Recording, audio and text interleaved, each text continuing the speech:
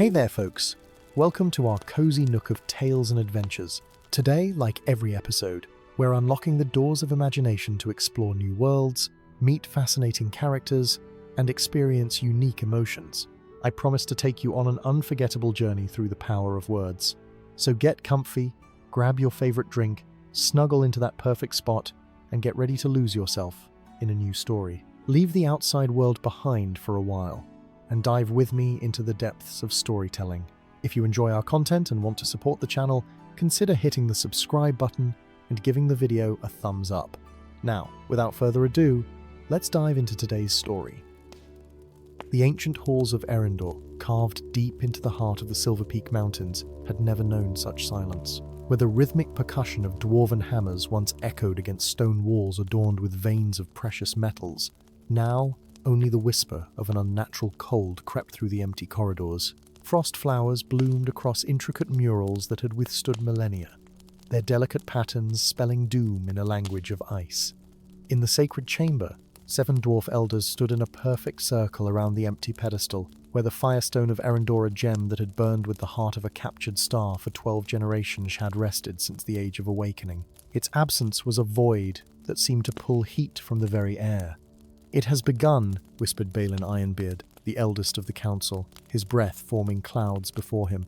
"The eternal winter comes, just as the ancient scrolls foretold. Beyond the mountain halls, across fields and forests, past the borders of lands where tall folk dwelled, the unnatural chill was yet to reach a place known as the Shire, where small folk lived simple lives, unburdened by the grand tapestry of fate being unwoven in the wider world."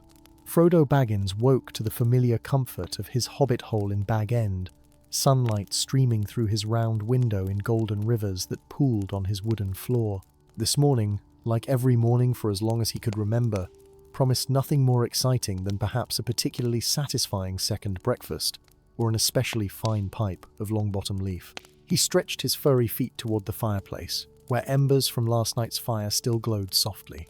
As he reached for his pipe on the mantelpiece, a strange warmth bloomed in his palms. Frodo glanced down, expecting perhaps a splash of sunlight, but instead found delicate lines appearing on his skin, etching themselves in amber light that seemed to flow like molten gold beneath his flesh.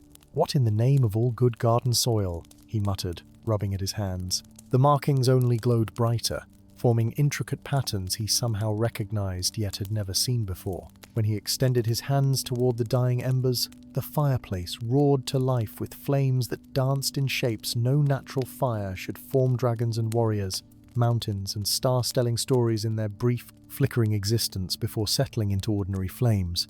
Frodo Baggins, a hobbit who had never missed a meal nor sought adventure beyond the boundaries of Hobbiton, stared at his hands with growing apprehension. Something extraordinary had happened to him, and in his experience, extraordinary things were best avoided by sensible hobbits.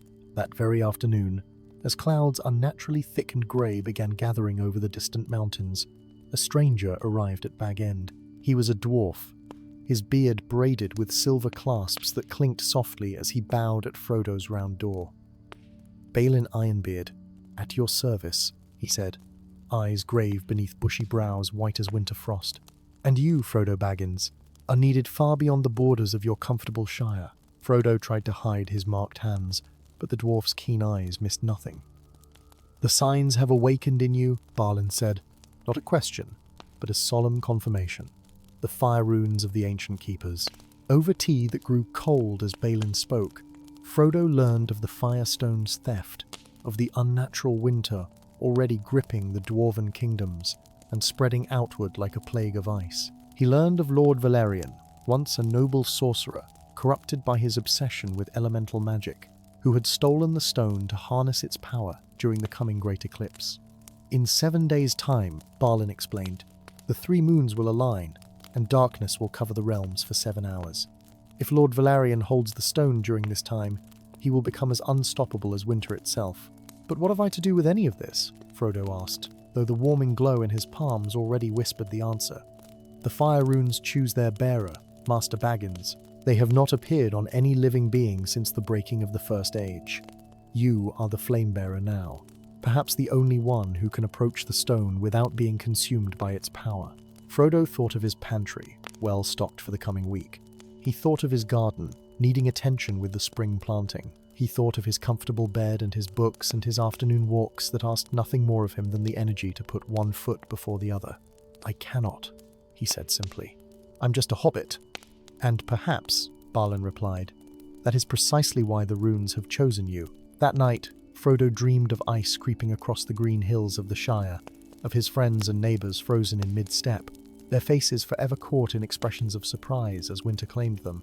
He woke shivering despite the warm spring air, the runes on his hands pulsing like a second heartbeat.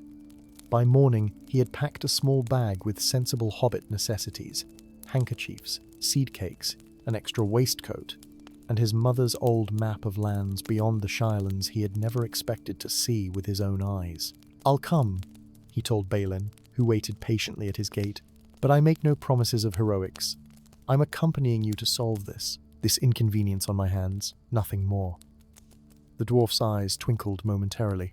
"Of course, Master Baggins, nothing more." The world beyond the Shire unfurled before Frodo, like pages from books, come startlingly to life. They crossed babbling brooks that spoke in riddles if one listened closely, past stone giants sleeping as mountains until some ancient alarm would wake them centuries hence, and skirted the edges of forests where eyes watched from shadows deeper than mere absence of light. With each passing day, the air grew colder, and reports from travellers they met spoke of snowfalls in summerlands, of rivers freezing from surface to bed in the space of a night. The eternal winter was spreading, faster than even Balin had feared. On the third day, they entered the Whispering Forest, where legends said the trees remembered the first words ever spoken and repeated them to those pure of heart. To Frodo, they simply sounded like leaves rustling in an unseasonably cold wind, until they reached the heart of the woods. There, in a clearing perfectly circular, as if carved by a divine compass, stood a cottage seemingly grown rather than built from the surrounding nature. Smoke curled from its chimney in spirals too perfect to be natural, forming symbols that dissipated before Frodo could quite grasp their meaning. "The witch's dwelling," Balin murmured, his hand moving to the axe at his belt. "Morwen of the Shadow Weave. Is she an enemy?" Frodo whispered, the runes on his hands flaring in response to his apprehension. "That," came a voice, like autumn leaves crackling underfoot, "depends entirely on you, Flamebearer." She emerged from the cottage, tall and straight as the ancient trees surrounding her clearing. Her hair fell in waves of midnight streaked with silver, and her eyes, Frodo caught his breath her eyes, were the deep green of the Shire's rolling hills after spring rain. "I've been expecting you," Morwen said, "though I did not expect the fire runes to choose one of the small folk. Come inside, before the cold takes more from you than just comfort." Her cottage defied its exterior dimensions, stretching into chambers that couldn't possibly fit within its walls.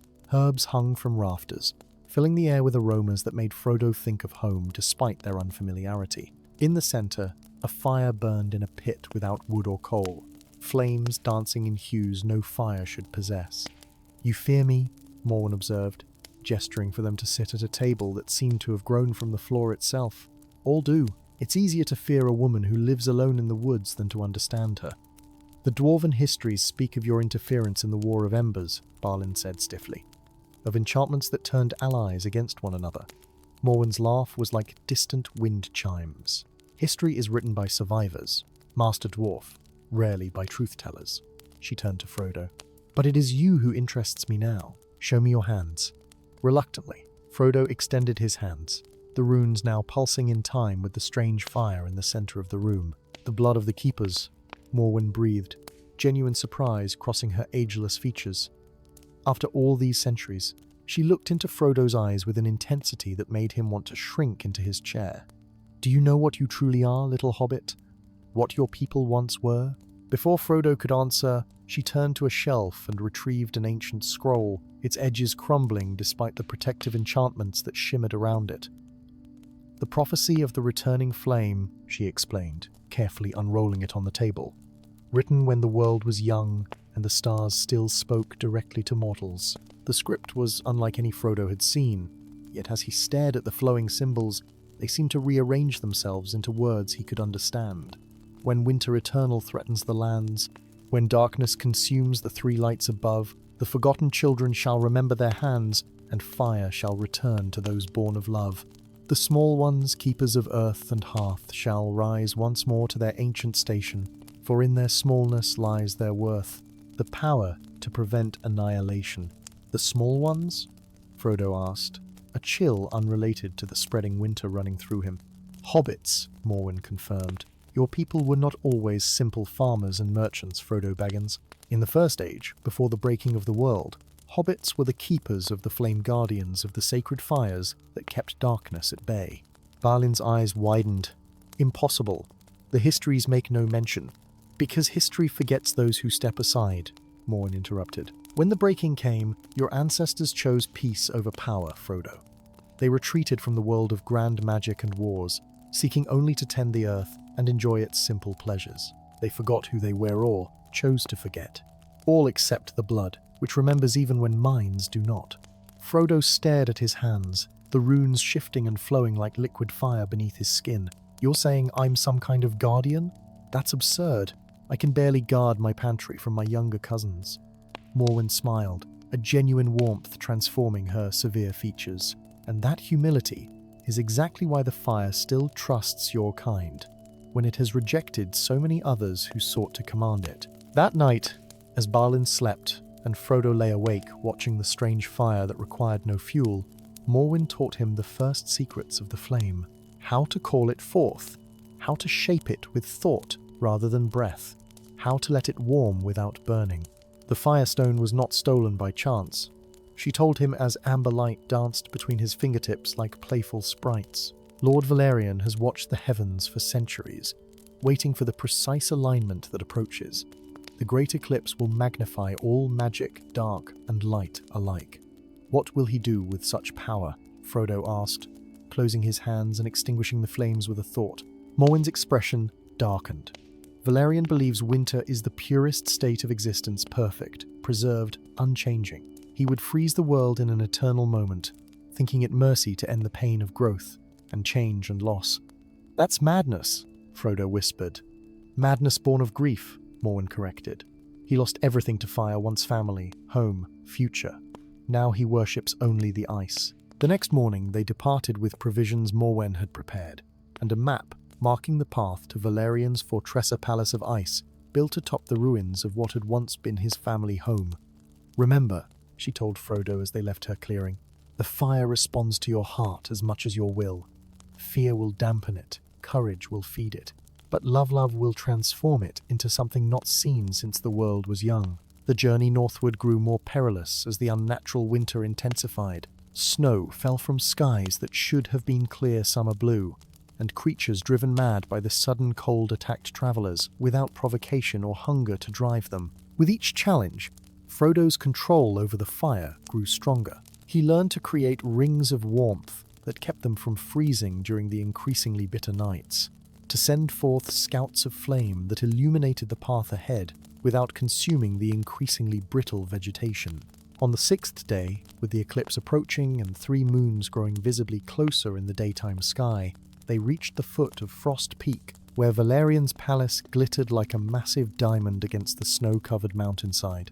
We'll never breach those walls, Balin said grimly, surveying the fortress through a spyglass. Even without the stone's power, Valerian commands legions of frost creatures. See how they patrol the ramparts? Ice given hungry life. Frodo, however, was studying the mountain itself, noticing what the dwarf had missed. There, he pointed to a thin column of steam rising from the mountainside below the palace. The heart of the mountain still burns. There's your way in, Master Dwarf. Balin's eyes widened with newfound respect. Ancient volcanic vents.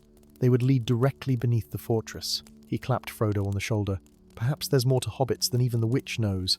That night, as they prepared for the infiltration, Frodo found himself thinking not of grand destinies or ancient prophecies, but of the Shire, of Bag End with its round windows and well-stocked pantry, of his garden where spring flowers would be blooming, unaware that winter threatened to claim them forever. He thought of his neighbours and friends, who had no knowledge of firestones or ice lords or prophecies, who simply lived day to day with small joys and smaller concerns. It was for them, for that simple goodness, that he now sat beneath alien stars, the great eclipse less than a day away, preparing to face a power he barely understood. The runes on his hands pulsed warmly, as if in approval of his thoughts.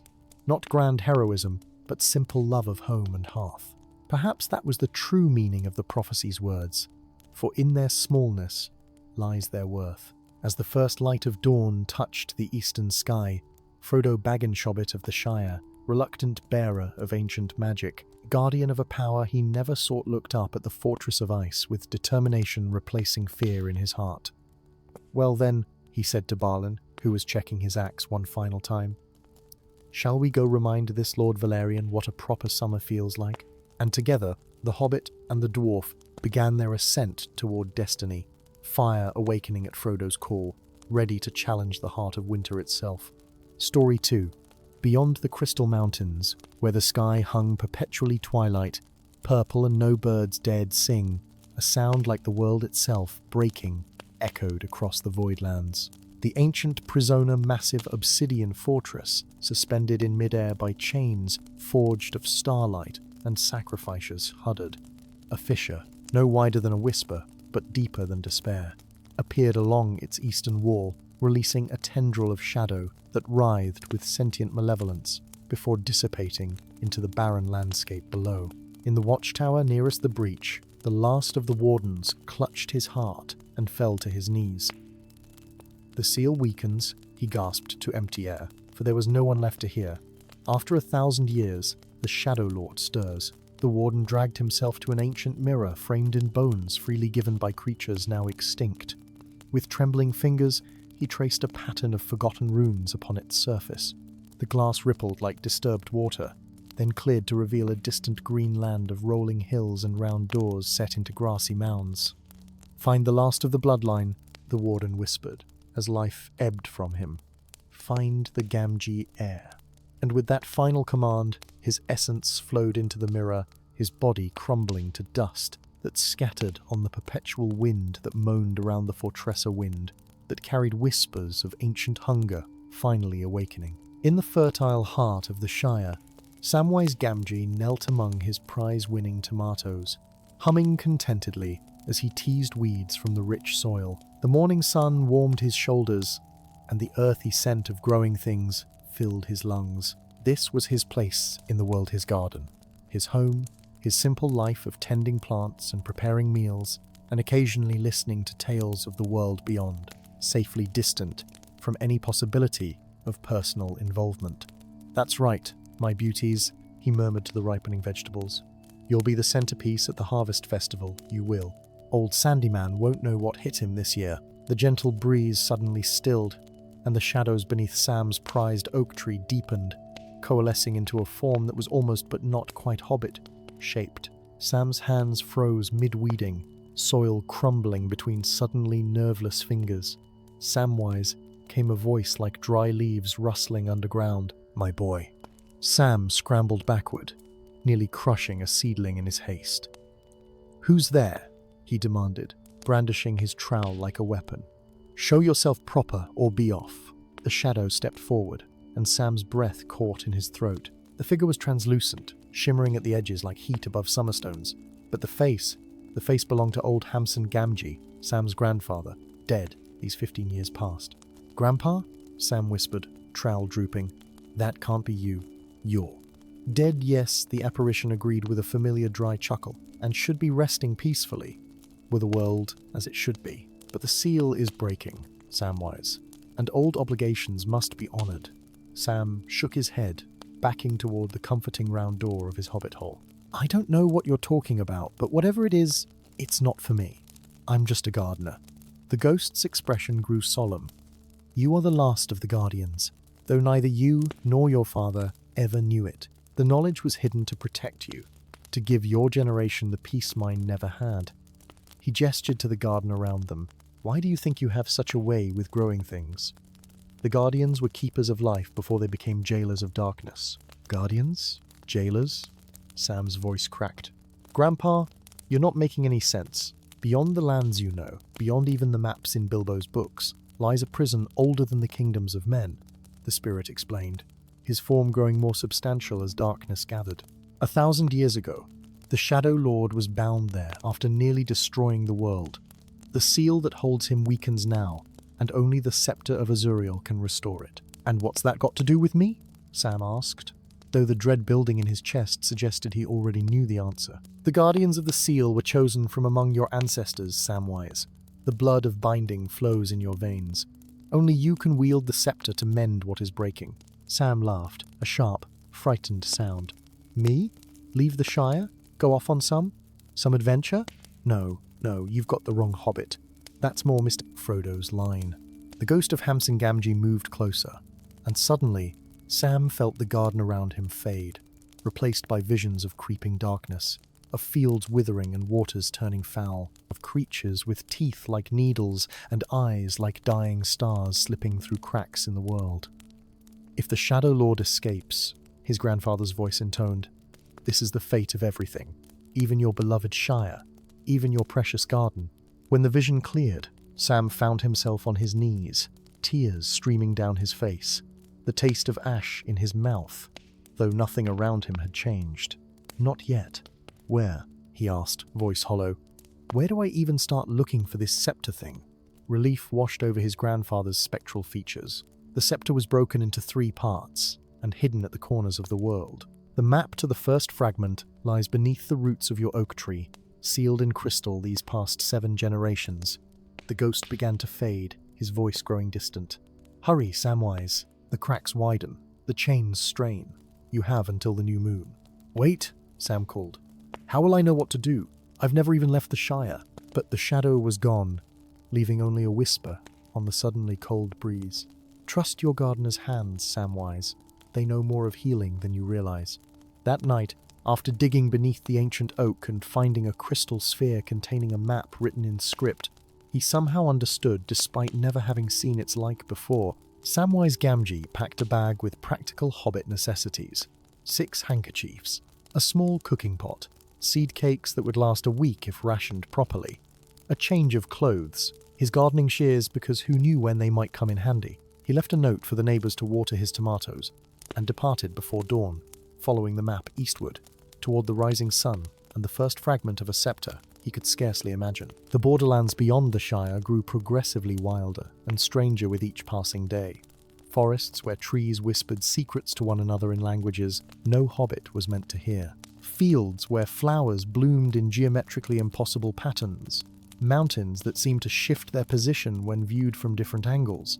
On the 7th day, as Sam sat huddled by a small fire eating the last of his seed cakes and missing his garden with an ache like physical hunger, he heard the unmistakable sound of heavy footsteps approaching. He quickly kicked dirt over his fire and scrambled behind a boulder, holding his breath as the footsteps grew louder. "I can smell you, halfling," came a deep, rumbling voice. "Your fear reeks almost as badly as those cakes you've been eating." A massive figure stepped into the small clearing nearly 7 feet tall, with greenish-grey skin stretched over powerful muscles, tusks protruding from a heavy jaw, yet with eyes that held an intelligence that belied the brutish appearance. "You might as well come out," the half-orc said, folding massive arms across his chest. "If I wanted you dead, you'd be cooling already." Clutching his gardening shears behind his back, Sam stepped out from behind the boulder. "I'm just passing through," he said, aiming for Brave but hearing the quaver in his own voice. "I mean no trouble." The half-orc studied him with surprising intensity. "You're a long way from your soft beds and multiple breakfasts, Hobbit. What brings one of the small folk to the edge of the Forgotten Realms?" Sam hesitated, weighing trust against caution. Something in the half-orc's eye saw weariness, perhaps, or a shadow of old. Pain swayed him toward honesty. "I seek the scepter of Azuriel," he admitted, "or at least a piece of it." The effect of his words was immediate and shocking. The half-orc's eyes widened, then narrowed to suspicious slits. In a movement too fast for Sam to follow, the massive being had drawn a jagged blade and pressed its tip against the Hobbit's throat. "Who sent you?" he growled. "Speak quickly before I decide the world has one too many spies in it." "My grandfather," Sam squeaked, dropping the gardening shears in his panic. "Or his ghost, rather. Says I'm the last of the Guardians, though that's news to me, I'll tell you. Says the seal is breaking, and the Shadow Lord will escape if the scepter isn't found. The pressure of the blade eased slightly. A guardian? You? The half-orc's laugh was like stones grinding together. The mighty have indeed fallen low if the bloodline now runs in such small vessels. Now see here, Sam said, indignation momentarily overcoming fear. I didn't ask for any of this. I was perfectly happy with my tomatoes and potatoes until a ghost turned up in my garden. If you know something about this scepter business, you'd be doing us both a favor by pointing me in the right direction so I can be done with it and get back home. The half-orc stared at him for a long moment, then sheathed his blade with a fluid motion. My name is Crador, he said finally, and, as it happens, halfling, I know exactly where the first fragment is hidden. His smile revealed too many teeth to be comforting. The question is whether you're prepared for what guards it. Over the next weeks, an unlikely alliance formed between the gardener hobbit and the exiled half-orc. Crador, Sam learned, had once been a warrior in the service of the Border Lords before being cast out for refusing an order to massacre innocent villagers. Now he wandered the borderlands, selling his sword to worthy causes when he found them, which was rarely. The half-orc initially treated Sam with tolerant amusement, as one might view a child playing at adult matters. But as they navigated the increasingly dangerous terrain crossing the Whispering Moors, where ghosts of forgotten battles still fought each night, skirting the edge of the devouring forest where trees uprooted themselves to pursue unwary travelers, Crador's attitude gradually shifted. The hobbit's unflagging determination despite his obvious fear, his practical approach to problems that Crador would have solved with brute force, his ability to find beauty and cause for gratitude, even in the harshest circumstances, these things slowly earned the half-orc's genuine respect. Why do you keep going? Crador asked one night, as they camped in the shadow of the Spine Mountains. You clearly hate every moment of this journey. Sam stared into their small fire, poking it with a stick. Because if I don't, who will? That's what I keep asking myself. If not me, then who? He looked up at his massive companion. I keep thinking about my garden, about how sometimes you have to prune the healthiest branch to save the whole tree. How the smallest root can be the one that finds water in a drought. He shrugged. I'm just a gardener doing what needs doing. When they finally reached the Temple of First Light, where the first fragment of the scepter lay hidden, they found it corrupted by a darkness that writhed across its once golden walls like living ink. The Temple Guardian's ancient constructs of light and stone had been twisted into grotesque parodies of their original forms, attacking with mindless ferocity. Stay behind me, Crador bellowed, his massive blade cleaving through a Guardian's stone arm. But Sam, remembering his grandfather's wordstrust, your gardener's hand stepped forward instead, reaching out to touch the corrupted stone of the nearest Guardian. On instinct, he began to whisper to it as he would to an ailing plant. You've forgotten what you are, he told it softly. You're meant to protect, not destroy. You're meant to stand in the light. To Crador's astonishment, the darkness recoiled from Sam's touch, revealing glimpses of the golden light trapped beneath. The Guardian shuddered, its movements becoming less frantic, more deliberate, until it stepped aside to clear their path. How did you? Crador began. Sam looked as surprised as the half-orc. I just talked to it, like I would to a plant that's got root rot or leaf blight, reminded it of what it's supposed to be. At the heart of the temple, they found the first fragment of the Septera crystal shaft etched with runes that shimmered with inner light. As Sam reached for it, the temple began to shake, and a voice that seemed to come from everywhere and nowhere filled the chamber. So the last Guardian comes at last, it said, its tone both ancient and amused. But do you understand what you truly guard, little hobbit? Do you know what the Shadow Lord truly is? Before Sam could respond, the crystal fragment pulsed with light, and suddenly he was no longer in the temple but standing in a vast chamber within the obsidian fortress from his grandfather's vision. Before him knelt a figure of shadow and light, bound by chains that hummed with power. They call me the Shadow Lord, the figure said, raising a head crowned with darkness. But I was once the guardian of balance, before fear turned my brethren against me. The vision shifted, showing Sam scenes from a forgotten history, the being before him maintaining equilibrium between light and dark, creation and destruction, until a faction of guardians, fearing his power over shadows, conspired to imprison him. Without balance, creation itself unravels, the Shadow Lord continued. "The prison you seek to repair holds not a monster, but the very force needed to prevent the true destruction that comes." With a gasp, Sam found himself back in the temple, the fragment cold in his hands, Credor shaking him urgently. "What happened? You went somewhere else for a moment." Sam stared at the fragment, his mind reeling with revelation. "We've been lied to," he whispered. "Or my grandfather was. The Shadow Lord isn't what we thought. The true threat is the prison itself, or rather, what happens without the balance he maintains." As they journeyed to find the remaining fragments, facing perils that tested both Credor's strength and Sam's growing understanding of his inherited powers, the Hobbit struggled with the weight of his discovery. If the Shadow Lord spoke truth, then completing his mission would perpetuate a cosmic injustice. If it was a lie, then freeing the entity would doom the world to darkness. When at last they stood before the reconstructed scepter of Azuriel, with the obsidian fortress visible in the distance, its cracks now gaping wounds in reality itself, Sam made his decision. "I know what I have to do," he told Credor, his voice steady despite the fear clutching at his heart. "And I know now why it had to be me, a gardener.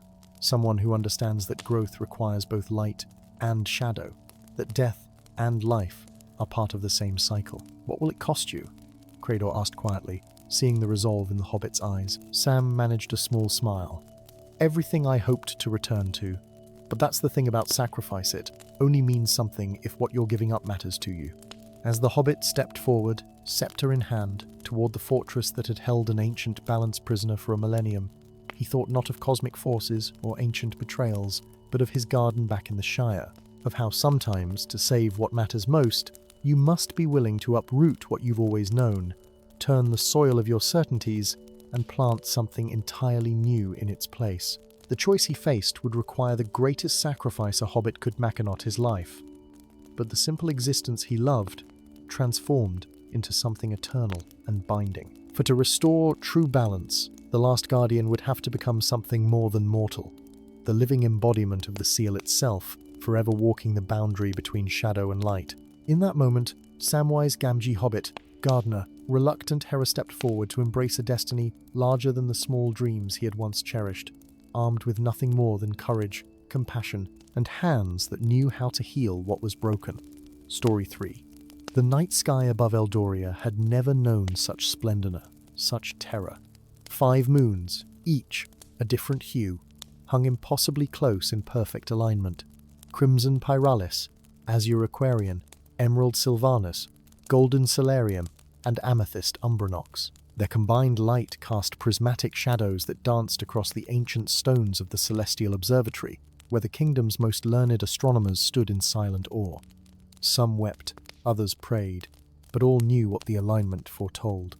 The imminent return of Abrazar, the Demon King, whose last reign had left half the world in ashes. Far from the observatory, beyond the 7 silver rivers and the whispering woods, beyond even the knowledge of most Eldorian maps, lay a gentle land of rolling hills and comfortable burrows. Here, in a realm called the Shire, the celestial phenomenon manifested quite differently. The 5 moons appeared as little more than colourful stars to Hobbit eyes, curious but hardly apocalyptic merely, another pleasant topic of conversation over ale and pipeweed.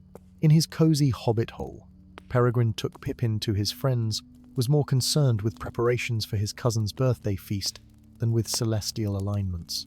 He hummed cheerfully while polishing silver spoons that had been in the Took family for generations, pausing occasionally to adjust the position of the freshly baked seed cakes cooling on the windowsill. "Perfect," he declared, surveying his handiwork.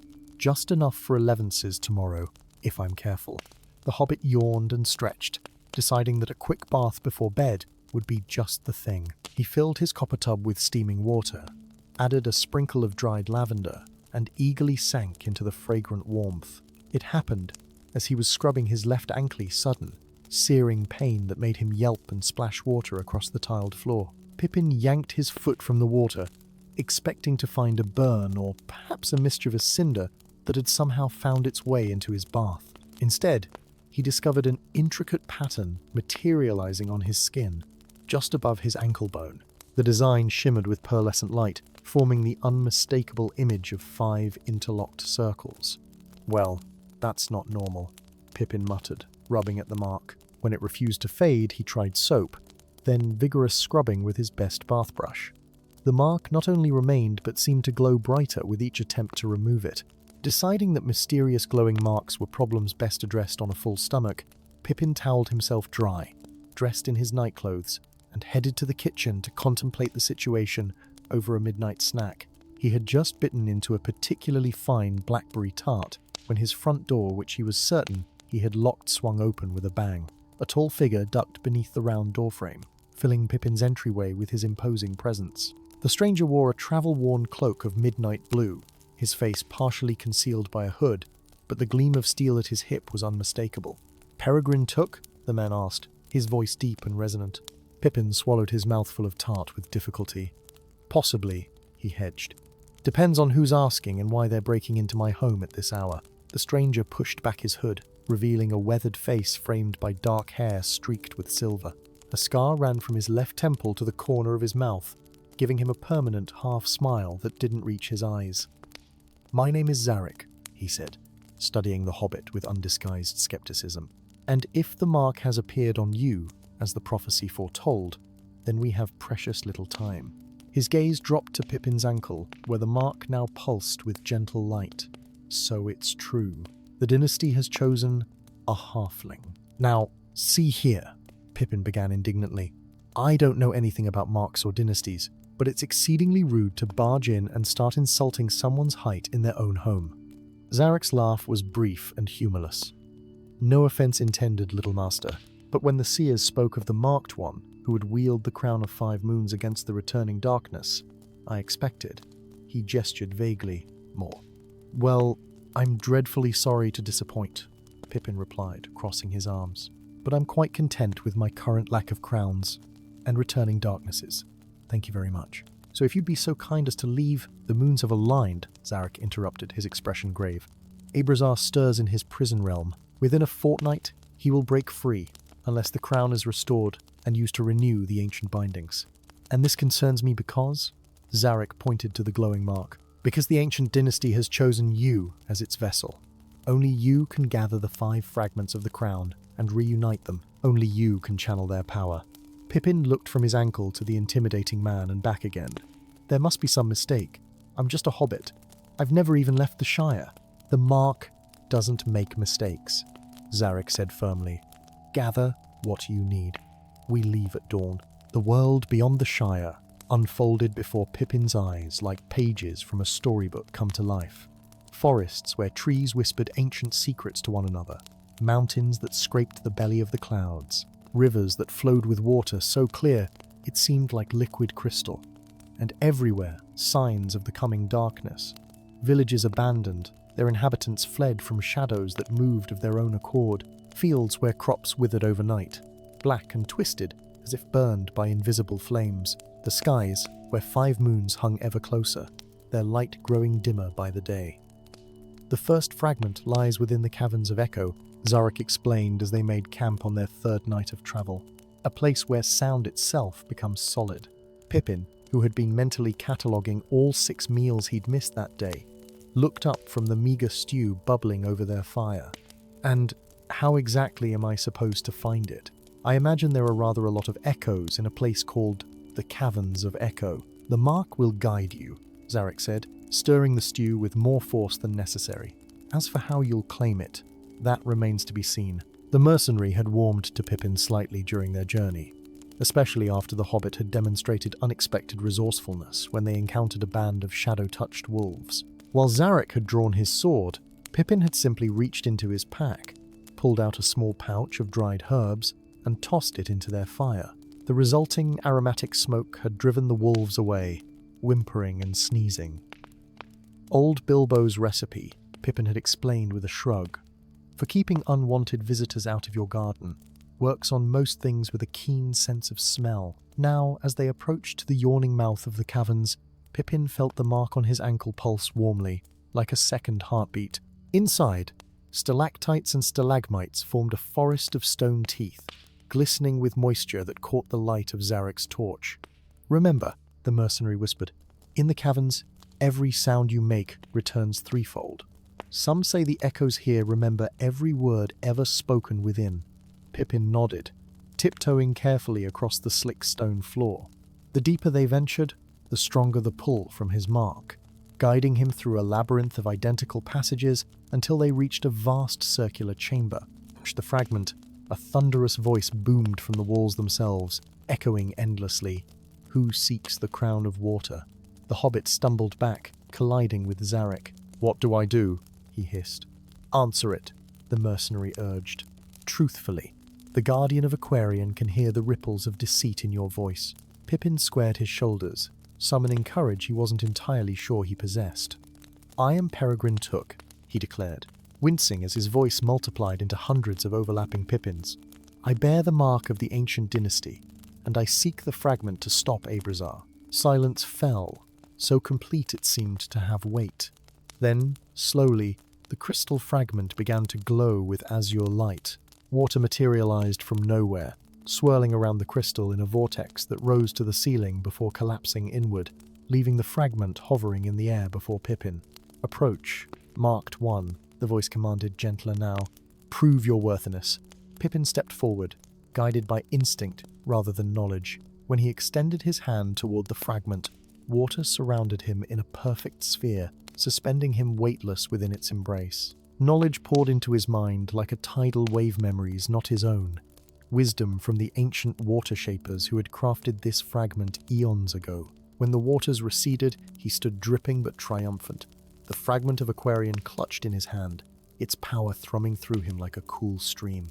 "One down," Zarek said, looking at the small hobbit with newfound respect. "4 to go."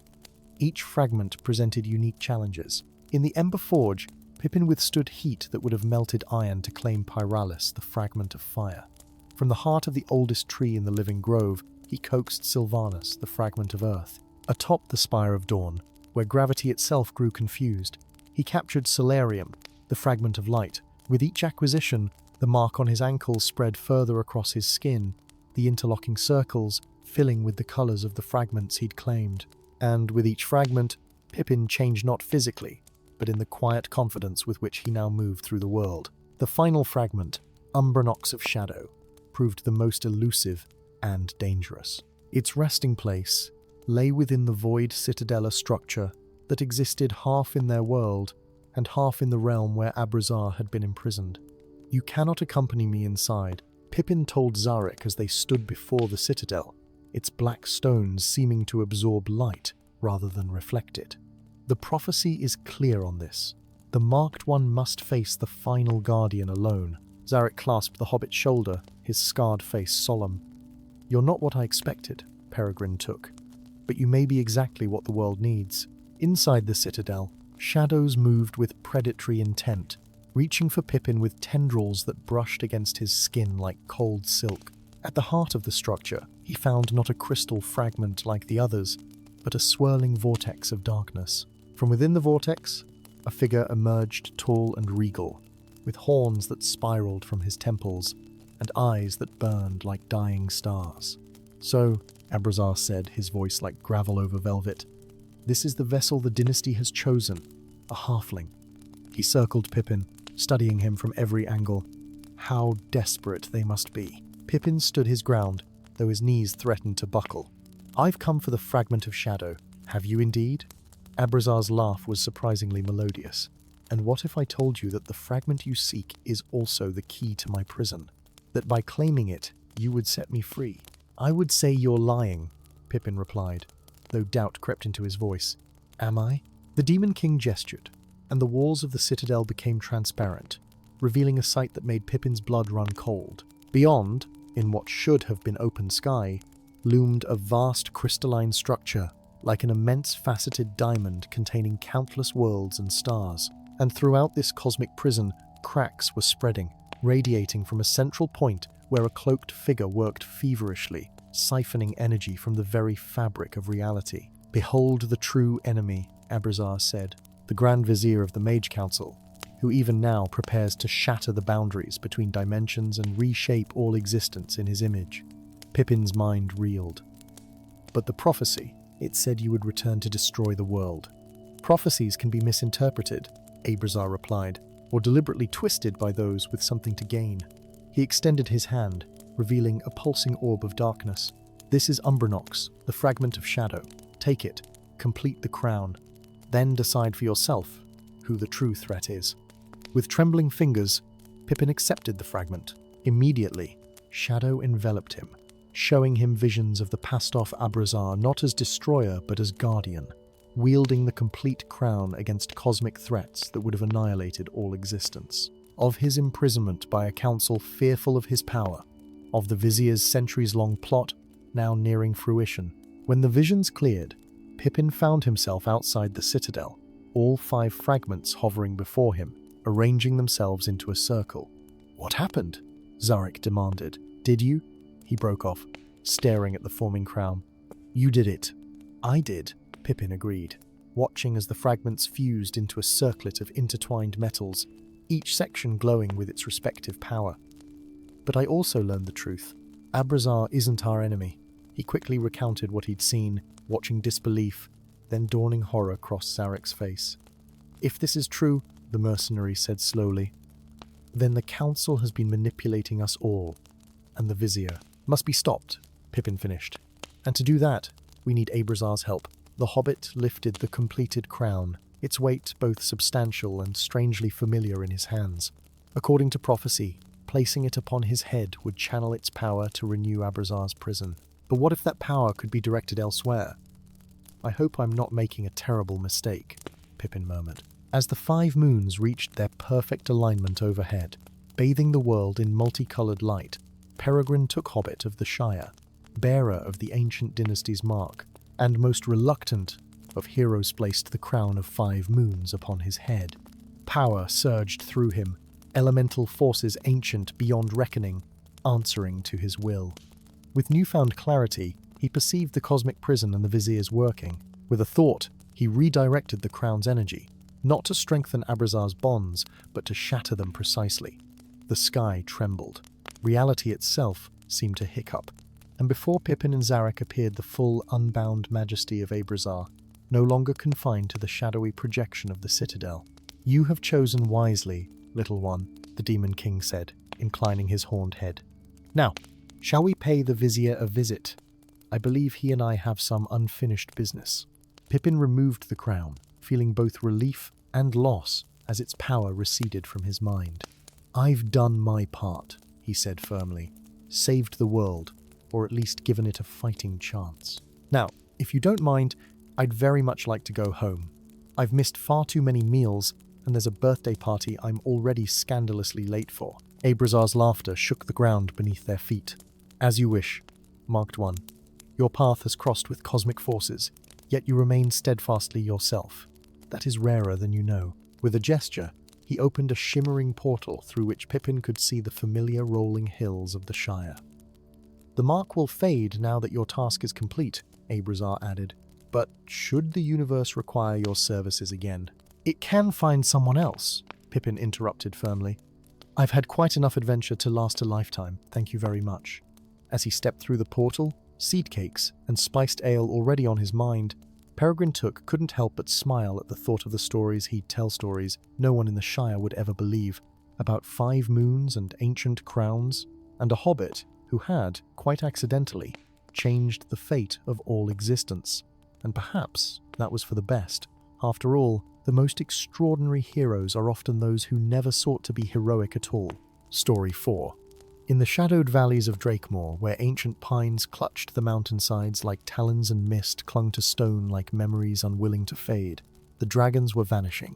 For centuries, these magnificent beasts had soared above the jagged peaks, their scales reflecting sunlight in prismatic bursts that villagers once used to mark the changing seasons. Now, the skies hung empty, bereft of wing beats that once echoed like distant thunder. The disappearances had begun gradually, a copper-scaled cinderwing here, an emerald-crested mistral there, but soon entire flights vanished without trace. With each loss, the very fabric of Drakemore seemed to unravel.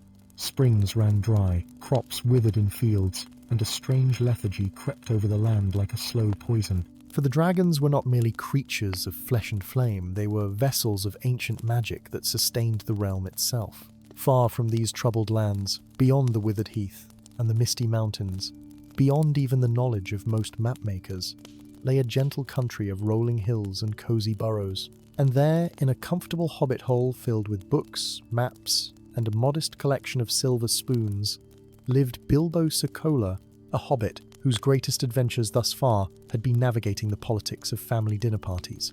On this particular evening, Bilbo soaked in his copper bathtub, singing an old tune his mother had taught him. His voice, surprisingly rich and melodious for one so small, rose and fell in forgotten cadences, as steam swirled around him like dancing spirits. Beneath the mountain's ancient stone, where ember hearts lie slumbering, the eldest voices call alone, for those who know their whispering. The water around him rippled in perfect concentric circles with each verse, though Bilbo, eyes closed in contentment, failed to notice this peculiar phenomenon.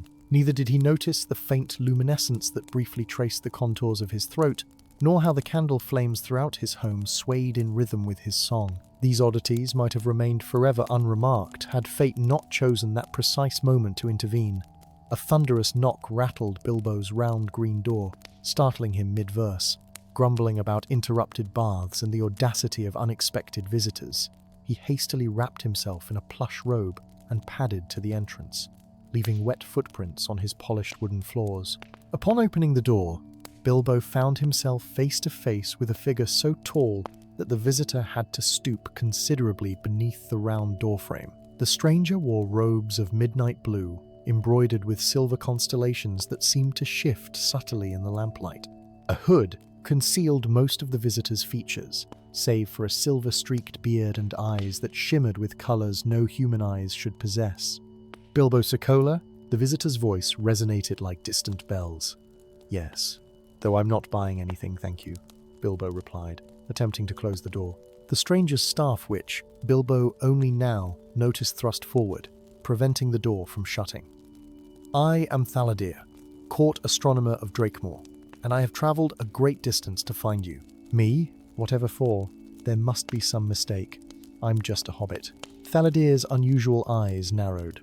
"No mistake. I followed the celestial resonance of the dragon song. It led me here to you." "Dragon song? I was just singing in my bath. A silly old tune, my mother." "A lullaby from the age of scales," Thaladir interrupted.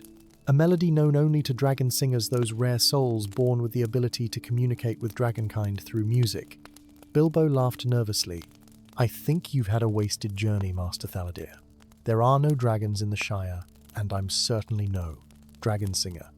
The astronomer's expression remained grave. "The dragons of Drakemore are vanishing, Master Sokola. Our realm withers without their magic. The ancient texts speak of dragon singers who can call to them across any distance, who share a soul bond with the great beasts." He leaned closer, his voice dropping to a whisper. "If you are indeed what I believe, you may be our only hope." Before Bilbo could formulate a suitably dismissive response, a new voice joined their conversation, harsh, commanding, and unmistakably threatening. "Stand aside, wizard, by order of Commander Vexis of the Dragon Hunters." Three armored figures emerged from the darkness of Bagshot Row, their breastplates emblazoned with the emblem of a dragon impaled upon a spear. Their leader, a woman whose face bore a latticework of pale scars, fixed Bilbo with a predatory gaze. "So this is the one?" she asked, her hand resting on the pommel of a sword that gleamed with unnatural blue light. "This halfling is responsible for our dragon's disappearance?" "What?" Bilbo spluttered. "I've never even seen a dragon." "Lies," Vexis spat. "Our seers traced the interference to this location. Someone has been using forbidden songs to lure our dragons away, and the trail ends here." She drew her sword with a metallic hiss. "For the crime of dragon theft, the penalty is death." What followed was a chaotic blur that would forever alter the trajectory of Bilbo Sokola's comfortable life. Thaladir's staff erupted with blinding light, temporarily disorientating the dragon hunters. The astronomer seized Bilbo's arm, dragging the protesting hobbit through his own garden and into the woods beyond, where a magnificent stag with antlers like silver branches waited. "I don't understand. Others are merely pawns, deceived into believing you are responsible." "But why me? I'm nobody special." Thaladir's response was lost to the wind as they plunged deeper into the wild lands beyond the Shire's borders. For 7 days they journeyed, crossing landscapes Bilbo had only encountered in the illustrated books of his library. Forests where trees whispered secrets to one another in forgotten languages. Meadows where the grass glowed like emerald fire under moonlight.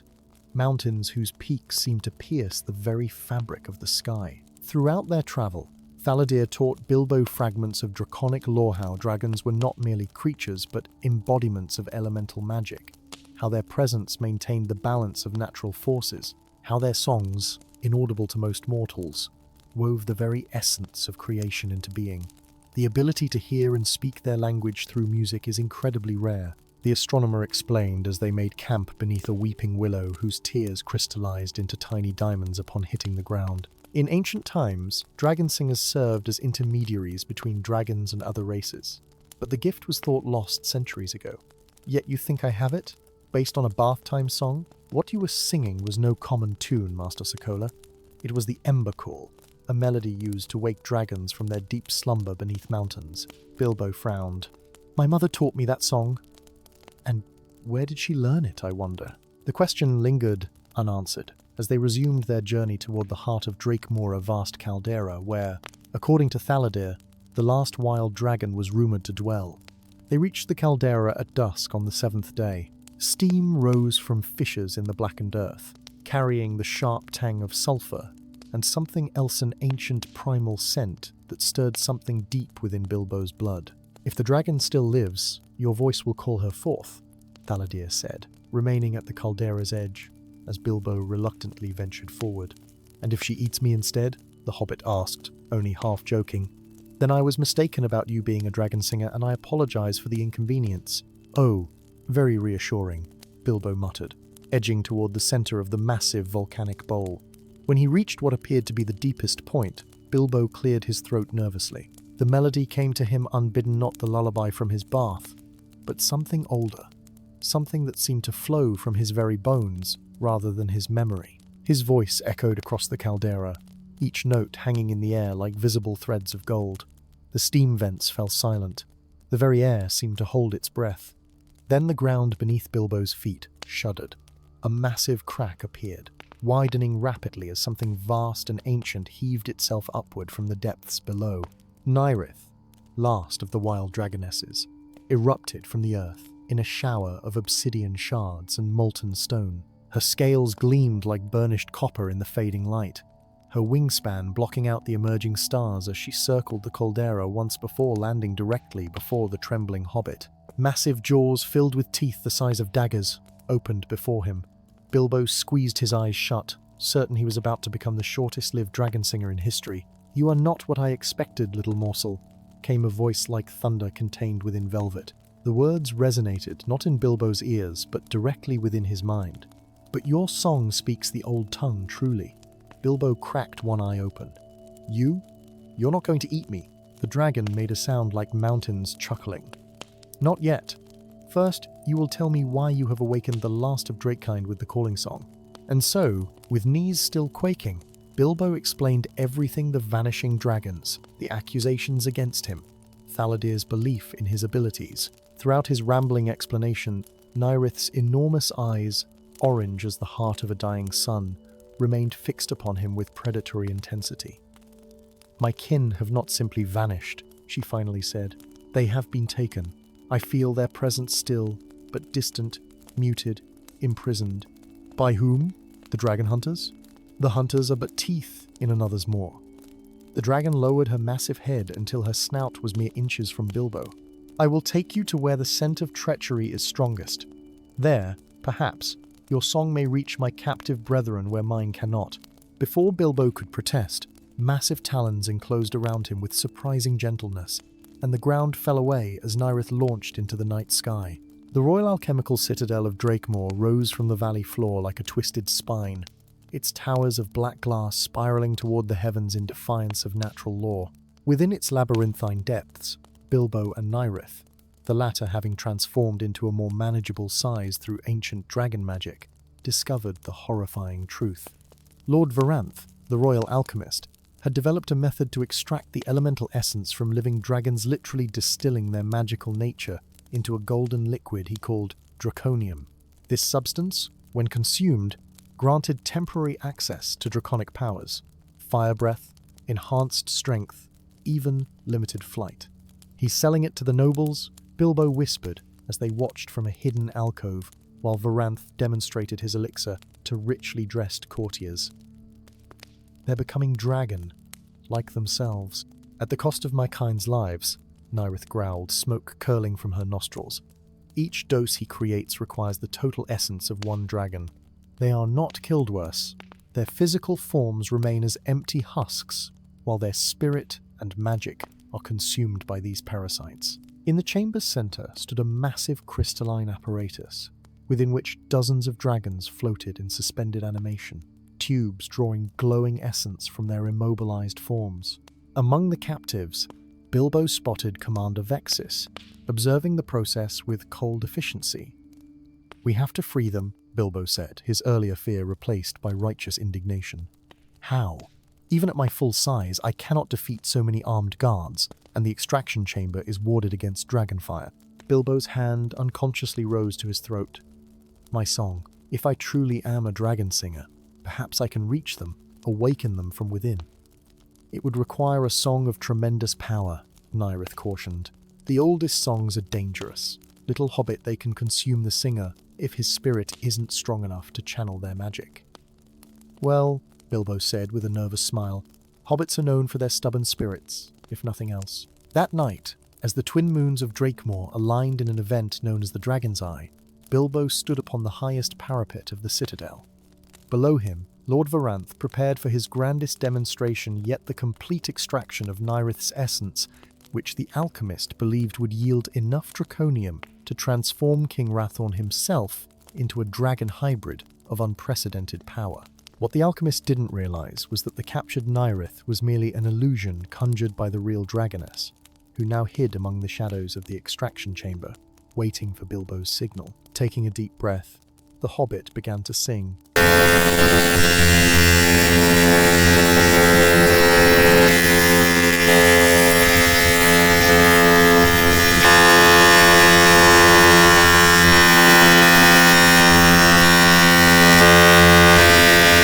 His throat gleamed with inner light that spread throughout his small body until he seemed to shimmer like a star brought to earth. The air around him rippled as reality itself responded to the primal song. Within the extraction chamber, the imprisoned dragons stirred. Eyes that had been dull and lifeless brightened with rekindled flame. The crystalline apparatus began to vibrate, then crack as the awakening dragons fought against their bonds. Lord Varanth looked up in alarm. "What is happening? Guards, find the source of that music!" But it was too late.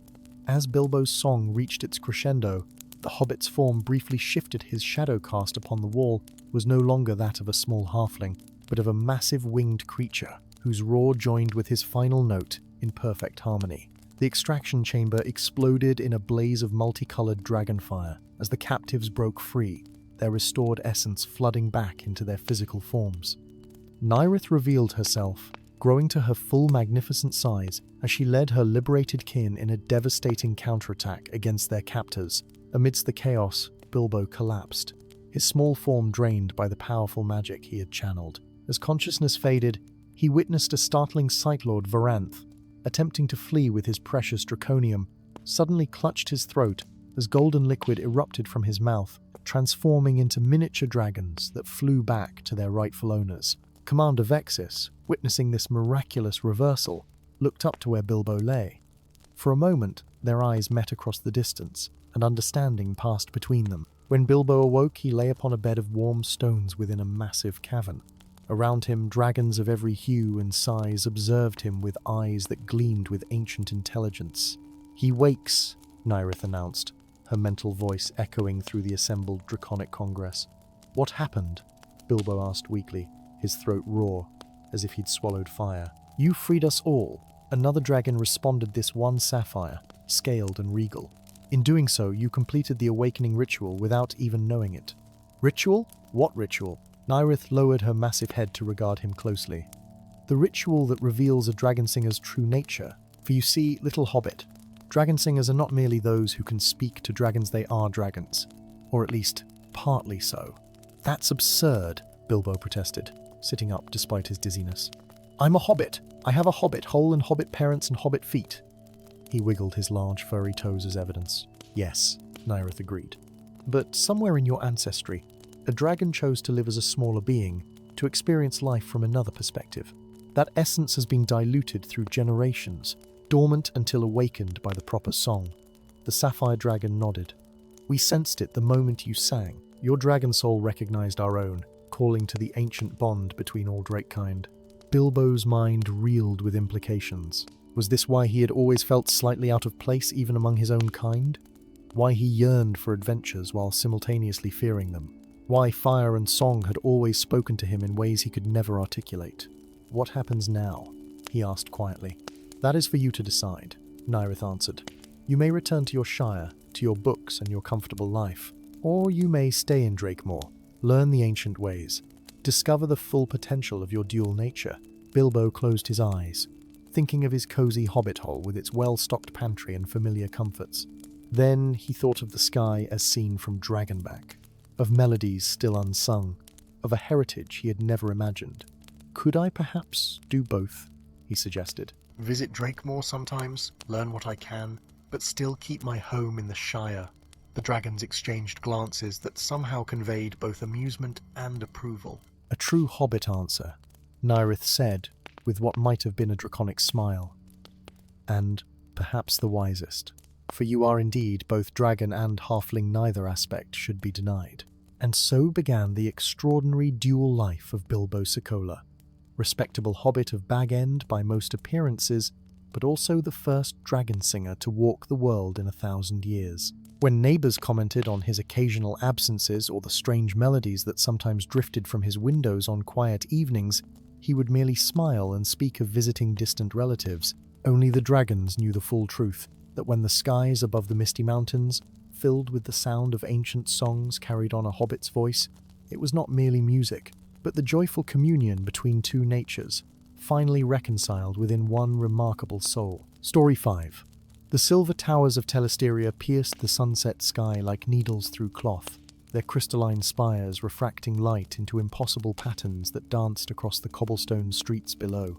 From these lofty heights, the master weavers worked their ancient craft, their nimble fingers manipulating shimmering threads of pure possibility, creating reality itself with each deliberate stitch in the great tapestry. For in Telesteria, destiny was not merely metaphor but material of vast, intricate fabric maintained by those gifted with the ability to see and shape the threads connecting all living things. Here, fate was literally woven, futures hemmed, and pasts embroidered into a pattern that maintained the very existence of the Seven Realms. But something was amiss. In recent weeks, the edges of reality had begun to fray. Objects appeared in places they had never been. Rivers ran backwards for moments before correcting themselves. The stars shifted their ancient patterns like uncertain dancers forgetting familiar steps. The great tapestry was unraveling. Far from these magnificent towers, beyond the whispering forests and the mirror lakes, beyond even the knowledge of most Telesterians, lay a peaceful region of rolling hills and comfortable burrows, and there, in a cozy hobbit hole nestled beneath an ancient oak, Meriadoc Merry Brandebuke sat at his workbench, carefully carving delicate patterns into a wooden jewelry box. "Just a bit more detail on this leaf," he murmured, his skilled fingers guiding a tiny chisel with remarkable precision. Though considered nothing special among his fellow hobbits save, perhaps, for his woodworking, Merry possessed extraordinarily nimble hands and a keen eye for patterns. His carvings were sought after throughout the Shire for their intricate detail and lifelike quality. The afternoon light streamed through his round window, catching motes of sawdust that danced in the air like tiny golden sprites. Outside, the peaceful sounds of the Shire in late spring birds singing, children laughing, the distant clinking of garden tools created a backdrop of comfortable normalcy. This tranquility shattered when a thunderous knock rattled his round green door. "Coming, coming," Merry called, brushing wood shavings from his waistcoat as he hurried to answer. No need to break down the words died in his throat as he opened the door to find a most un-hobbit-like visitor. Before him stood a tall, elegantly dressed woman with silver hair that seemed to flow like liquid moonlight. Her eyes, the deep purple of twilight, widened slightly at the sight of him. "You're smaller than I expected," she said, her melodious voice carrying traces of an accent Merry had never heard. "And you're taller than most who visit the Shire," he replied, finding his voice. "How may I help you, madam?" The woman glanced around nervously before pressing something into Merry's hands, a small bundle wrapped in silk that seemed to shimmer with its own inner light. "I was told you could fix this," she said urgently. "That you have the hands to mend what is broken." Before Merry could ask any questions, the woman stiffened, her gaze fixing on something over his shoulder. "They've found me. Remember, pattern must be preserved."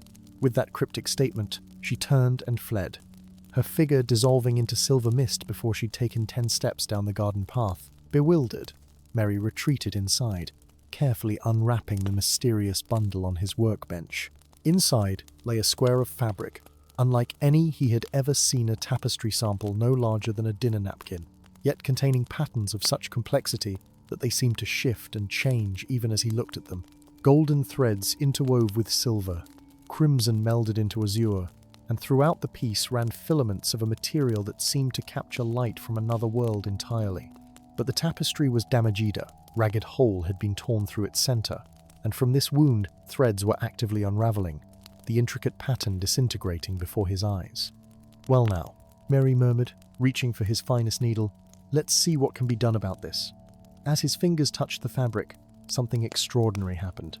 The world around him seemed to fade, and suddenly he could truly see the patterns within the tapestry. They were not merely decorative designs, but representations of actual connections between all things. Lives intertwining, events cascading into one another, choices branching into countless possibilities. More astonishing still, Merry realized he could see similar patterns extending from the tapestry into the world around him, gossamer threads, connecting everything in his hobbit hole, extending through the walls to the outside world, vanishing into infinite distance, yet somehow still perceptible to his newly awakened senses. "Extraordinary," he whispered, his hands hovering over the damaged section.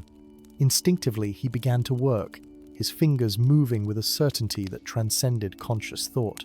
He could somehow feel how the threads should connect, which strands belonged together, how the pattern was meant to flow. Hours passed, though they felt like mere moments to the entranced hobbit. When at last he tied off the final thread, the tapestry square glowed briefly before settling into a harmonious whole, the damage completely mended, the pattern restored to its proper form. As Merry sat back, rubbing his tired eyes, a sound like breaking glass echoed from outside. He rushed to his window to see a disturbing sight. A patch of his garden had changed. The familiar rosebushes now appeared twisted and foreign, their blossoms an unnatural blue-black. The very air above them seemed to ripple, as though reality itself was struggling to maintain its integrity.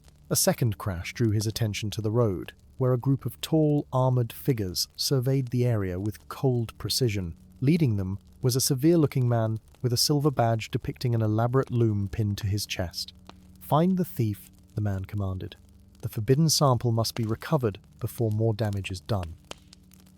Merry retreated from the window, clutching the repaired tapestry. These strangers were clearly searching for the mysterious woman and, by extension, the item now in his possession. Whatever this fabric truly was, it held importance far beyond its size. Acting on instinct, Merry gathered a few essentials: food, a water skin, his small carving tools, and a warm cloak stuffing them into a pack, along with the carefully rewrapped tapestry. He slipped out through his back door just as the armed strangers began knocking on doors along Bagshot Row. The forests beyond the Shire's borders had always seemed foreboding to hobbits, who preferred open skies and cultivated gardens to the ancient, secretive woods where trees whispered to one another in forgotten languages. But now, as Merry hurried along hidden game trails, he found himself seeing these woods with new eyes, or rather, a new sense entirely. The patterns were everywhere, connecting tree to soil, bird to branch, stream to stone. Some glowed with vibrant health, while others appeared thin and strained.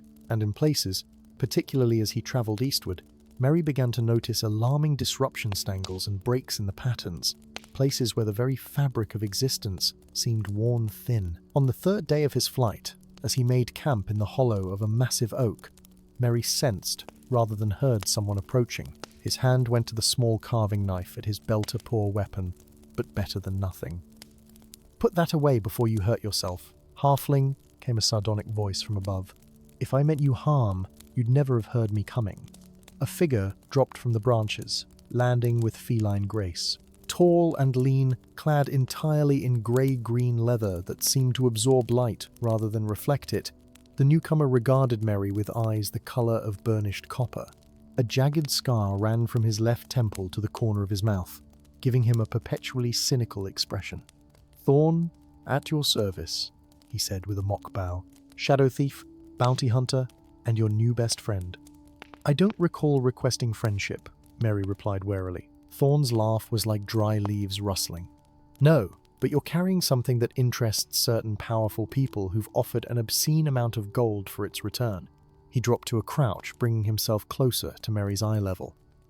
"The question is, do you have any idea what you've stumbled into, little one?" Despite his better judgment, Merry found himself explaining everything: the mysterious woman, the tapestry, his sudden ability to see the patterns connecting all things. Throughout his explanation, Thorn's expression shifted from amused condescension to growing concern. "The forbidden sample," he murmured when Merry had finished. "By all the stars, you've mended the forbidden sample." "What exactly is it?" Merry asked. "A fragment cut directly from the great tapestry itself, crime punishable by unmaking," Thorn explained, his voice unusually solemn. "To remove even a thread risks unraveling reality. To cut out an entire sample." He shook his head. "It's madness." "Then why would someone do it?" "Power. The one who controls even a piece of the tapestry can alter the pattern-change destiny itself." Thorn's eyes narrowed. "And the fact that you could repair it suggests you possess an ability even rarer than my own talents." "I'm just a hobbit with nimble fingers," Merry protested. "No," Thorn said thoughtfully. "You're a natural weaver, someone, born with the ability to see and manipulate the patterns without training. The Weavers Guild would have recruited you as a child had you been born in Telesteria." His expression darkened. "Or eliminated you as a potential threat."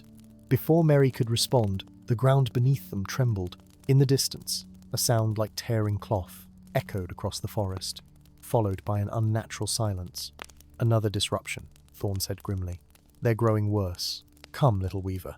If what you say is true, and the great tapestry itself is unraveling, then we have a longer journey ahead than I anticipated." "Where are we going?"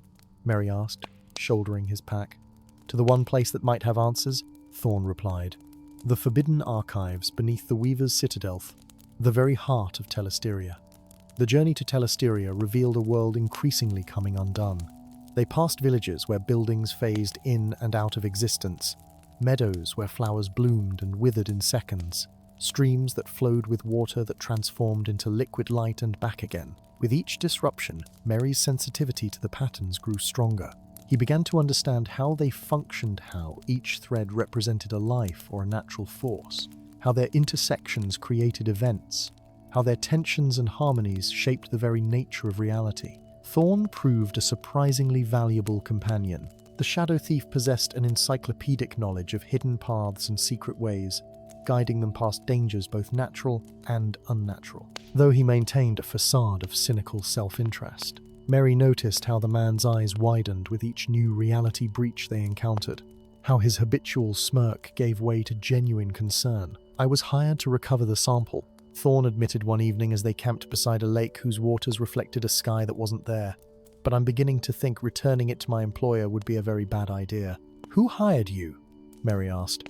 "Master Weaver Morvith," Thorn replied, "the head of the Weavers Guild, and, coincidentally, the very person the Weavers Guards are supposedly hunting for the theft." Merry frowned. "Why would the Master Weaver steal from his own tapestry?" "That," said Thorn, "is the question that's keeping me awake at night." Their answer came 3 days later, when they finally reached Telesteria. The city of Silver Towers now stood transformed. Many spires leaned at impossible angles. Others had partially dissolved into mist. And throughout the streets, citizens wandered in confusion as reality shifted around them. "It's worse than I feared," Thorn murmured, as they observed from a hidden alcove. "The tapestry must be near collapse." Using shadow paths known only to thieves, Thorn led Merry into the heart of the Weaver's Citadel. They traversed corridors that folded in on themselves, staircases that inverted with each step, chambers where gravity seemed optional rather than mandatory. At last they reached the Great Weaving Hallan immense circular chamber, dominated by a loom of such cosmic proportions that its upper reaches vanished into misty heights beyond perception. Upon this loom stretched the great tapestry itself, its intricate patterns spanning the entirety of existence. Before it stood a solitary figure, tall, white-haired, his hands moving with hypnotic precision as he manipulated threads of pure possibility. "Morvith," Thorn whispered, pulling Merry into the shadow of a massive column. The Master Weaver worked with feverish intensity, severing certain threads while forcibly binding others, creating a pattern that diverged drastically from the original design. With each change, the chamber shuddered, and distant sounds of reality, struggling to accommodate the alterations, echoed throughout the citadel. "He's rewriting destiny," Merry realized, horror dawning in his voice. "Not just changing small events, but fundamentally altering the pattern of existence." But why? Thorn wondered. The answer came from an unexpected source. "Because he believes the original pattern is flawed," said a familiar, melodious voice behind them. They turned to find the silver-haired woman who had first brought the tapestry sample to Merry. "Lyrian," Thorn greeted her with a nod. "I should have known you were involved." "I was his apprentice," she explained, "until I discovered his plan. Morvith believes chaos and free will are imperfections in the great design. He intends to correct reality-imposing perfect order by eliminating choice itself. He would make automatons of us all," Thorn realized. "But the tapestry resists," Lyrian continued. "It was designed to accommodate choice and chance. His forced alterations are causing it to unravel entirely." She turned to Merry. "That is why I sought you out, little one. The forbidden sample was a test I needed to confirm what the patterns told me, that somewhere existed a natural weaver with the untainted vision to see the true pattern." "Me?" Merry's voice squeaked. "But I'm just a hobbit with nimble fingers and a good heart," Lyrian finished for him. "Precisely what is needed. Morvith's great flaw is his belief that grandeur and power are necessary for importance. He discounts the small, the humble, the everyday choices that truly form the foundation of existence." "What can I do against a Master Weaver?" Merry asked, watching as Morvith continued his relentless restructuring of reality. Lyrian removed a small leather case from within her robes, opening it to reveal 3 silver needles that seemed to both absorb and emit light simultaneously. "The forbidden needles," Thorn breathed. "I thought they were just legends." "With these, even a single stitch can alter the course of destiny," Lyrian explained, offering them to Merry. "But beware, their power comes at great cost to the wielder." Merry accepted the case with trembling hands. "I don't know the proper patterns. I don't know how to trust what you see," Lyrian interrupted gently. "Your eyes perceive the truth the rest of us have forgotten. The patterns will guide your hands." With that encouragement, Merry stepped out from hiding, approaching the massive loom while Morvith remained absorbed in his work. The great tapestry towered before him, simultaneously overwhelming and familiar, for it was simply a larger version of the patterns he had been seeing since touching the sample. And there, near the bottom edge, Merry saw at the place where the sample had been cut away, its edges now ragged and unstable, threatening to unravel the entire work. More critically, he could see how Morvith's alterations were creating unnatural tensions throughout the design, forcing connections that were never meant to exist. "The pattern knows what it should be," Merry whispered to himself, threading one of the silver needles. "I just need to remind it." His hands moved with certainty born of instinct rather than knowledge. Where Morvith sought to dominate the tapestry, Merry worked with it, sensing its natural flow, reinforcing connections that wanted to exist, releasing those straining against their bindings. Each stitch with the forbidden needles sent shock waves of pain up his arms, but he continued, guided by a vision of how things should be. Morvith sensed the interference too late, whirling around, his face contorted with rage at the sight of the small intruder working on his masterpiece. "How dare you!" he thundered, power crackling around his fingers. A halfling presuming to understand the grand design. "I don't presume to understand it," Merry replied, placing another critical stitch despite the agony it caused. "I'm just helping it remember itself." With a roar of fury, Morvith hurled a bolt of pure creative force toward the hobbit, but as it approached, it suddenly diverted, absorbed into the tapestry itself. Its energy redistributed along the very patterns Merry had been reinforcing. "Impossible," Morvith gasped. "No," Merry said, his voice stronger now despite the silver spreading up his arms from the needle's influence. "Just improbable. There's a difference soon your perfect order wouldn't allow for. With his final strength, Merry placed the last stitch connecting not just threads within the tapestry, but linking the fabric back to itself in a pattern of self-sustaining harmony. The loom shuddered, the tapestry rippled, and a wave of restoration spread outward from Merry's work, racing along the patterns to heal the damage Morveth had wrought. The master weaver screamed as his unauthorized alterations unraveled, the threads he had forcibly bound together springing apart. Returning to their proper configurations, he lunged forward, hands outstretched, to undo Merry's work, only to find himself suddenly entangled in threads of his own making, patterns he had disrupted now wrapping around him, drawing him inexorably into the tapestry itself. "No, I am the master weaver. I decide the pattern," he cried, his form already becoming two-dimensional, as he was absorbed into the very fabric he had sought to control. "The pattern decides itself," Merry corrected softly, watching as Morveth became just another thread in the greater design important, but no more so than any other. As the great tapestry stabilized, reality throughout the Seven Realms began to heal.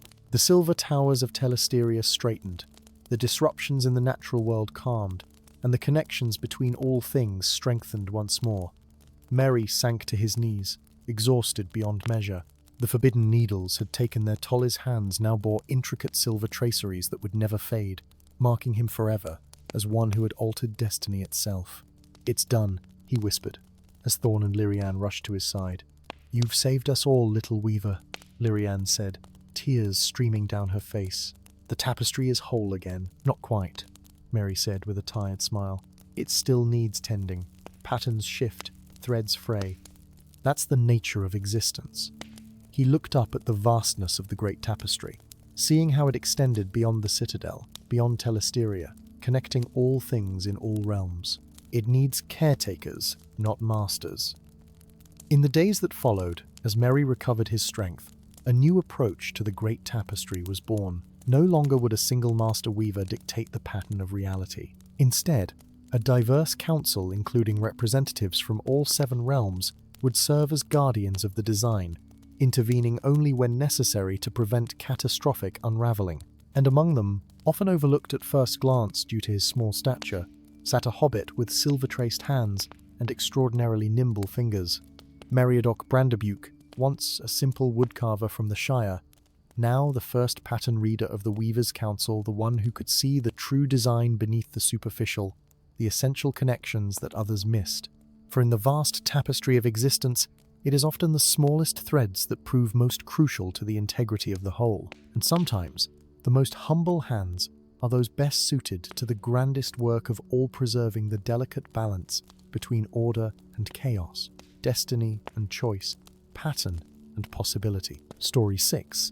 The ethereal temple stood upon the precipice of existence itself, suspended in the void between worlds where reality thinned to gossamer.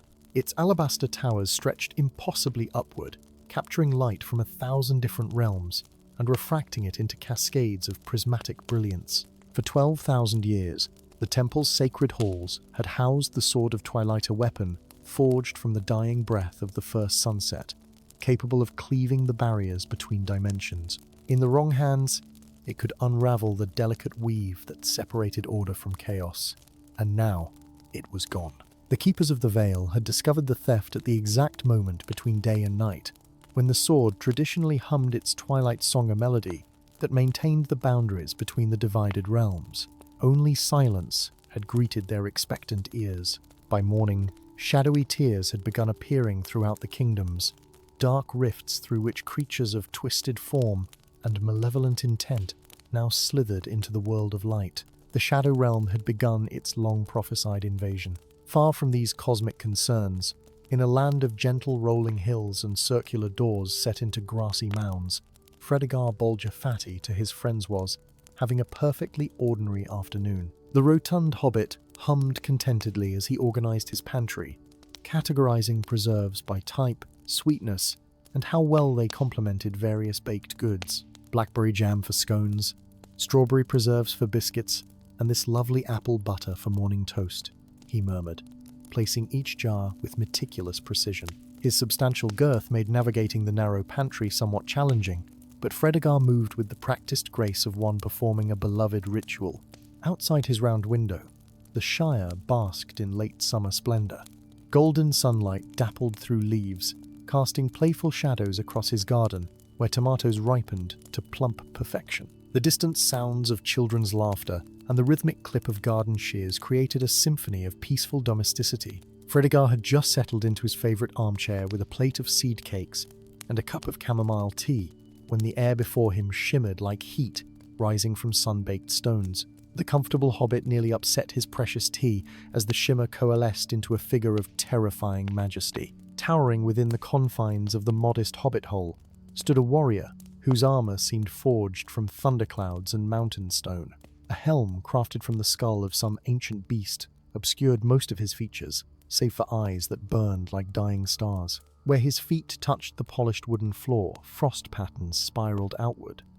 "Fredegar Bolger," the apparition intoned, his voice resonating with the clash of ancient battles. "I am Vortigern, the god of war, and you have been chosen." Fredegar's seed cake slipped from nerveless fingers.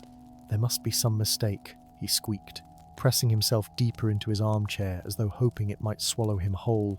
"I don't know any gods, war or otherwise, and I certainly haven't chosen anything more momentous than which jam to have with breakfast." Vortigern's laughter rumbled like distant avalanches. "The Sword of Twilight has been stolen by the Shadow King. The barriers between realms weaken, yet the Blade of Balance recognizes its true wielder across all dimensions." A ghostly hand extended toward the trembling hobbit. "It calls for you." "Me?" Fredegar's voice climbed several octaves. "But I'm just a hobbit. I've never even left the Shire. There must be warriors, wizards, anyone more suited." "The sword chooses based on balance within," Vortigern replied, his form already beginning to fade. "When darkness threatens to consume light, it seeks not greater darkness to combat it, but perfect equilibrium." His voice grew distant. "Journey to the crystal falls beyond the withered heath. There you will find the first key to your destiny.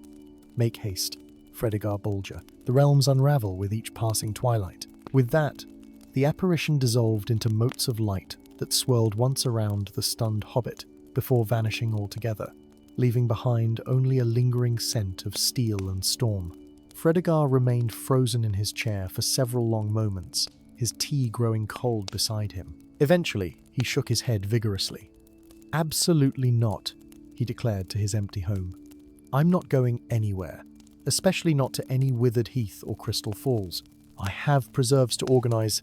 He retreated to his pantry, busying himself with rearranging jars that needed no rearranging, all the while muttering about the audacity of gods who couldn't keep track of their own magical swords. That night, Fredegar's dreams were filled with shadows writhing, consuming darkness that devoured the Shire, hill by hill, burrow by burrow. He watched in helpless horror as black tendrils crept through Hobbiton, transforming the verdant landscape into a twisted mockery of itself. When the darkness reached his own beloved garden, he awoke with a cry, sweat-drenched and trembling. Dawn found the hobbit staring at his well-stocked pantry with uncharacteristic determination. With methodical care, he packed a rucksack with provision seed cakes, dried apples, smoked ham, cheese, and a small jar of his favorite blackberry preserves. As an afterthought, he added a heavy iron frying pan, the most weapon-like implement in his possession. "I must be mad," he muttered, securing the pack's straps. "Completely, utterly mad." Nevertheless, as the morning sun crested the eastern hills, Fredegar Bolger did something entirely un-hobbit-like. He locked his round door behind him and set off toward the borders of the Shire, his hairy feet carrying him away from everything comfortable and familiar, toward a destiny he neither understood nor desired. The world beyond the Shire's gentle boundaries proved far more perilous than Fredegar's worst imaginings. Forests where trees whispered warnings to one another in forgotten languages. Marshlands that glowed with eerie phosphorescence under moonlight, home to lights that lured unwary travelers to watery graves. Mountains whose peaks seemed to scrape against the very fabric of the sky. Most disturbing were the spreading shadow spatches of unnatural darkness that consumed light and warmth, leaving behind landscapes drained of color and life. These rifts appeared with increasing frequency as Fredegar journeyed eastward, forcing him to make wide detours and depleting his carefully rationed provisions. On the seventh day, as he huddled beneath a rocky overhang while rain lashed the countryside, a company of armed riders approached. Their armor gleamed with a silvery luminescence even in the gloom, and their standard a golden sun bisected by a silver sword snapped sharply in the wind. Their leader, a woman with hair the color of burnished copper, and a face marked by a latticework of silvery scars, dismounted with fluid grace. Despite her obvious weariness, she carried herself with the unmistakable authority of royalty. "What business brings a halfling so far from home in these dark times?" she demanded, her hand resting casually on her sword hilter blade that seemed to capture and amplify what little light remained in the stormy afternoon. "I seek the Crystal Falls," Fredegar admitted, clutching his frying pan with white-knuckled determination, though I'm beginning to think I may have taken leave of my senses. The woman's eyes a startling violet that seemed almost luminous against her tanned skin narrowed suspiciously. "The Crystal Falls lie within the borders of my kingdom, Celastria.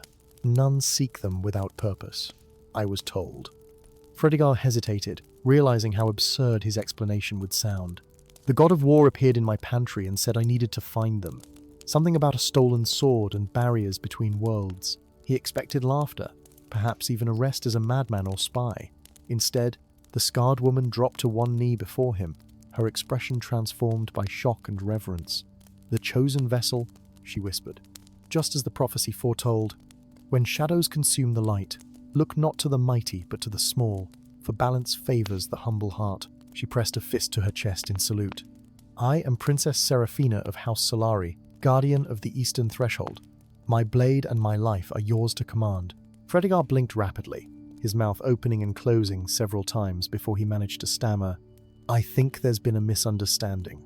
I'm just Fredegar Bolger. I grow prize-winning pumpkins and make an excellent mushroom pie. I'm not whatever you think I am.' Seraphina's smile held no humor. 'Few chosen by destiny feel equal to its burdens, Master Bolger. Yet the signs are unmistakable.' She gestured toward the horizon, where storm clouds had parted to reveal a peculiar alignment of stars. 'The sword constellation points directly to you.' Following her gesture, Fredegar gasped. The stars did indeed form the unmistakable shape of a sword, its point directed precisely at their location. 'Oh dear,' he murmured, a phrase entirely inadequate to the cosmic significance apparently focused upon his portly person. The Crystal Falls descended from the luminous mountains in 7 tiers, each pool reflecting a different color of light, regardless of the actual sky above. At the base, where all 7 streams converged, stood a pavilion of such delicate crystalline architecture that it seemed a strong breeze might shatter it to fragments. Princess Seraphina led Fredegar through a hidden pathway behind the largest fall, the roaring waters parting at her approach like curtains drawn aside by invisible hands. Within lay a chamber, hewn from living crystal, its faceted walls reflecting their forms in thousands of miniature images. "The divination chamber," Seraphina explained, her voice hushed with reverence. "Here, the waters of the 7 falls converge beneath the floor, creating a pool of perfect clarify. Those with the sight may glimpse truths hidden across all realms." "And we're here because?" Fredegar asked, though the sinking feeling in his ample stomach suggested he already knew the answer. "Only the chosen vessel can activate the chamber's true power," she replied, gesturing toward a small pedestal at the room's center. "Place your hands there, and the waters will reveal the current location of the Sword of Twilight." Fredegar approached the pedestal reluctantly, each step heavier than the last. "I really think you've got the wrong Hobbit," he protested weakly. "Wouldn't someone more heroic be better suited for this sort of thing?" Seraphina's expression softened slightly. "The ancient magics care nothing for our notions of heroism, Master Bolger. The Sword of Twilight maintains balance between all realms. It responds not to physical might, but to spiritual equilibrium." She studied him with those unsettling violet eyes. "Perhaps what we perceive as your ordinariness is precisely what makes you extraordinary, in ways invisible to common sight." With a resigned sigh, Fredegar placed his trembling hands upon the crystal pedestal. Immediately, the chamber hummed with energy that resonated through his bones like music, felt rather than heard. The floor beneath them transformed to perfect transparency, revealing not stone but an infinite cosmic expanse, stars and nebulae, and swirling galaxies stretching in all directions. Among this celestial panorama appeared a vision, a fortress of shadow and bone, suspended in a realm where light behaved according to alien laws. Within its highest tower, upon an altar of obsidian, lay a blade of impossible beauty metal that seemed neither solid nor liquid, but some perfect state between its edge defined by the precise boundary between light and darkness. The Shadow King's fortress, Seraphina breathed, her scarred face pale with dread. Beyond the veil of stars, in the heart of the Shadow Realm itself, the vision shifted, showing rifts spreading throughout the divided realms like cracks in glass, including one directly above the distant Shire. The message was unmistakable. Nowhere would remain untouched by the coming darkness. As the vision faded, Fredegar withdrew his hands from the pedestal, surprised to find them steady now despite the terror clutching at his heart. "How do we reach this fortress?" he asked quietly. "And what am I supposed to do once we get there? I'm no swordsman or wizard." "The how is simpler than you might imagine," came a new voice from the chamber entrance, a deep, resonant baritone that seemed to vibrate through the crystalline walls. They turned to find a towering figure silhouetted against the waterfall curtain. As he stepped into the chamber's light, Fredegar gasped in recognition. Though now corporeal rather than ghostly, there was no mistaking the god of war. Vortigern had shed his battle armor for simpler Ataria traveler's leathers, beneath a cloak that shifted colors like oil on water.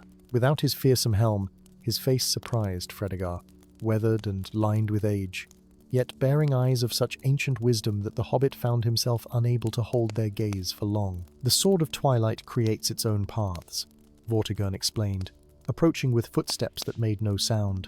"It has forged a connection with you, Fredegar Bolger. Where you will, it can be reach knife. Your resolve proves strong enough to bridge the gap between worlds." "And what then?"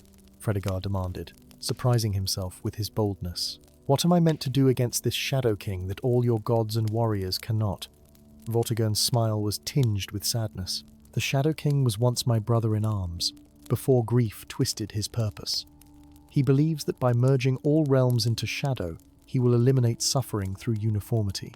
The ancient god knelt before Fredegar, bringing their eyes level. The sword responds to perfect balance, the harmony of light and shadow, joy and sorrow, strength and gentleness. You, little hobbit, with your love of home and comfort balanced by unexpected courage, embody what the sword requires. Fredegar looked from Vortigern to Seraphina, then down at his own ordinary hobbit hands meant for baking bread and tending gardens, not wielding legendary weapons or saving worlds. Yet somewhere between the Shire and this crystal chamber, something had shifted within him. The shadows threatening his beloved home were real. The suffering they would bring to innocent people hobbit and human alike was not some abstract concept, but an imminent reality. "I still think you've chosen the wrong hobbit," he said at last, straightening his waistcoat with dignity. "But it seems I'm the only hobbit you've got. So tell me what needs doing, and I'll do my best not to make a complete hash of it."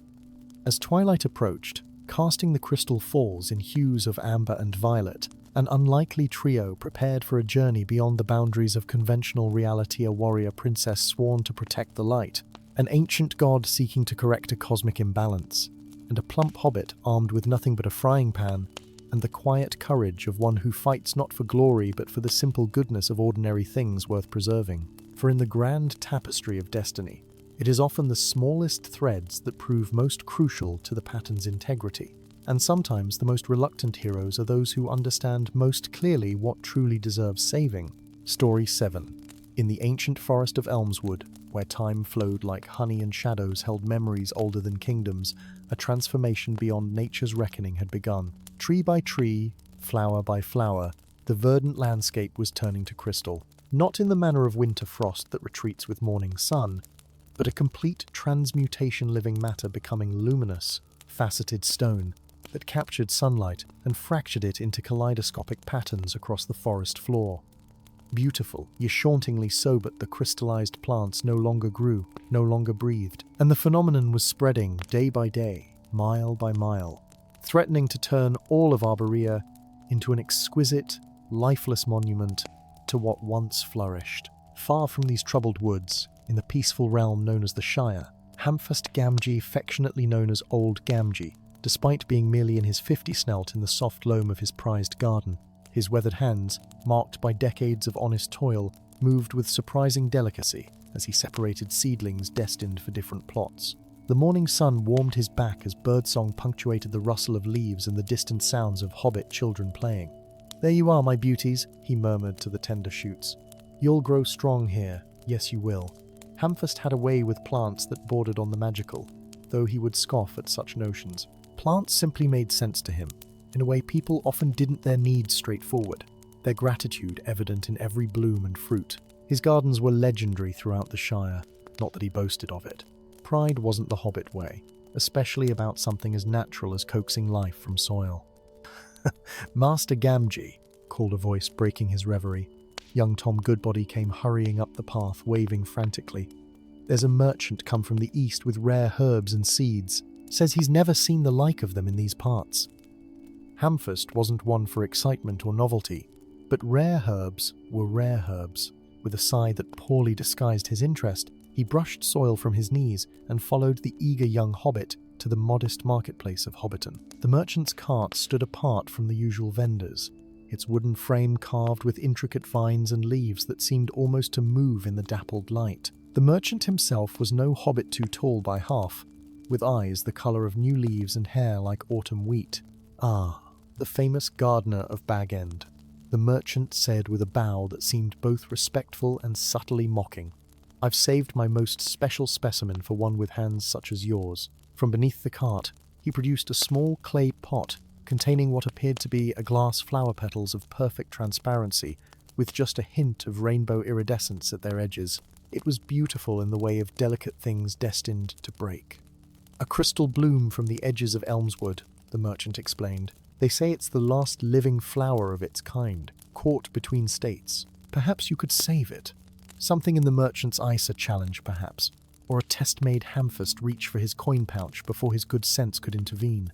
The transaction completed, he carried his new acquisition home with uncharacteristic reverence. That night, as a crescent moon hung like a silver sickle in the velvet sky, Hamfast sat at his kitchen table, examining the strange flower, transforming the remaining living tissue into pure, radiant crystal. The flower was now entirely transmuted, beautiful beyond reckoning, but unmistakably dead. Hamfast recoiled, knocking over his chair in his haste. What in the name of all good earth? He stared at his hands in horror, half expecting to see them transformed as well. They remained unchanged, yet somehow he knew they were now vessels of something unnatural, something that defied the very principles of nurturing growth that had defined his life. Sleep eluded him that night, and dawn found the hobbit packing a simple rucksack with provisions, garden tools, and the crystallized flower carefully wrapped in soft cloth. Whatever strange magic had infected him, he could not risk it spreading to the gardens and fields of the Shire.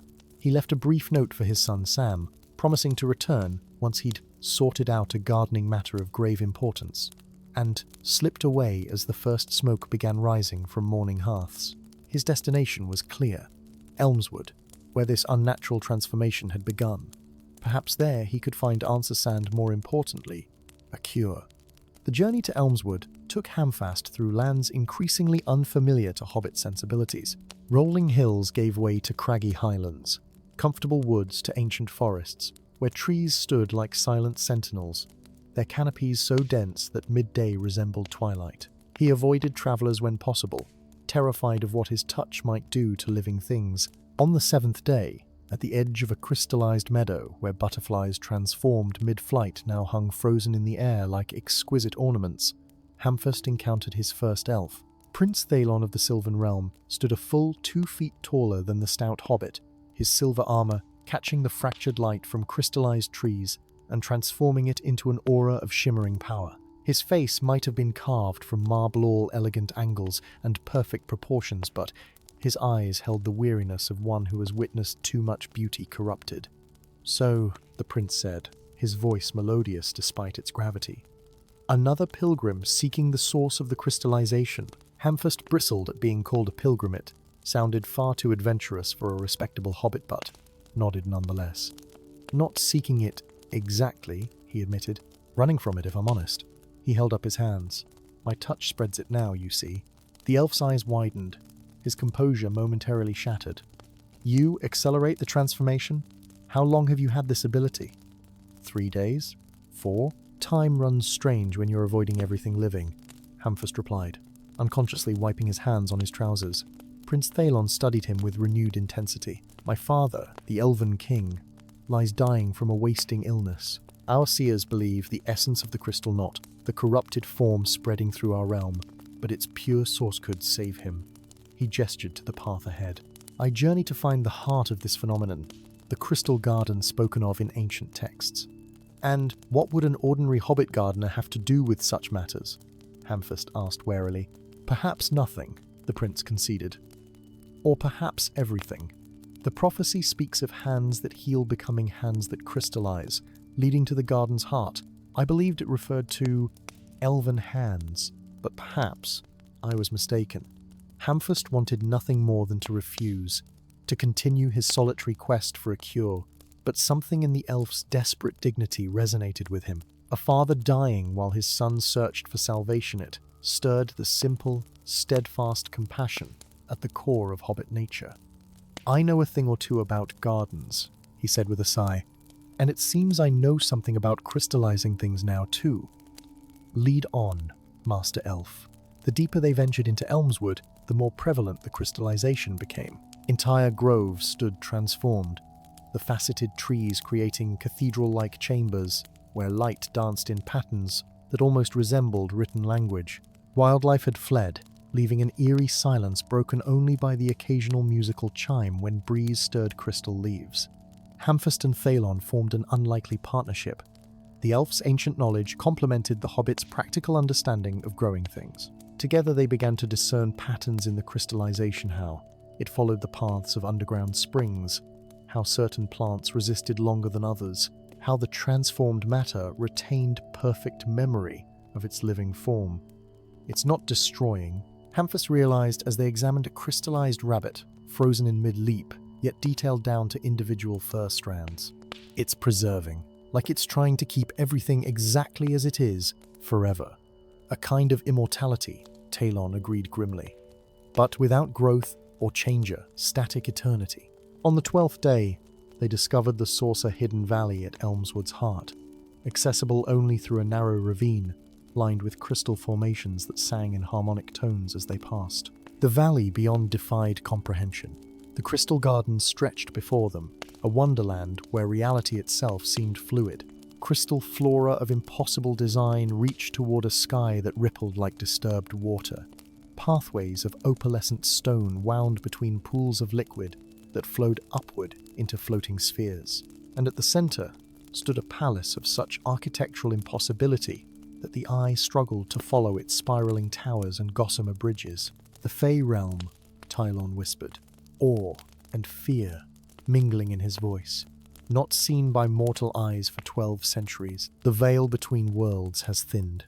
From the palace emerged a procession of beings that resembled elves, as elves resembled men, their beauty heightened to an almost painful perfection, their movements suggesting a relationship with physical law that was negotiable rather than mandatory. Leading them was a queen whose crown appeared to be woven from solidified moonlight, her eyes ancient beyond reckoning. The gardener with the crystallizing touch, she acknowledged, her voice like wind through crystal chimes, and the elven prince seeking salvation for his father. Her smile held secrets older than mountains. Both pawns moved precisely where they were needed. Hamfast stepped forward, surprising himself with his boldness. Begging your pardon, your majesty, but I'm nobody's pawn. I'm a gardener who'd very much like to garden again without turning everything to pretty stone. The fairy queen's laugh scattered like diamond dust in sunlight. Direct, as all the small folk are. Very well. She gestured to the spreading crystallization visible beyond the valley. What you witness is not an attack, but a defense, a desperate one. A curse laid upon our realm a millennium ago is reaching its culmination. It would drain all magic from the world, beginning with the Fae. So you're... what? Preserving everything in crystal to save it? Talon asked. To preserve its essence until the curse can be broken, she corrected. Each living thing transformed holds a fragment of natural magic that would otherwise dissipate, but the crystallization has grown beyond our control, spreading faster than intended. Her gaze fell on Hamfast. Until your connection to growing things, your hobbit nature so grounded in the material world, yet unconsciously attuned to its magic, represent the perfect balance between worlds. Your touch accelerates the process because you are the key to ending it. Me? Hamfist squeaked. I'm just a simple hobbit. There is nothing simple about hobbits, the Queen said with surprising gentleness.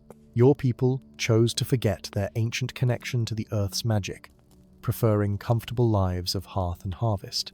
But the old blood runs true in some lineages, particularly the gardeners. She led them to the palace's heart, where a crystallized tree of impossible proportions dominated a circular chamber. Its trunk was wide enough that 20 hobbits holding hands could not encircle it. Its branches reached toward an open dome that revealed stars despite the daylight outside. The world tree first of all growing things, the Queen explained. Its roots connect all realms. The curse seeks to sever these connections, isolating each world until magic starves and dies. We crystallized it to preserve the connections temporarily.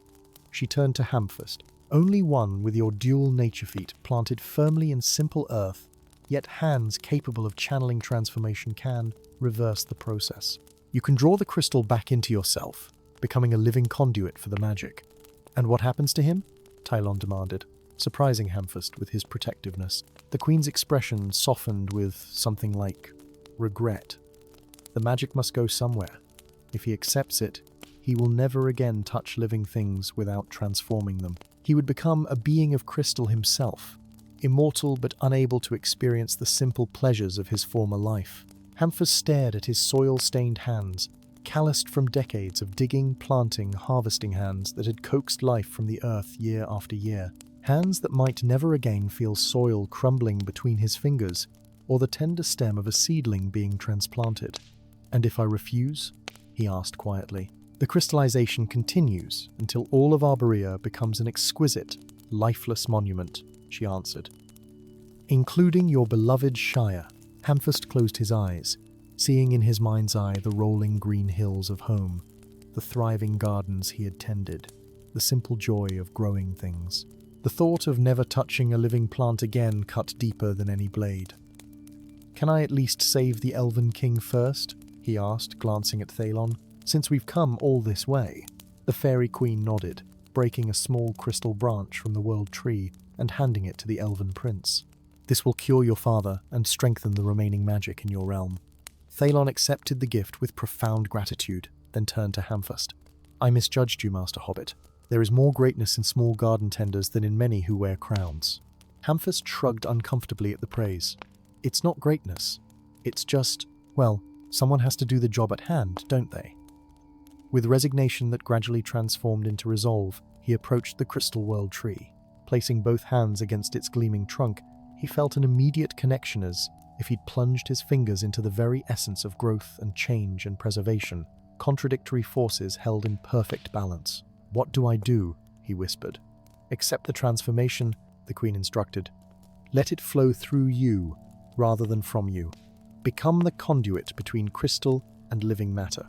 Hamfist closed his eyes, thinking of his garden at Homenot as it appeared, but as he sensed it, the complex web of life extending above and below ground, the continuous cycle of growth and decay and renewal, he imagined that same web extending outward, encompassing all of Arborea, all growing things in all realms, connected by invisible threads of shared existence. Light erupted from the point where his hands met crystal, enveloping his stocky form in radiance so intense that Thalon shielded his eyes.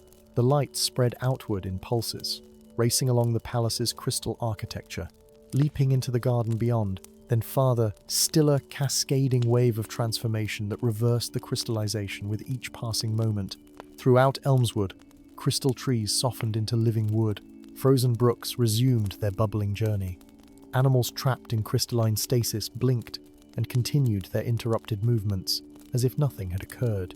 At the epicenter, Hamfist Gamgee remained locked in communion with the world tree, his body gradually taking on a crystalline aspect, not the hard, cold crystal of lifeless preservation, but a living transformation that made him both more and less than he had been. Light pulsed beneath his translucent skin in the steady rhythm of a heartbeat. When the transformation was complete, he opened eyes now faceted like gemstones, regarding his hands with wonder and sorrow. They glittered in the ambient light, beautiful and alien. "It is done," the Fairy Queen said softly. "The curse is broken, the natural order restored. Except for me," Hamfist noted without bitterness, merely stating fact. "Yes," she acknowledged. "Your sacrifice has saved countless living things across all realms. You have become something knew neither Hobbit nor Fae, but a guardian of the balance between preservation and growth." "Can I go home?" he asked, the plaintive question containing all his Hobbit heart's longing. The Queen hesitated. "You may visit, but never again touch living things without transforming them. Your garden must remain a memory." Hamfist nodded slowly, acceptance settling over him like the first frost of autumn, sorrowful, yet beautiful in its own way. "Then, I'll need a new garden," he decided, Hobbit practicality reasserting itself even in this extraordinary circumstance. One where crystal growth is the point rather than a problem. And so was born the legend of the Crystal Gardenerons, a humble hobbit who traded the simple joys of mortal gardening for the eternal task of tending the boundaries between realms. In a special corner of the Fey Kingdom, he created gardens of living crystal that captured the essence of his beloved Shire in gleaming, immortal form.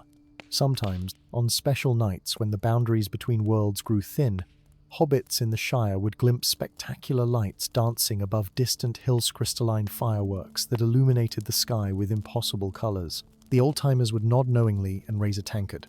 "Old Gamgee's still gardening," they'd say, "just with different seeds." Story 8.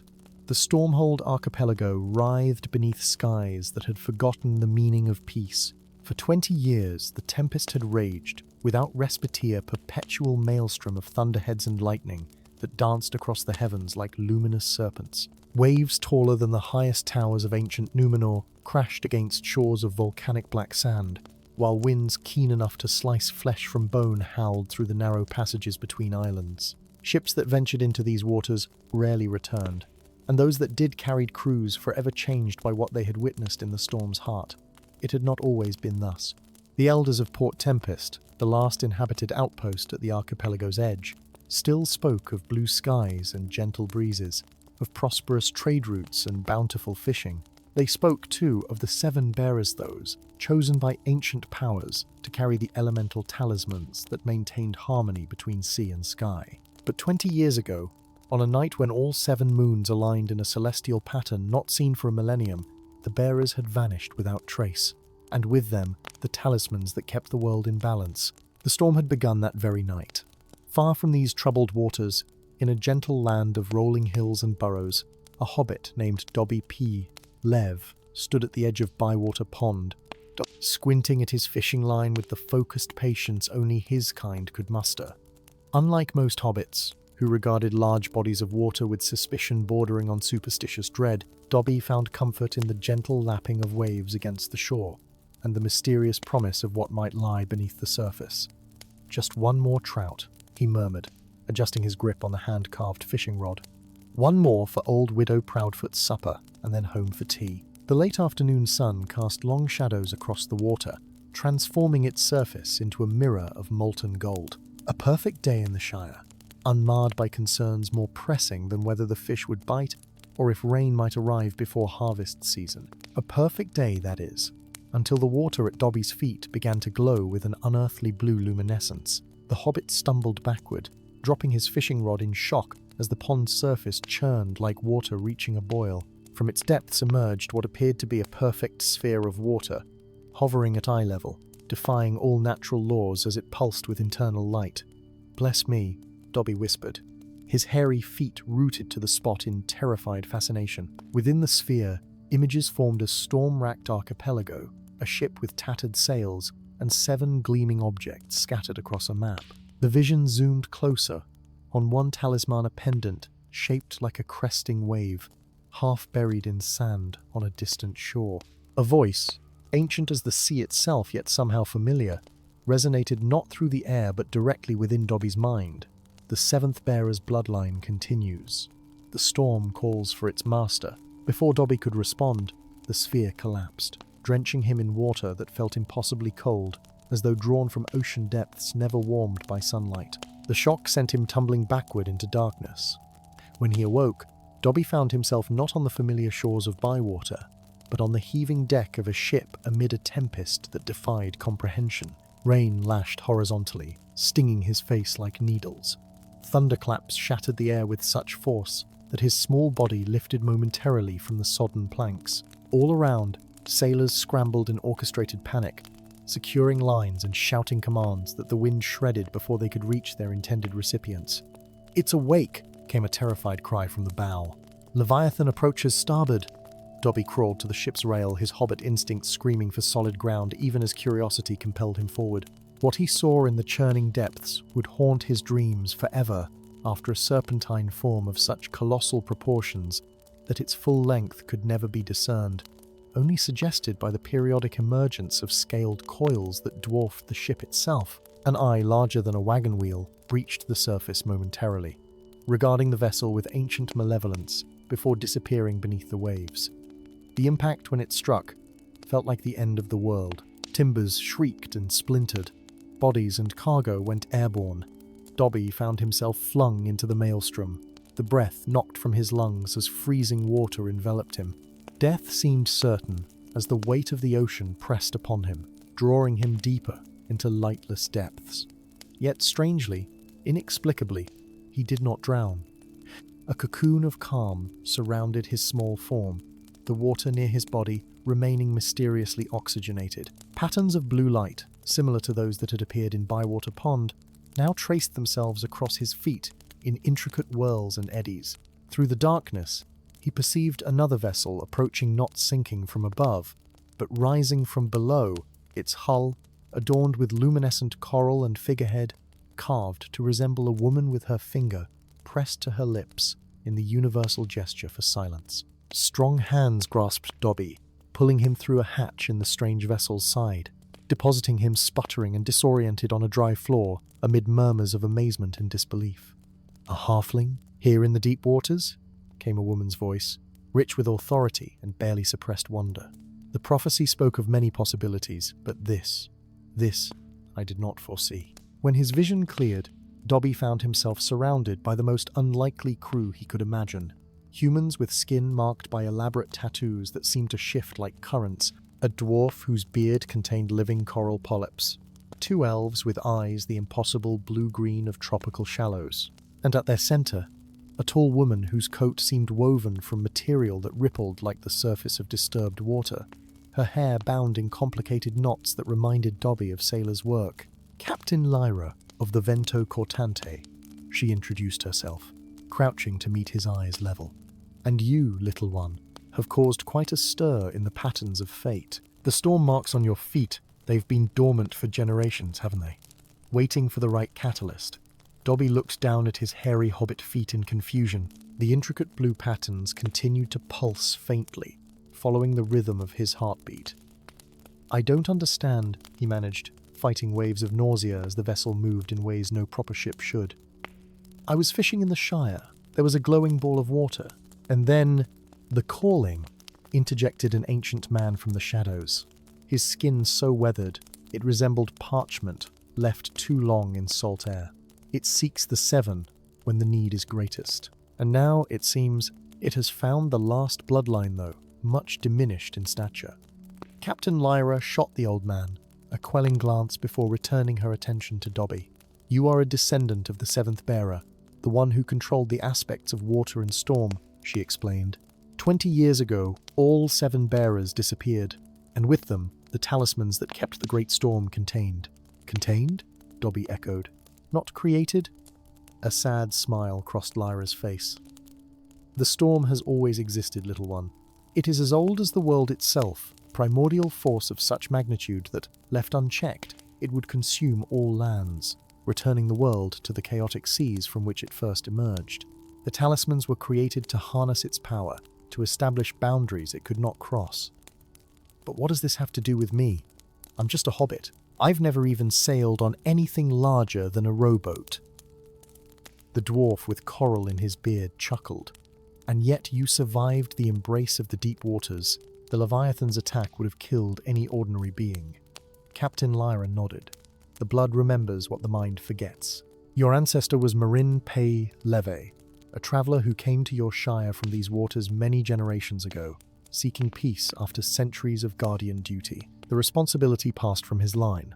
but the potential remained dormant in the blood until now. She unrolled a map on the central table, revealing the Stormhold archipelago, dozens of islands scattered across thousands of leagues, each marked with elaborate notations in a script Dobby couldn't read. 7 locations were circled in ink that glowed with the same blue luminescence as the marks on his feet.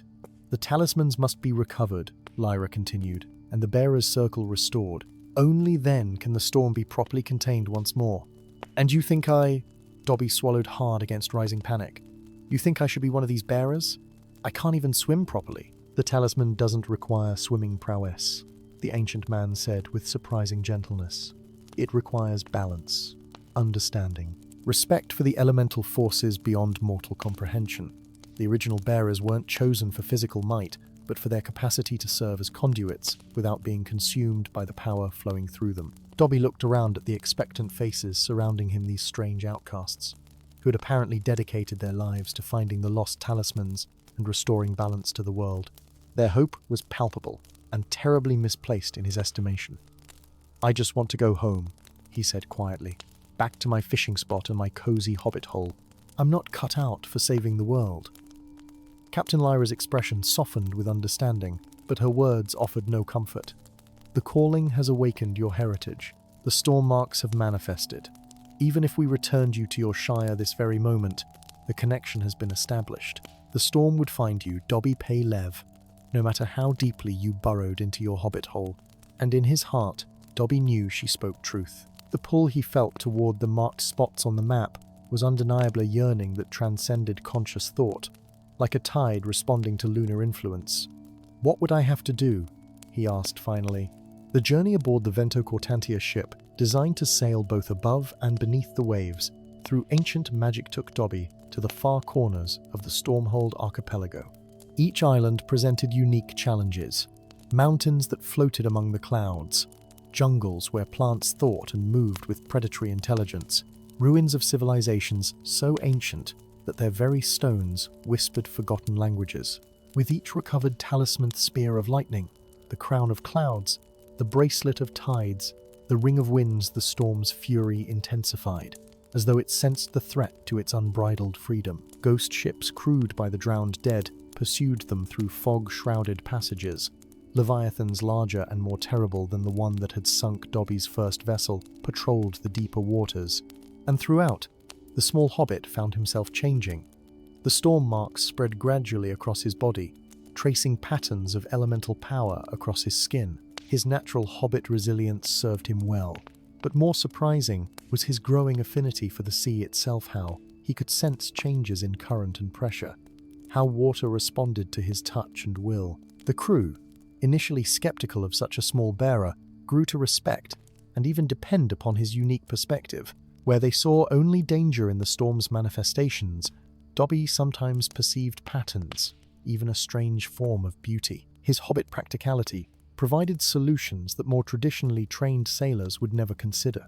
By the time they recovered the 6th talisman, the Goblet of Rain, from an island where water flowed upward instead of down, Dobby had earned his place among the Vento Cortante's unusual crew. Only one talisman remained, the Pendant of Seas, last worn by his own ancestor. Its location, according to the map, lay at the very center of the archipelago's eye of the storm, a place where the tempest's fury reached its zenith, where reality itself bent and warped under elemental pressure.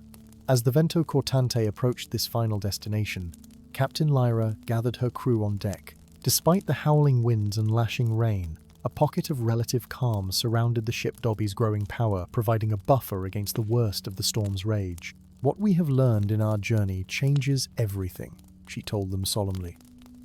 "The storm is not merely a force of nature, but a presuna containment for an entity older than the world itself." The 7 bearers didn't vanish. They sacrificed themselves to strengthen the bindings when they began to fail. Murmurs of shock rippled through the crew. Dobby felt a chill that had nothing to do with the surrounding tempest. The 7th bearer, your ancestor, Dobby was the only one to escape, to preserve the bloodline should the need arise again, Lyra continued. But in doing so, he weakened the binding just enough that, over generations, it began to fail. "So the talismans aren't meant to control the storm?" Dobby said slowly, understanding dawning like a terrible sunrise. They're meant to recreate the prison, and the bearers become the living locks upon that prison, the ancient man finished for him, surrendering their mortal existence to become eternal guardians.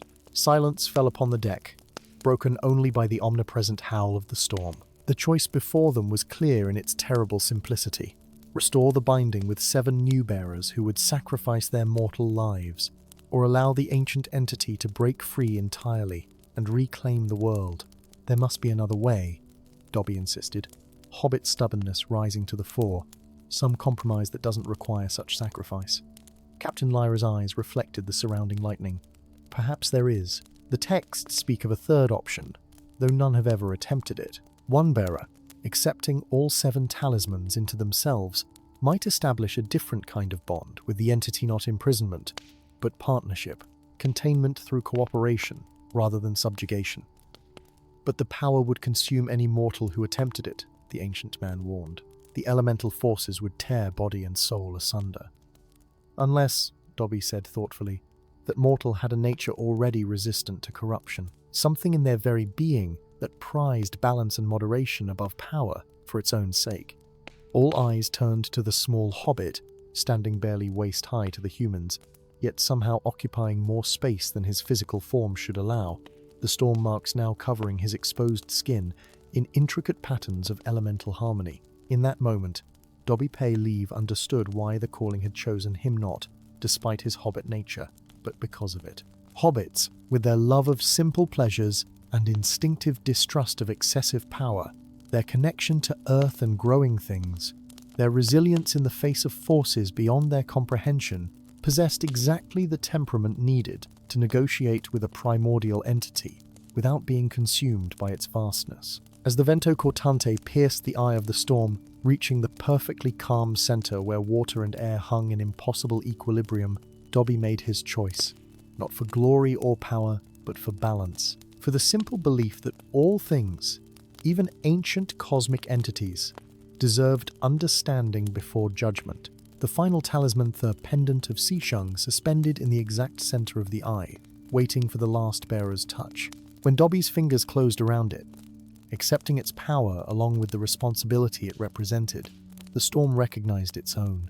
Ancient and Hobbit met at the boundary between chaos and order, between destruction and creation, between ending and beginning, and found, at long last, equilibrium. Story 9. In the ancient desert kingdom of Kronos, time was not merely an abstract concept, but a tangible commodity more precious than gold, more coveted than water. It flowed like the fine sands through the colossal hourglass that towered above the alabaster citadel at the kingdom's heart.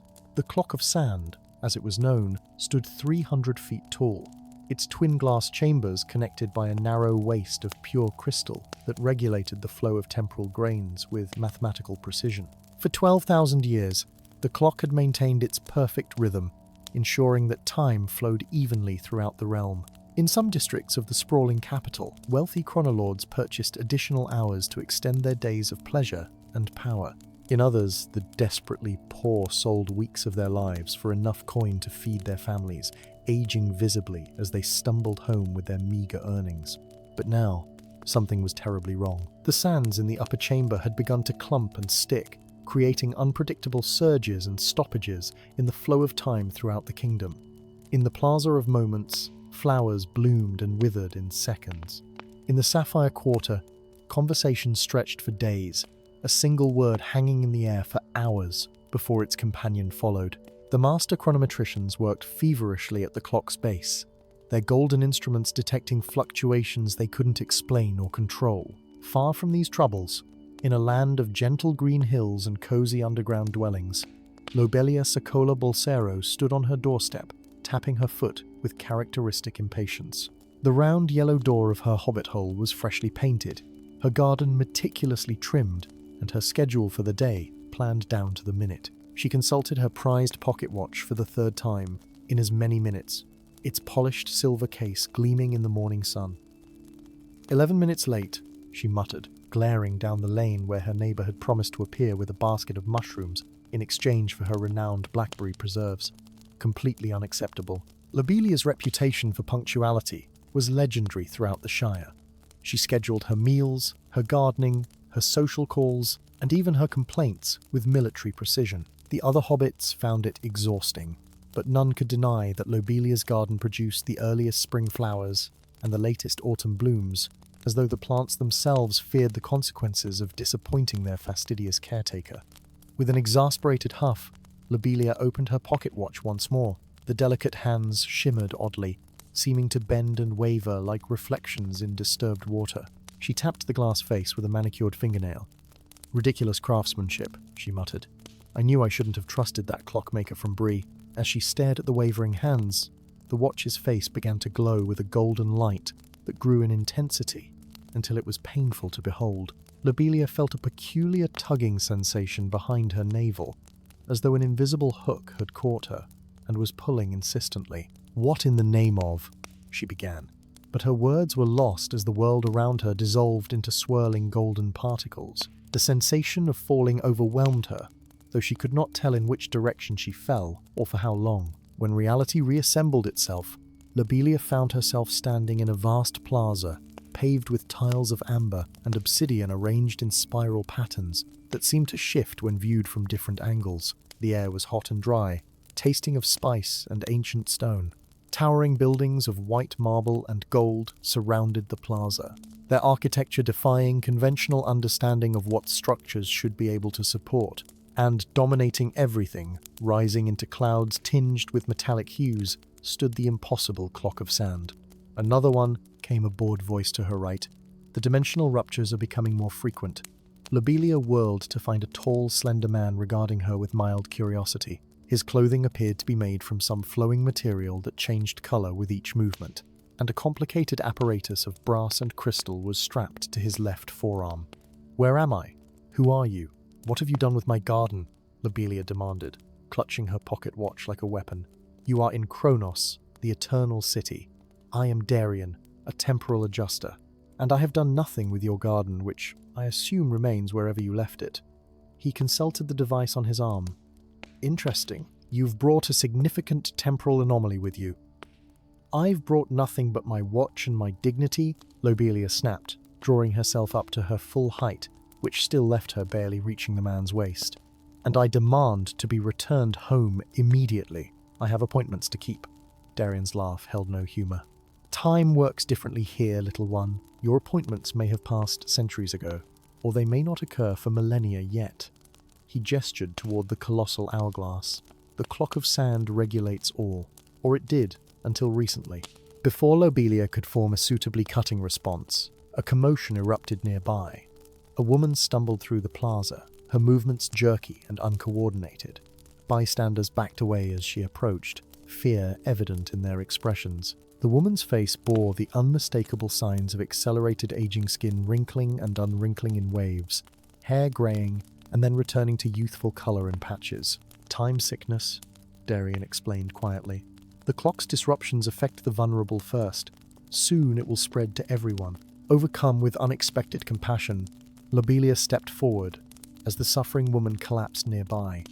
She reached out, placing her small hand on the woman's trembling arm. What happened next defied explanation. Where their skin touched, a golden light pulsed. The woman's erratic aging halted abruptly, her features settling into those of middle age. But more shocking was the sensation that flowed into Lobelia, a rush of moments, memories, experiences that were not her own, condensed into a tangible essence that settled somewhere behind her ribs. "Extraordinary," Darian breathed, his bored demeanor evaporating instantly. His arm device was whirring and clicking frantically. "You've absorbed her temporal disruption, stabilized her chronological signature." "I've what?" Lobelia backed away, staring at her hand in horror. "You've taken her excess time," came a new voice, rich with authority. A figure approached, wrapped in robes that seemed to be woven from the dusk itself. His face was hidden within a deep hood, but Lobelia could feel the weight of his gaze upon her. "The guild has been expecting you, though not in such diminutive form," the figure said. "I am Magister Colden of the Chronometrists Guild, and you, small one, have a rare and valuable talent." "Lobelia Socola Bolsero," she replied automatically. "Hobbit propriety, asserting itself even in these bizarre circumstances. And I have no talents that would interest you. I simply want to go home."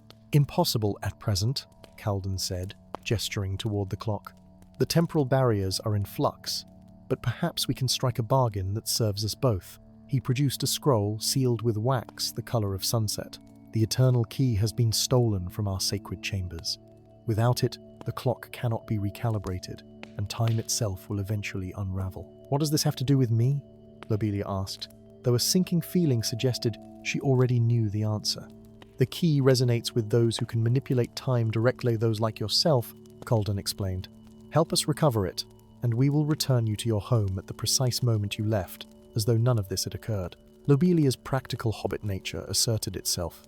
"And if I refuse?" Darian snorted. "Then you'll be trapped in a realm where time is collapsing. Even if you survive the initial fractures, you'll exist in a state of perpetual temporal flux. Moments from your past and future will bleed into your present. You'll experience your birth and death simultaneously, infinitely." He shrugged. "But the choice is yours, of course." "How comforting," Lobelia muttered. She straightened her waistcoat, a gesture that helped her think. "Very well, I will help you find your key, but I expect prompt payment in the form of my immediate return home afterward." And so began Lobelia's reluctant partnership with Darian, who was revealed to be a guardian of time, fallen from grace due to a past transgression he refused to discuss. The Chronometrists Guild provided them with a temporal compass that responded to the Eternal Key's unique signature, sending them on a journey through the fractured timescape of Chronos. They traversed the quarter of Molasses, where a single step required hours of effort as they pushed through air thick as syrup. They sprinted through the Quicksilver District, where minutes compressed into seconds, forcing them to accomplish hours' worth of investigation in what felt like moments. Throughout each phase of their search, Lobelia discovered that her newfound ability to manipulate time proved invaluable, absorbing dangerous temporal distortions that would have trapped or killed Darian, redistributing stolen moments to those suffering from time debt. "How is it," she asked, as they rested briefly in a garden where autumn and spring occurred simultaneously on opposite sides of a stone path, "that I possess this ability? I'm just a hobbit." Darian's expression softened for the first time since they'd met. "Perhaps that's precisely why. Your people live simply, appreciating each moment for what it is rather than grasping for more. You understand instinctively what most spend lifetimes learning: that time is precious, not because of its quantity, but because of how it's used." Lobelia replied, though she was secretly pleased by the assessment. "Practical hobbit sense, that's all it is." As their search narrowed to the labyrinthine archives beneath the citadel, Darian grew increasingly agitated, checking their back trail and speaking in cryptic half-sentences. It was here, in a chamber where countless hourglasses of every size hung suspended in mid-air, that he finally confessed the truth. "The guild is not what it seems," he whispered, disabling the temporal compass with quick, practiced movements. "The eternal key wasn't stolen, it was hidden. By me."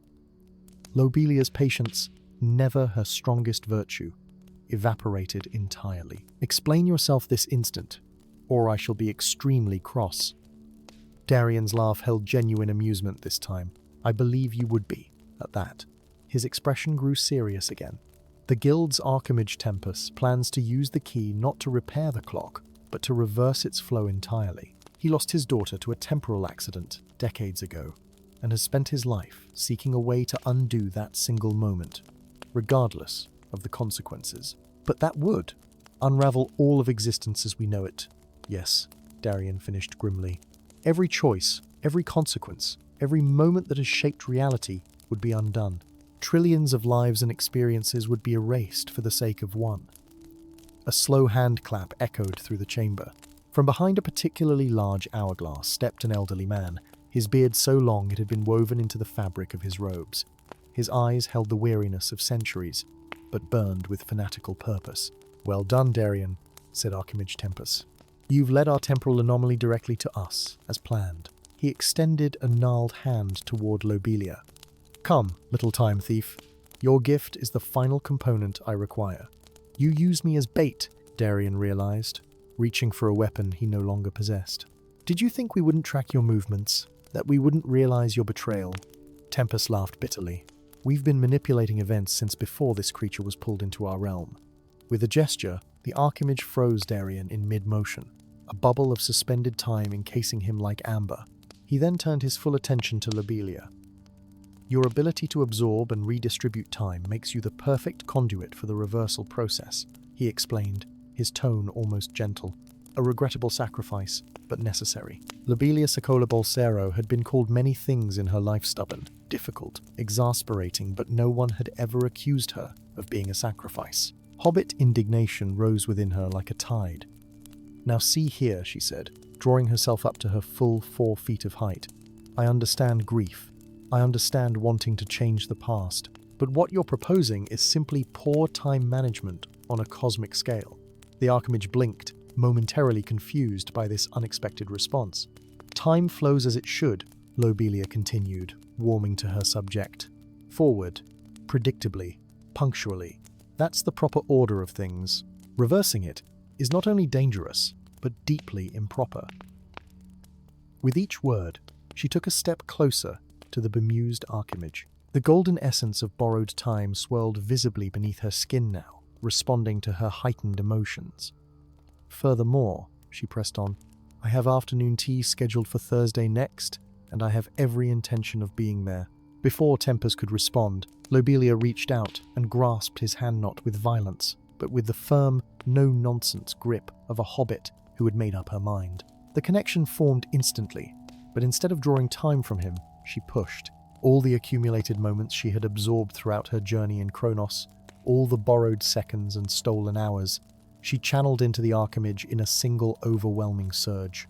Tempest staggered, his eyes widening as centuries of temporal energy coursed through him.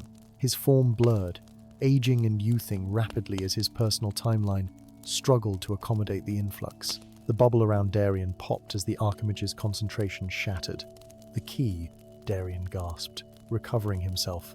We need it now. Lobelia spotted it hanging around Tempest's necker. Simple golden object shaped like a skeleton key.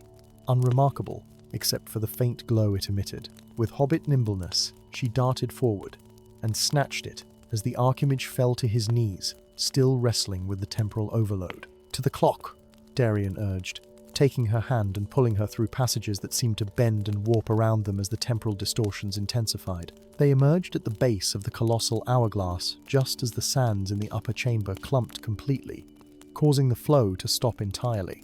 Throughout the city, time halted, in chaotic patches birds frozen mid-flight. Conversations paused mid-word, lives suspended between moments. The calibration chamber, Darien indicated a small door at the clock's base. The key must be inserted into the primary mechanism.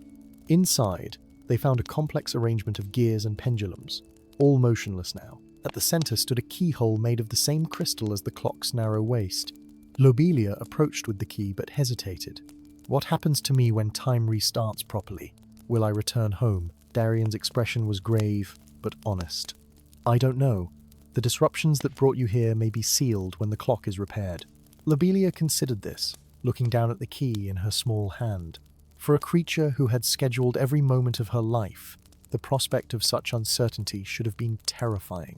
Yet somehow, her journey through Kronos had changed her relationship with time itself. Well, she said finally, punctuality is important, but so is doing what's right, I suppose. With a decisive motion, she inserted the key and turned it. The mechanism responded immediately, gears engaging with musical precision. The sand in the great hourglass above began to flow again, smoothly and consistently. A wave of golden light expanded outward from the clock, washing over the city and beyond, restoring proper temporal flow wherever it touched. Lobelia felt it pass through her, carrying with it a sensation of rightness, of natural order restored. Then, just as the wave reached the city's edge, something unexpected happened. The pocket watch that had brought her to Kronos began to glow once more. It floated from her pocket, hovering before her. It seems you're being called home, Darien observed, with a mixture of relief and something that might have been regret. The temporal pathways are re-establishing themselves. Lobelia reached for the watch, then paused, looking up at her unlikely companion. Will you be all right? The Archimage and the Guild. Darien smiled, a genuine expression that transformed his severe features. Time will tell, but the clock is functioning again, and Tempest will have centuries to reflect on his actions. You saw to that. With a nod of satisfaction, Lobelia grasped her watch. The golden light enveloped her, and once more the sensation of falling without falling overtook her senses. She opened her eyes to find herself standing on her doorstep in the Shire, exactly where she had been when her journey began. Her neighbour was approaching up the lane, basket of mushrooms in hand, precisely 11 minutes late. Lobelia consulted her pocket watch, which now ticked with perfect reliability. With a small smile that would have shocked her fellow hobbits, she tucked it away and resolved to allow her neighbour a full 15 minutes of lateness before saying anything critical. After all, she had learned in Kronos that time, while precious, was also flexible. And sometimes, the most valuable moments were those spent entirely off schedule. Story 10. In the divided realms of Arachnia, where bottomless chasms fractured the lands into isolated plateaus, magnificent spider silk bridges stretched between nations like strands of moonlight made tangible. These webs, ancient, impossibly strong, and humming with arcane energy, were the sole means of passage between the seven kingdoms. They had stood for 12,000 years, ever since the Sundering War had shattered the once unified continent into fragments suspended above an endless void.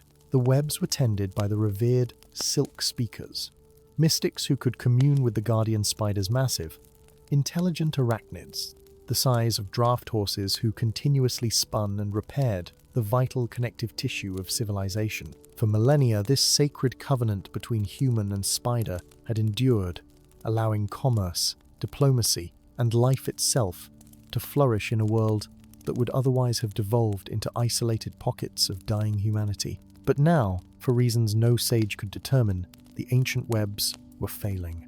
Strands as thick as a man's arm suddenly snapped without warning. Entire bridge sections collapsed into the abyss below, taking travelers with them. The guardian spiders, once visible daily, maintaining their magnificent creations, had grown scarce, appearing only fleetingly before vanishing into hidden warrens. Fear spread across the realms as rapidly as the mysterious deterioration. Far from these troubles, in a land of gentle hills and comfortable burrows, a hobbit named Mungo Took hummed contentedly as he kneaded dough in his cozy kitchen. The morning sunlight streamed through round windows, illuminating motes of flour that danced in the air like tiny fairies. The scent of baking bread and cinnamon filled the space, and a batch of his famous apple turnovers cooled on the windowsill. "Just a touch more nutmeg," he murmured, his deft fingers working the spice into the dough. "Old Bramblefoot will taste it if it's missing, and I'll never hear the end of it at the market."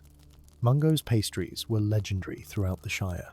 Some claimed his blackberry tarts could end long-standing family feuds, and his honey cakes had once made the unflappable Thane himself weep with joy.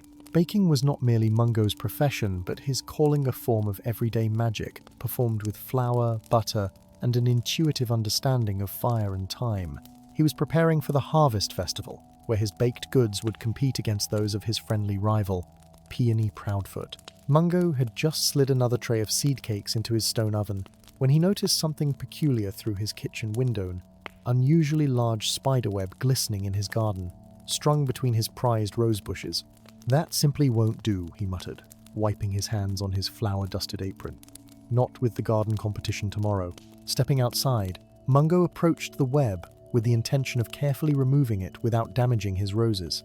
As he drew closer, he noticed several peculiar characteristics. The web was unusually symmetrical, its spiral pattern mathematically perfect. The strands shimmered with an opalescent quality he'd never observed in ordinary spiderwebs. Most strangely, at the web's center sat not a spider, but a small glowing blue stone. "How curious," Mungo said, reaching out with one flower-covered finger to touch the strange object. The moment contact was made, the web flared with blinding light. Mungo felt a peculiar sensation, as though his entire body was being gently but inexorably pulled forward, compressed, and then stretched in directions he hadn't known existed. The familiar sights and smells of his garden dissolved around him, replaced by a dizzying kaleidoscope of colors and sensations. When the world finally stopped spinning, Mungo found himself somewhere else entirely. He stood upon a vast web that stretched across a chasm so deep that darkness swallowed its depths. Above him, two moonsown amber, one pale blue illuminated a night sky crowded with unfamiliar stars. Distant floating islands supported cities whose spires and domes glittered with countless lights. all connected by the silvery highways of spider silk. "Oh dear," Mungo whispered, clutching his rolling pin, which he had somehow maintained his grip on throughout the impossible journey. "I don't think I'm in the Shire anymore." The web beneath his hairy feet thrummed with energy, yet remained stable despite his weight. Something about his hobbit nature, perhaps, his natural lightness of step, or his low center of gravity allowed him to stand upon the silken strands without causing the vibrations that would have sent any other creature tumbling into the abyss. Before he could further contemplate his situation, shouts erupted from the nearest landmass. Torches blazed to life, illuminating a group of tall, severe-looking humans dressed in chitin armor, stylized to resemble arachnid exoskeletons. "There, on the ancient strand," one called out, pointing directly at Mungo. "The webbreaker takes physical form. Seize the creature before it severs another connection," commanded another. Mungo backed away instinctively, his hobbit feet finding purchase on the silken highway with surprising surety.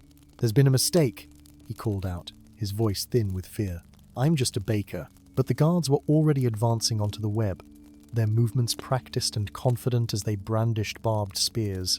Mungo turned and fled, running along the massive strand with a speed that surprised even him. While the armored humans moved cautiously to avoid creating destructive vibrations, Mungo's natural hobbit agility allowed him to practically dance across the web. He reached the far plateau, a landmass dominated by a dense, twisted forest of enormous mushrooms and fungi. Without hesitation, he plunged into the alien undergrowth, ducking beneath phosphorescent toadstools and leaping over bubbling pools of strange liquid. After what felt like hours of desperate flight, Mungo collapsed against the base of a massive mushroom, his breath coming in ragged gasps. The forest around him pulsed with bioluminescent light, casting eerie shadows that shifted and moved even when nothing was visibly in motion. A halfling? Here in the Divided Realms? The pattern grows stranger by the day.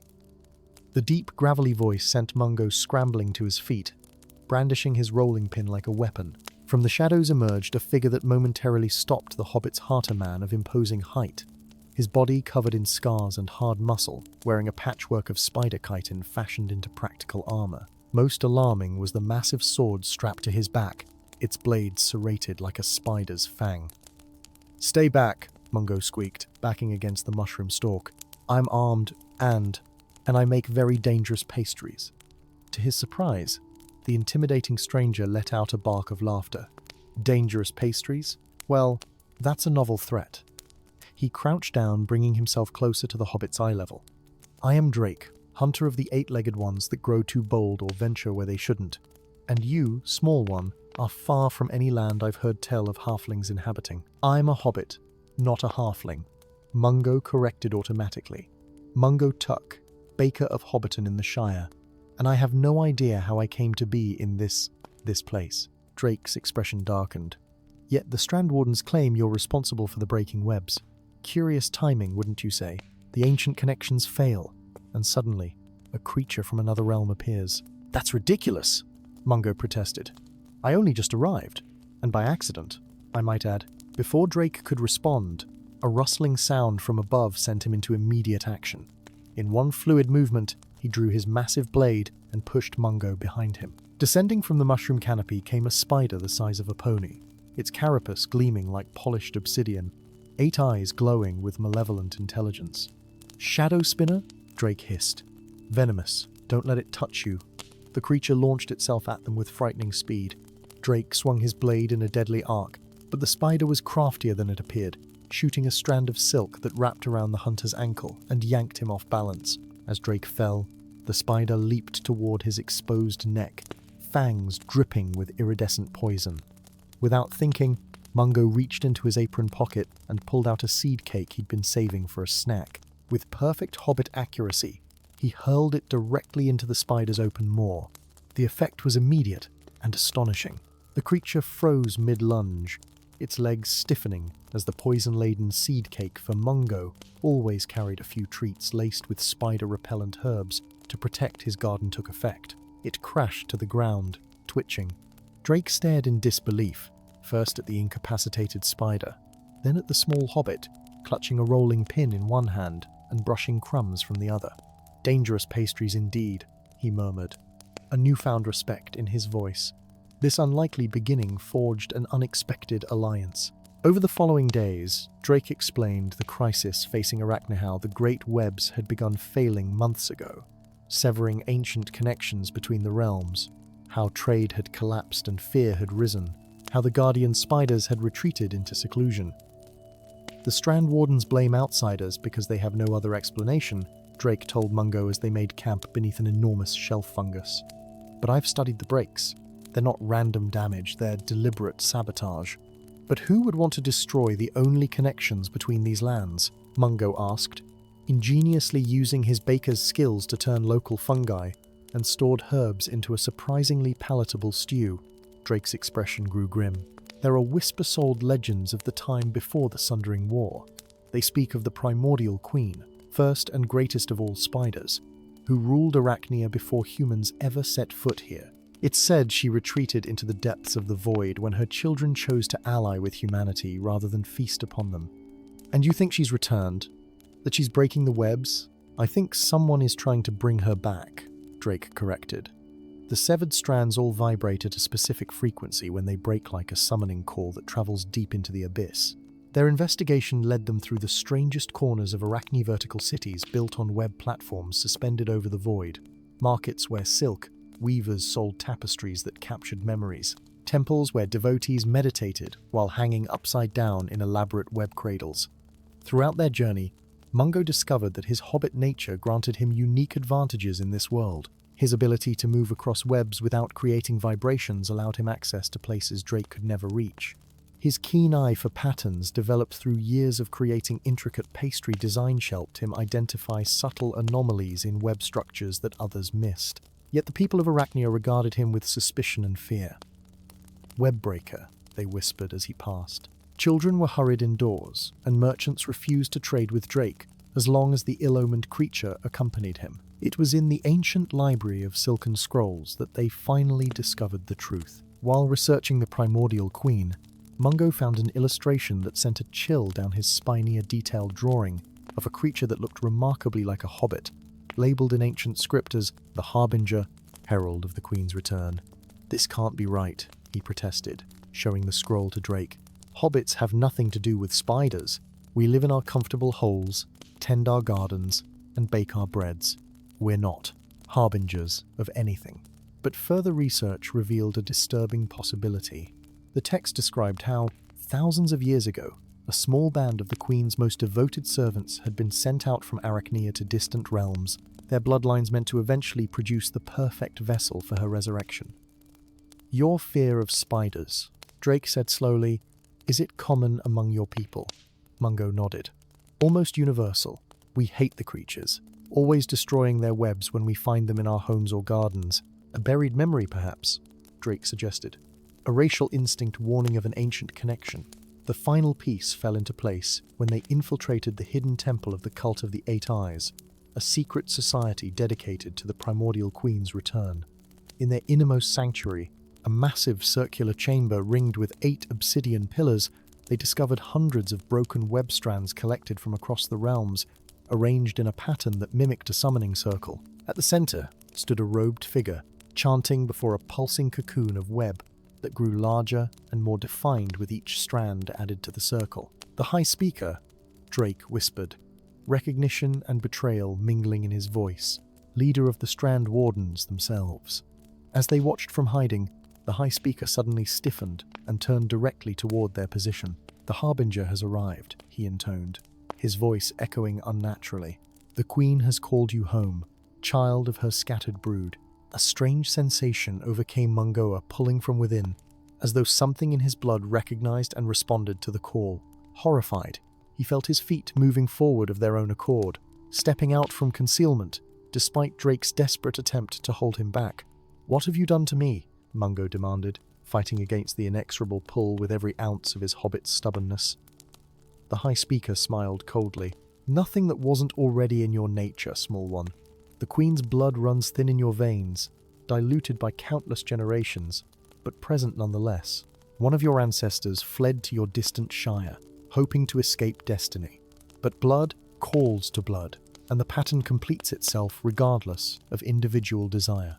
With a gesture, he caused the broken strands to writhe and rise, connecting to the central cocoon, which swelled and pulsed with increasing urgency. When the Queen returns, she will remake Arachnia as it was meant to be a realm of perfect order, where each creature knows its place in the great web of existence. Mungo felt the strange influence, strengthening, compelling him toward the cocoon.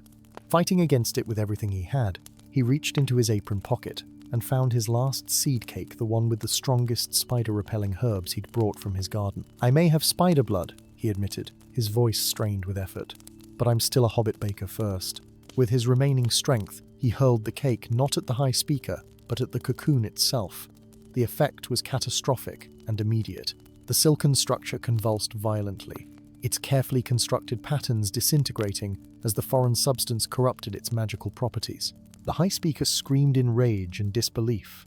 As the summoning circle collapsed, the collected web strands snapping back as though released from tension. In the ensuing chaos, Drake fought his way to Mungo's side, defending the hobbit against cultists who rushed to salvage their ritual. Together, they escaped the crumbling temple as the backlash of the failed summoning tore it apart from within. In the aftermath, as they stood upon one of the few remaining intact web bridges connecting the central realms, Drake studied his small companion with newfound understanding. "What will you do now?" the hunter asked. "The connection to your shire might be found with time and the help of scholars." Mungo looked out across the vast chasms, at the damaged but still magnificent web highways that were the literal and metaphorical connections holding this shattered world together. He thought of his comfortable hobbit hole, his bakery, the simple life he had known. Then he looked down at his hands-ordinary hobbit hands that could create extraordinary pastries, that understood instinctively how ingredients combined to create something greater than their parts, that knew how to weave flour and water and yeast into sustenance that nourished both body and spirit. "I think," he said slowly, "that I might stay a while. It seems to me that what Arachnia needs most right now is someone who understands the importance of connection, so fragile they can be, but also how vital." He reached out and touched a nearby web strand, feeling its vibrations resonate with something deep within his blood knot, a call to destruction, as the Queen would have used it, but a recognition of patterns, of interrelationships, of the delicate balance that held worlds together. "Besides," Mungo added with a small smile, "I suspect these realms could use a good bakery. There's nothing like breaking bread together to help people understand they're all part of the same, well, web." And so Mungo Took, hobbit of the Shire, baker of extraordinary pastries, and distant descendant of ancient arachnid royalty, found his unexpected place in the grand Paternot, as a harbinger of destruction, but as a mender of connections, both literal and metaphorical, in a world held together by silken strands and shared purpose. Story 11. In the realm of Lumeria, where magic flowed like water through the veins of the world, 7 colossal structures pierced the heavens, the legendary pillars of twilight. Crafted in an age before memory from stone that hummed with celestial power, these monolithic sentinels stood equidistant across the land, their surfaces etched with runes that glowed golden at dawn and silver at dusk. For millennia, they had maintained the sacred equilibrium between day and night, light and darkness, ensuring that neither force could ever dominate the other, until one fell. The eastern pillar's collapse began not with a dramatic shattering, but with a hairline fracture, jagged line of darkness that crept across its surface like a corruption of the stone itself. When it finally crumbled during the winter solstice, the sound echoed across mountains and valleys, forests and plains, a dirge of stone returning to earth after standing vigilant for 12,000 years. That very night, darkness lingered where it should have retreated.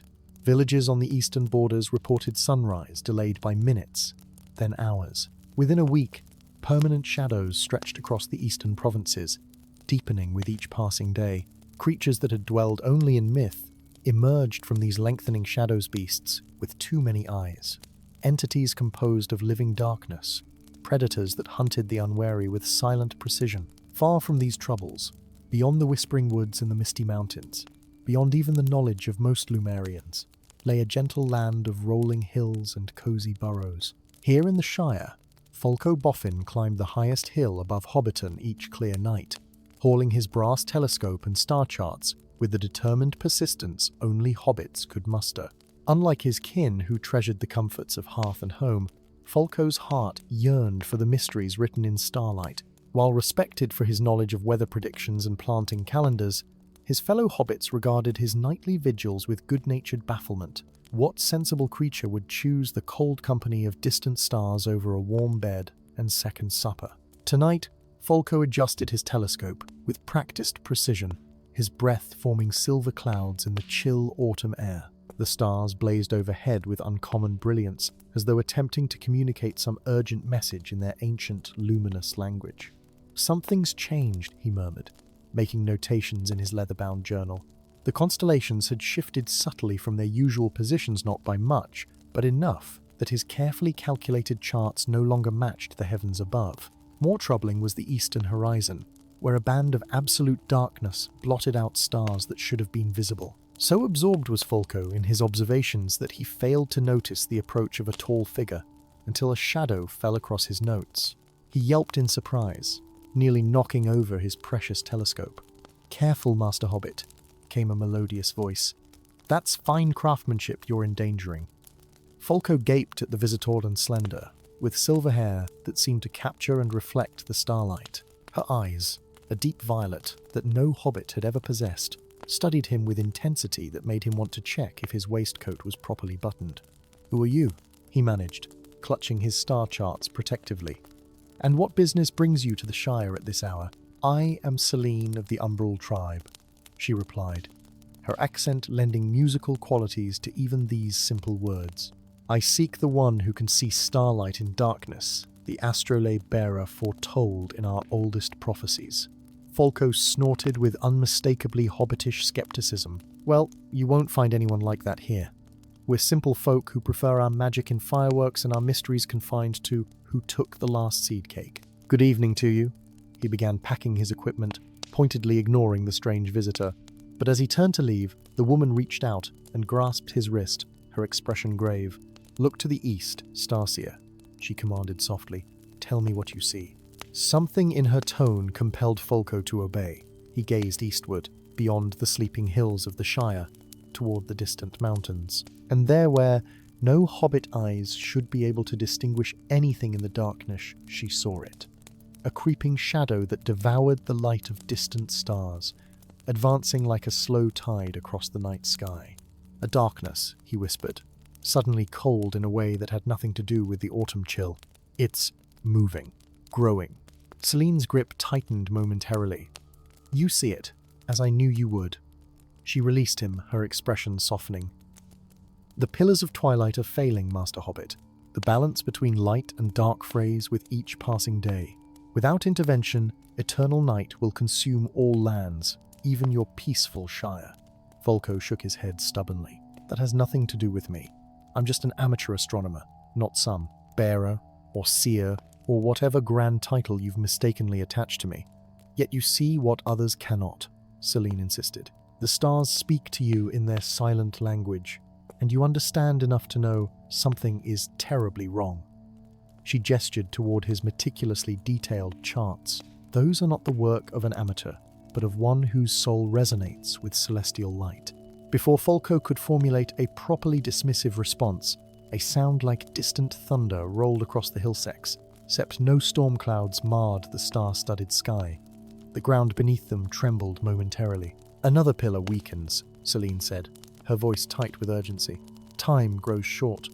The warrior woman knelt suddenly, bringing herself to eye level with the startled hobbit.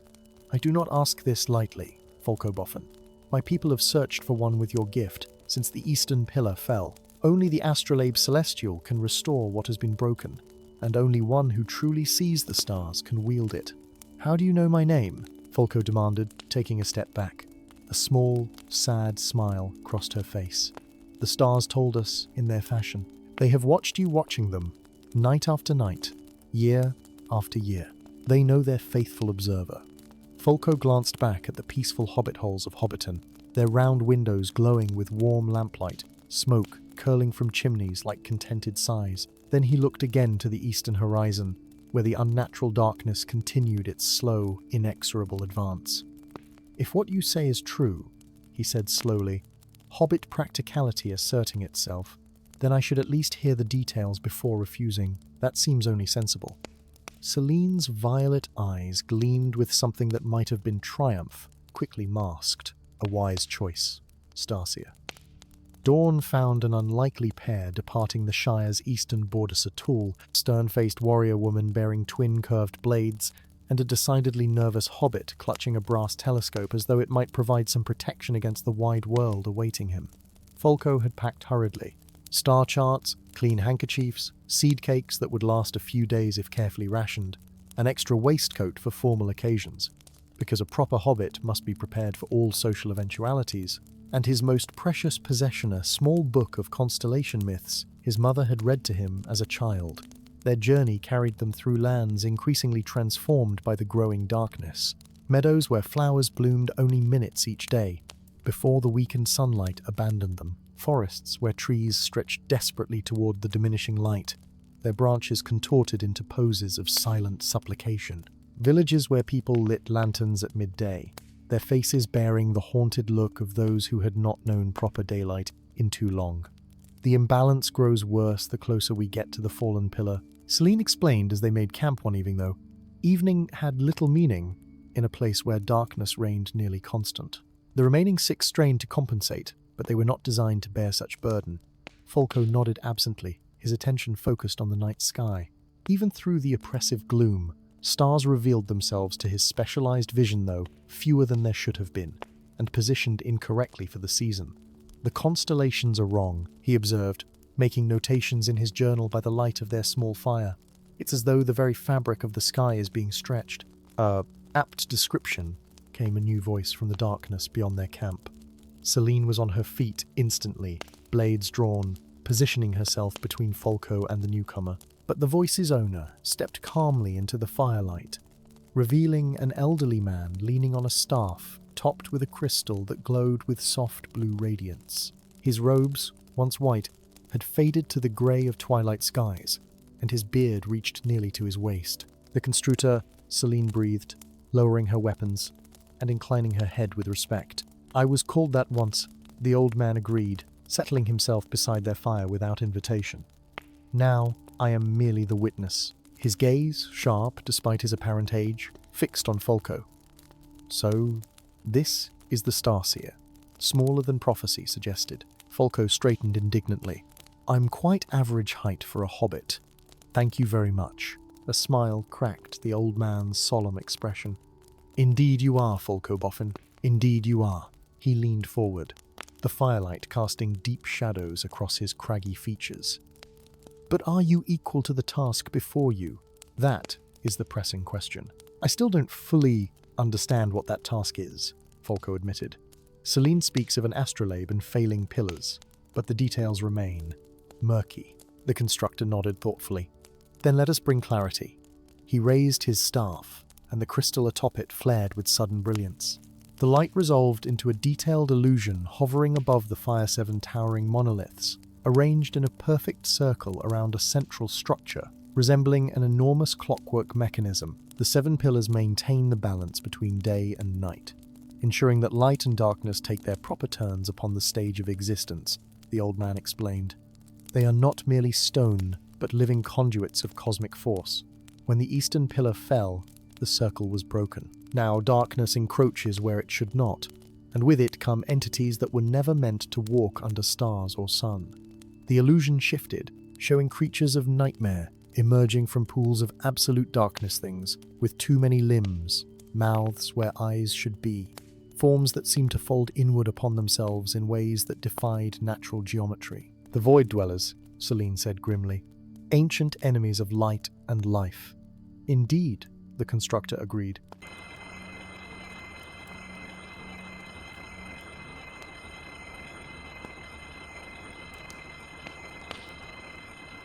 Folko asked, his voice small but steady. "I'm just a hobbit who likes looking at stars." The constructor's expression grew solemn once more.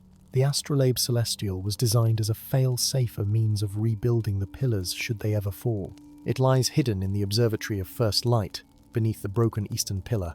His ancient eyes held Folko's gaze. And only one with the ability to see starlight where others perceive only darkness can find the path and activate its power. Folko considered this information, his practical hobbit mind working through implications and possibilities. Why did the pillar fall in the first place? Was it simply age, or was it helped along? A look passed between Celine and the constructor brief, but laden with meaning. There is another factor, the old man admitted reluctantly. The pillars each had a guardian, a keeper who maintained the delicate mechanisms within. The Eastern Guardian disappeared shortly before the pillar's collapse, betrayed his sacred duty, Celine added, her expression hardening. Abandoned his post for reasons unknown, or was removed from it, the constructor countered gently, suggesting an old disagreement. We cannot know for certain. Folko's eyes narrowed with sudden insight. This missing guardian he's related to you somehow, isn't he? He asked the old man. The constructor's shoulders sagged slightly, age suddenly more apparent in his bearing. My twin brother, he confirmed. Orion, guardian of the Eastern Pillar, master of dawn light. We were born together beneath the conjunction of the celestial twins. While I designed and built the pillars, he infused them with living light. A profound sadness entered his voice. We have not spoken in 7 centuries, but I cannot believe he would willingly allow his pillar to fall. Something else must have happened. The revelation hung in the air between them, complicating what had already seemed an impossible task. Folko absently reached for a seed cake, finding comfort in the familiar taste as he contemplated these new dimensions to their quest. So we seek this astrolabe, he said finally, while exploring what happened to the missing guardian, all while avoiding shadow monsters and racing against the collapse of the remaining pillars. He shook his head. Quite an adventure for a hobbit who's never before left the Shire. Life seldom consults us before placing great burdens upon our shoulders, the constructor observed. The question is whether we rise to carry them or buckle beneath their weight. Folko thought of his peaceful hobbit hole, his telescope on the hill, the simple pleasures of charting stars from the safety of familiar surroundings. Then he thought of darkness swallowing the Shire, of shadow creatures hunting through Hobbiton's gentle hills, of a world where the stars he loved would never again be seen. Well, he said, squaring his small shoulders, I've always wanted a clearer view of the celestial bodies. I suppose getting closer to them is one way to achieve that. The journey to the fallen Eastern Pillar took them through lands progressively claimed by darkness. Day became a brief, pallid interlude between long stretches of shadow. The few settlements they encountered were fortified against the night, blazing with constant torchlight and protected by wardens wielding weapons of enchanted crystal that emitted rays of concentrated sunlight. Throughout their travels, Folko's unique vision proved invaluable. Where others saw only impenetrable darkness, he discerned paths marked by faint starlight reflections of constellations embedded in ancient roadways, visible only to those who truly understood the patterns of the heavens.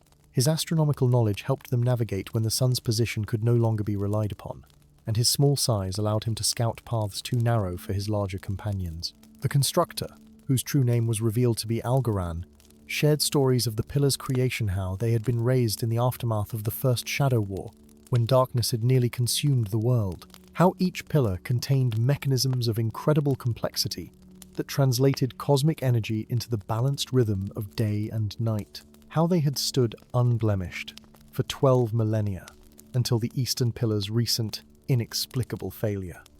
My brother and I quarreled, Algaran admitted as they made camp one night beneath a sky completely devoid of stars of void, so absolute that only Folko could discern the faintest pinpricks of light breaking through. He believed the balance we maintained was itself flawed, that darkness deserved more than equal time, that certain truths could only be perceived in the absence of light. Was he wrong? Folko asked, thinking of his own astronomical observations, how certain celestial phenomena were only visible when light diminished. Algaran sighed heavily. Not entirely, but his methods grew dangerous. He began experimenting with extending the duration of night, making small adjustments to his pillar's mechanisms. I confronted him. Harsh words were exchanged, and we parted in anger. Ancient pain lined his face. That was the last time we spoke.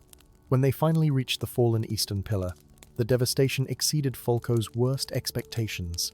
What had once been a towering monolith now lay shattered across a blasted plain.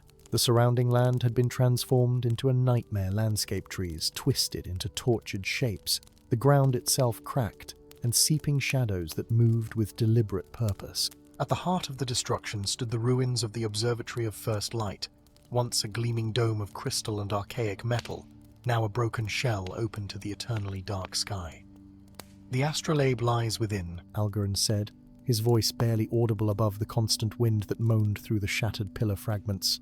In the celestial chamber beneath the observatory floor, Selene unsheathed her twin blades, which began to glow with pale blue light. "The Void Dwellers will be thick here," she warned. "They're drawn to places where the boundary between light and darkness has been damaged." Folco clutched his telescope like a talisman, trying to quiet his thundering heart. "How will we know the astrolabe when we find it?" "You will know," Algoran assured him, his staff's crystal brightening. It was forged from the heart of a fallen star and calibrated to the cosmic rhythms of creation itself. To your star-attuned senses, it will shine like a beacon. Their advance toward the observatory was immediately challenged. Shadows detached themselves from the greater darkness, coalescing into forms that seemed to exist in more dimensions than the eye could process. They moved with predatory grace, circling the small party with malevolent intelligence. Selene's blades carved arcs of light through the air, temporarily dispersing the shadow creatures where they connected. Algaran's staff pulsed with power that pushed back the encroaching darkness. But for each void dweller they repelled, 3 more emerged from the unnatural night. "We cannot fight them all," Selene called out, her warrior's composure showing cracks as a tendril of living shadow wrapped around her leg, cold as the space between stars. It was Folco, smallest and seemingly least significant of their company, who found their path. While his companions battled, the Hobbit's unique vision detected what others could note: a trail of faint starlight winding through the ruins, visible only to eyes that understood the language of celestial bodies. "This way," he shouted, darting between shadow tentacles with Hobbit nimbleness. "Follow exactly in my footsteps." The path led them through the observatory's shattered entrance, down corridors where darkness hung like tangible curtains, and finally, to a circular chamber at the structure's heart. Here, the floor bore a detailed map of the night sky, each constellation represented by inlaid crystals that glimmered faintly to Folco's specialized sight. At the chamber's center stood a raised dais, empty except for a shallow depression shaped like an 8-pointed star. "The astrolabe should be here," Algaran said, confusion and dismay evident in his voice.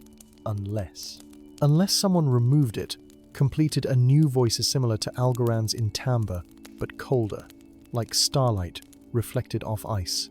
From the shadows stepped a figure who might have been Algaran's twin, save for the darkness that seemed to cling to him like a second skin. Where the constructor's eyes held wisdom tempered with kindness, this newcomer's gaze contained only the remote brilliance of distant stars. "Orion," Algaran breathed, "brother, you live." "After a fashion," the Eastern Guardian replied, his movement unnaturally smooth as he circled the chamber. "I have transcended the limitations of our original bargain, Algaran. I have seen truths visible only in perfect darkness. You destroyed your pillar," Selene accused, her blades raised defensively. "Betrayed your sacred duty." Orion's laugh held no warmth. "I fulfilled my duty's true purpose. The pillars were never meant to maintain balance, but to evolve toward perfection." His gaze shifted to Folco, sharpening with interest. "A hobbit, starseer. How peculiar.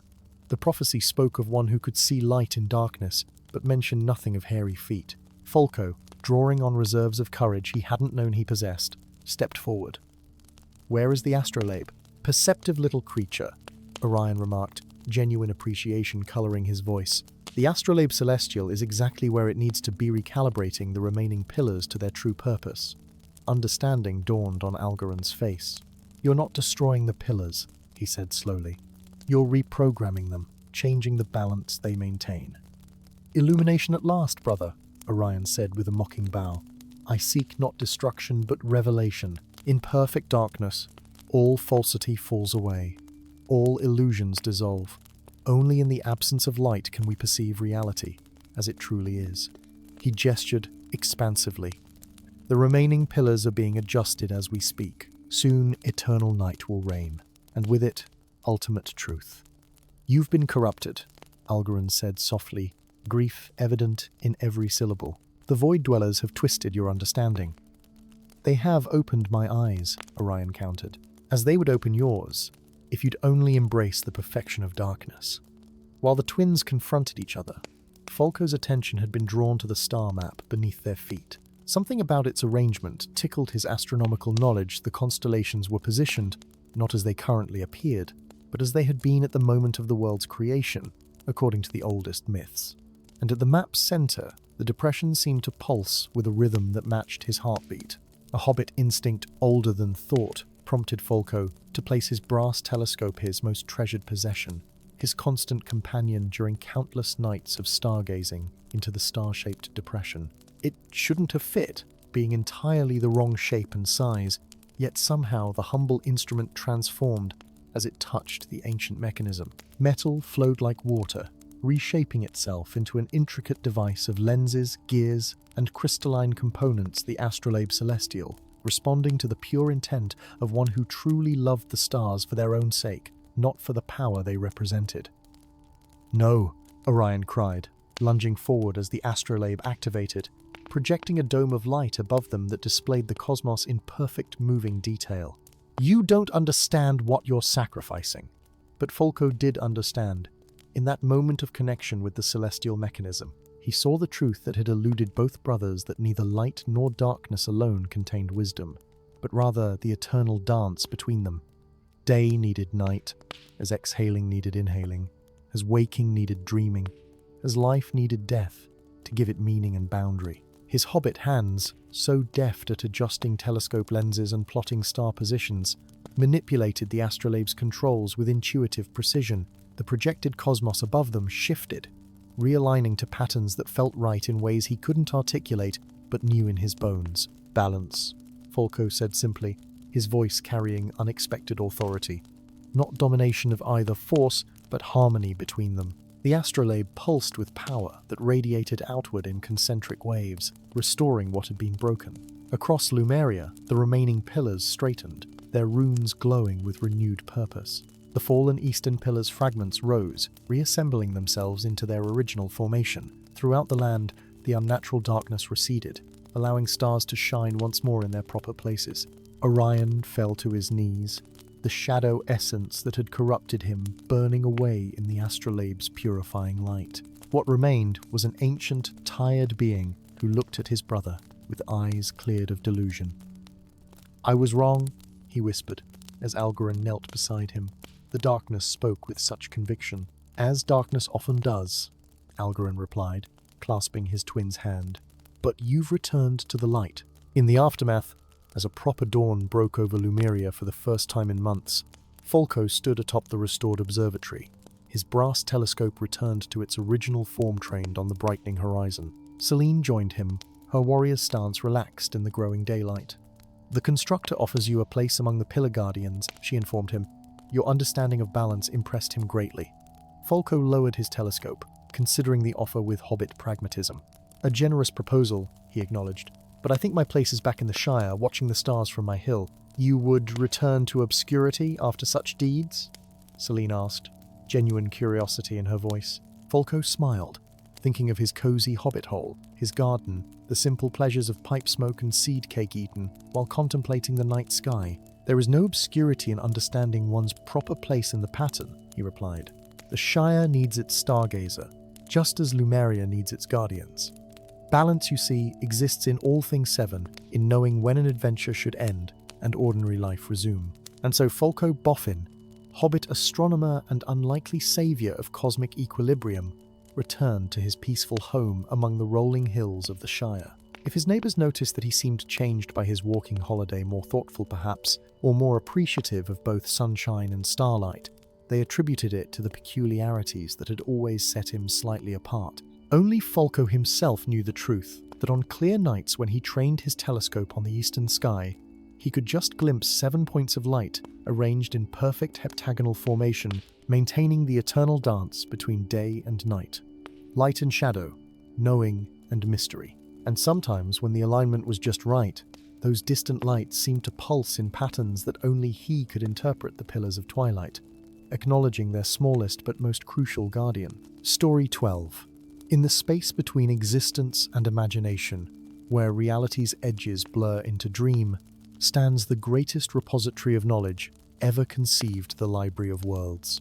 Its walls stretch beyond perception, shelves rising endlessly toward a ceiling perpetually obscured by mist. Corridors branch in geometries that defy conventional understanding, some leading to reading rooms bathed in the light of impossible stars, others spiraling into depths where ancient texts whisper their secrets to one another in the darkness. Here, books are not merely collections of words upon pages. Each tome contains an entire universe, compressed between leather bindings and gilded spines. To open such a book is to peer through a window into another reality. To read it is to visit that world as surely as if one had stepped through a physical doorway. For the Lexicantes, the guardians and caretakers of these infinite realities, the library is both sanctuary and sacred trust. But something was terribly wrong within the great collection. In the Hall of Unfinished Tales, a book trembled upon its shelf, pages fluttering as though caught in an unfelt wind. Words began to fade from their parchment homes, entire paragraphs dissolving into nothingness. The disappearance spread like contagion from book to book, universe to universe realities, unraveling as their stories lost coherence. Reality itself was coming undone. Far from the library's Byzantine grandeur, in a cozy hobbit hole nestled beneath an ancient oak in the Shire, Maddock Brandebuke carefully unrolled a weathered map across his study table. Candlelight danced across faded ink, depicting lands no hobbit had visited in living memory. A small, contented smile played across his face as he placed smooth stones at the parchment's corners to prevent it from curling. Unlike most hobbits, who preferred the simple comforts of hearth and garden, Maddock harbored an insatiable curiosity about the world beyond the Shire's borders. His home overflowed with maps, historical texts, and journals of long-dead explorers. Fellow hobbits regarded his collection with polite bafflement, though they readily sought his knowledge when planning journeys to Bree or beyond. "The eastern passages through the misty mountains," he murmured, tracing a route with his finger. "Perhaps if I compare Barrowdown's account with Yellowroot's expedition notes." He turned to retrieve another text from his crowded shelves but froze mid-motion. A book stood where none had been before, bound in leather, the precise colour of autumn leaves, with no title embossed upon its spine. More disturbing still, it seemed to glow faintly with inner light, pulsing like a heartbeat. "Now where did you come from?" Maddock wondered aloud, hobbit caution warring with scholarly curiosity. Curiosity prevailed. He reached for the mysterious volume, and the moment his fingertips brushed its cover, the world around him shifted. His cozy study dissolved like morning mist, reality rearranging itself into someplace entirely different. The floor beneath his hairy hobbit feet transformed from well-worn wood to polished marble. Walls expanded outward until they seemed miles distant, lined with endless bookshelves that defied architectural possibility. Maddock Brandebuke, who had never before ventured beyond the Weather Hills, now stood in the legendary Library of Worlds. "Oh dear," he managed weakly, clutching the mysterious book to his chest like a shield. "This is most irregular." "A hobbit?" came a melodious voice from behind him. How perfectly unexpected. Maddock whirled to find himself facing a tall, willowy woman whose skin had the luster of fine parchment. Her hair shifted colours like ink swirling in water, and her eyes, Maddock caught his breath. Eyes were filled with what appeared to be minuscule moving text, as though entire books were being continuously written and unwritten across her irises. "I am Thalia, senior lexicante of the allegorical wing," she introduced herself, with a slight bow, "and you are most certainly not where you belong, little one." Before Maddock could respond, a tremor shook the library, causing nearby shelves to sway alarmingly.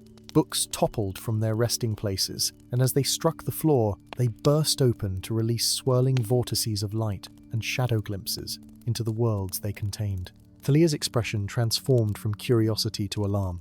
Another breach. The deterioration accelerates. She fixed Maddock with a penetrating stare.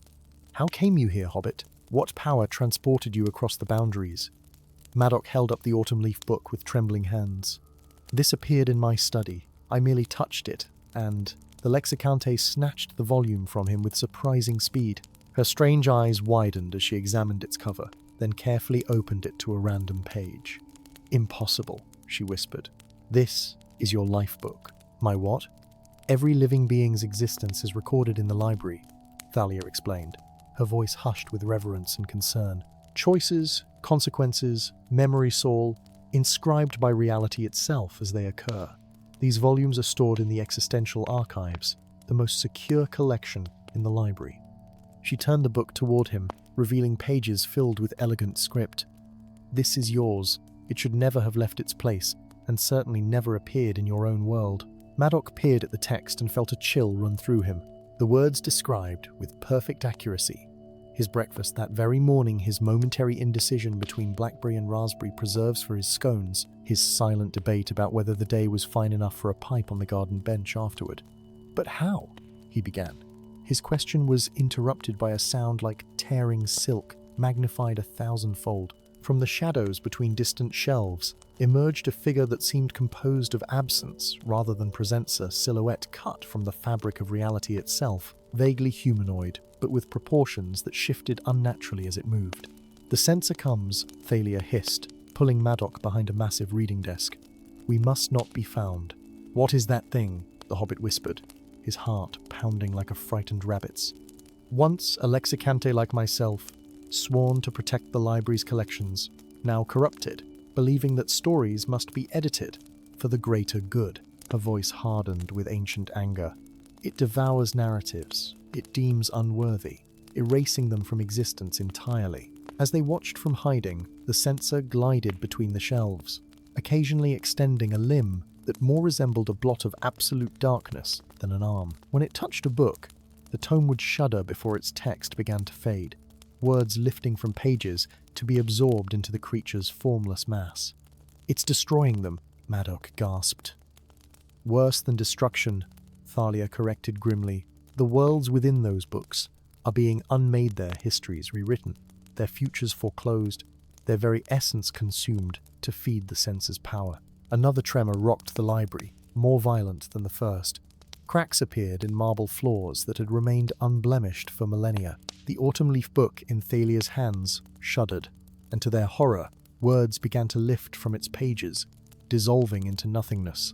"Your memories," the lexicante whispered, "they're being erased." Maddox felt a strange hollowness bloom within his mind. What had he eaten for breakfast? He couldn't recall. Had he ever visited Bree or merely read about it? Uncertainty clouded once clear recollections. "We must move," Thalia urged, guiding him through a maze of reading alcoves and narrowly avoiding the censor's notice. The master archivist might know how to stop this corruption before it spreads further.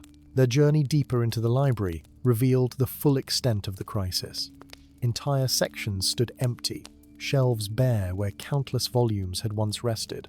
Lexicantes rushed through grand halls, frantically preserving what texts they could.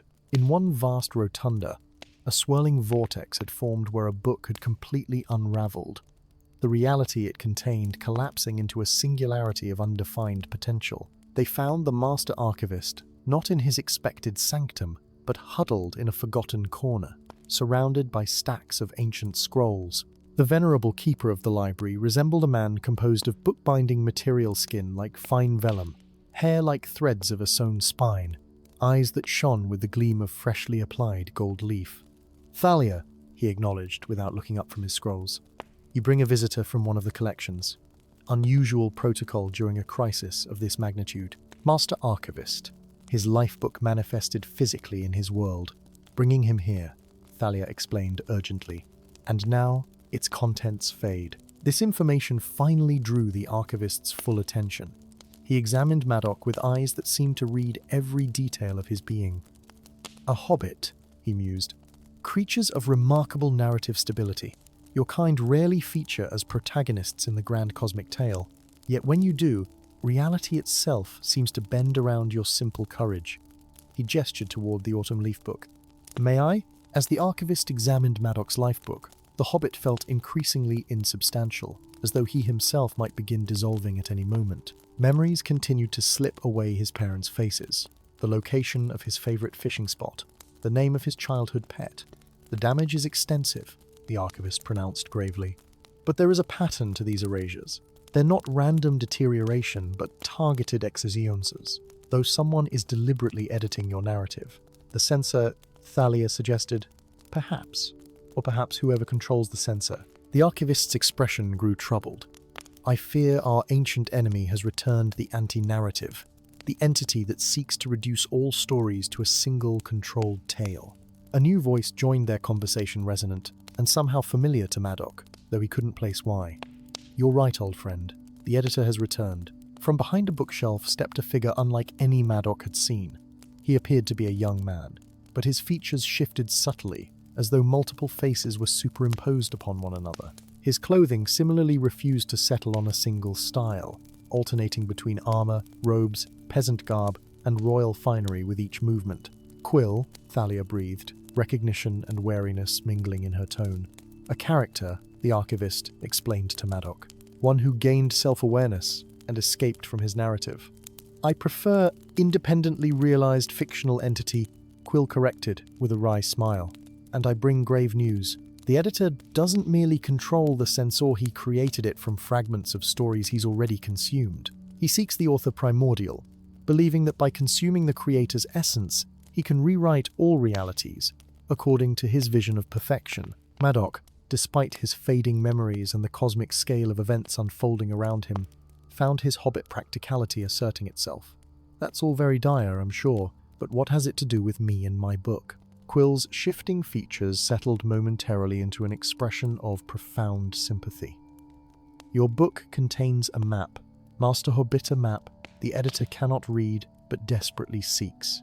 Hidden within your memories of cartography and historical study lies the path to the Forge of Creation, where the author primordial first conceived the library, and all worlds within it. But I don't remember any such map, Madoc protested.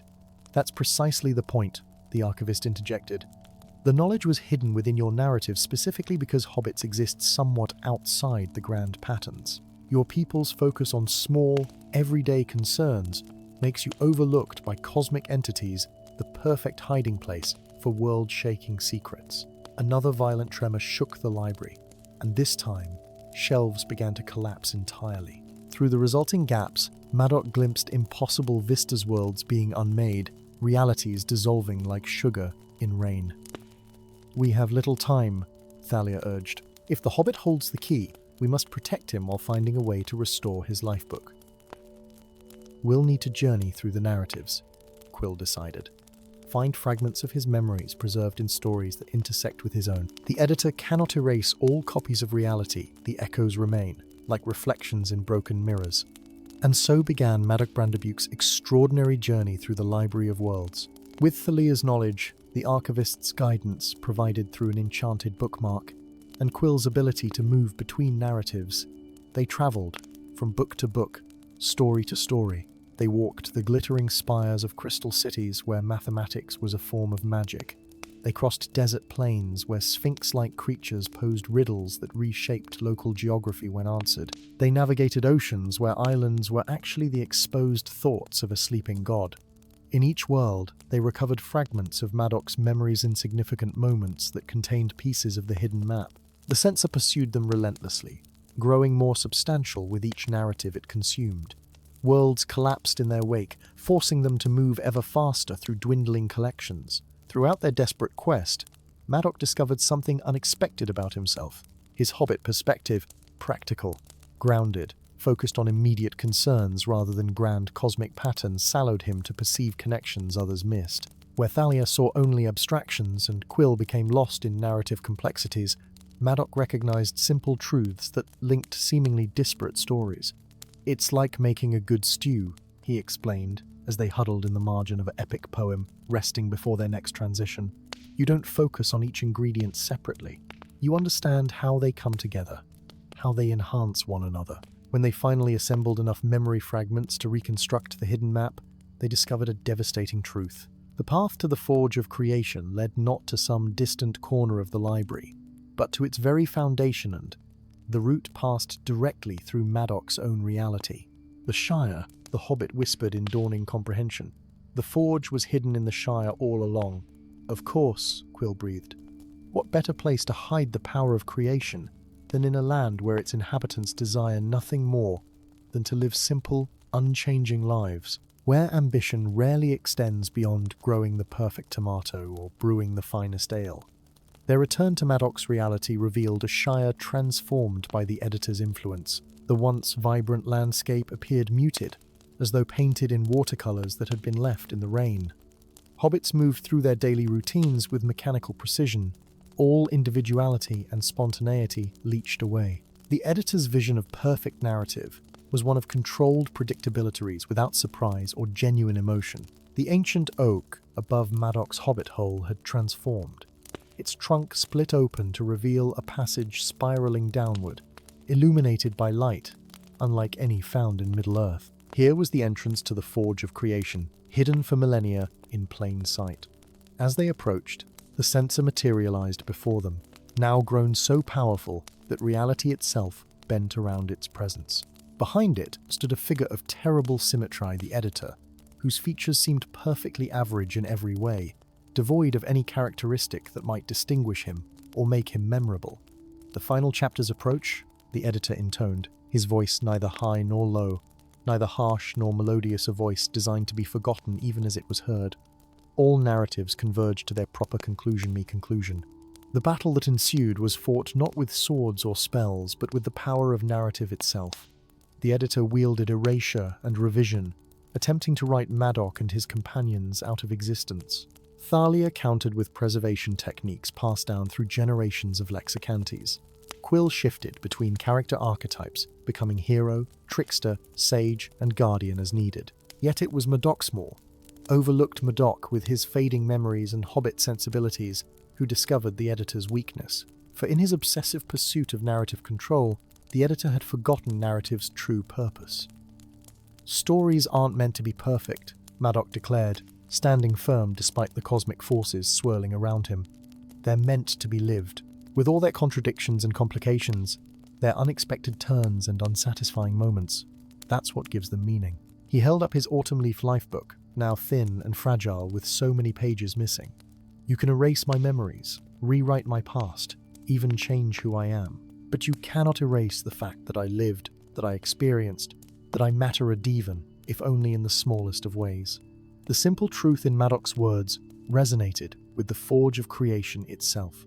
Light erupted from beneath their feet, spiraling upward through the ancient oak and into the sky above. The censer shrieked as narrative force overwhelmed its unnatural existence, dissolving it back into the stories from which it had been unnaturally extracted.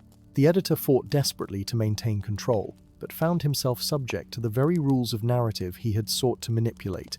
In stories, after all, hubris rarely goes unpunished. His form wavered, then collapsed inward, becoming nothing more than a cautionary tale literally as he was transformed into a small black book titled The Danger of Perfect Stories. In the aftermath, the library began to heal. Books reappeared on shelves, their contents restored from the echoes that had survived in interconnected narratives. Thalia and the other lexicantes began the monumental task of reorganizing collections and strengthening the boundaries between worlds.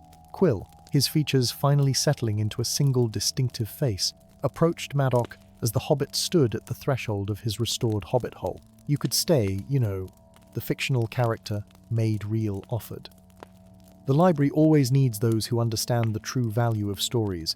Madoc looked at his autumn leaf lifebook, now restored to its proper thickness, though some pages remained faded and incomplete memories that could never be fully recovered.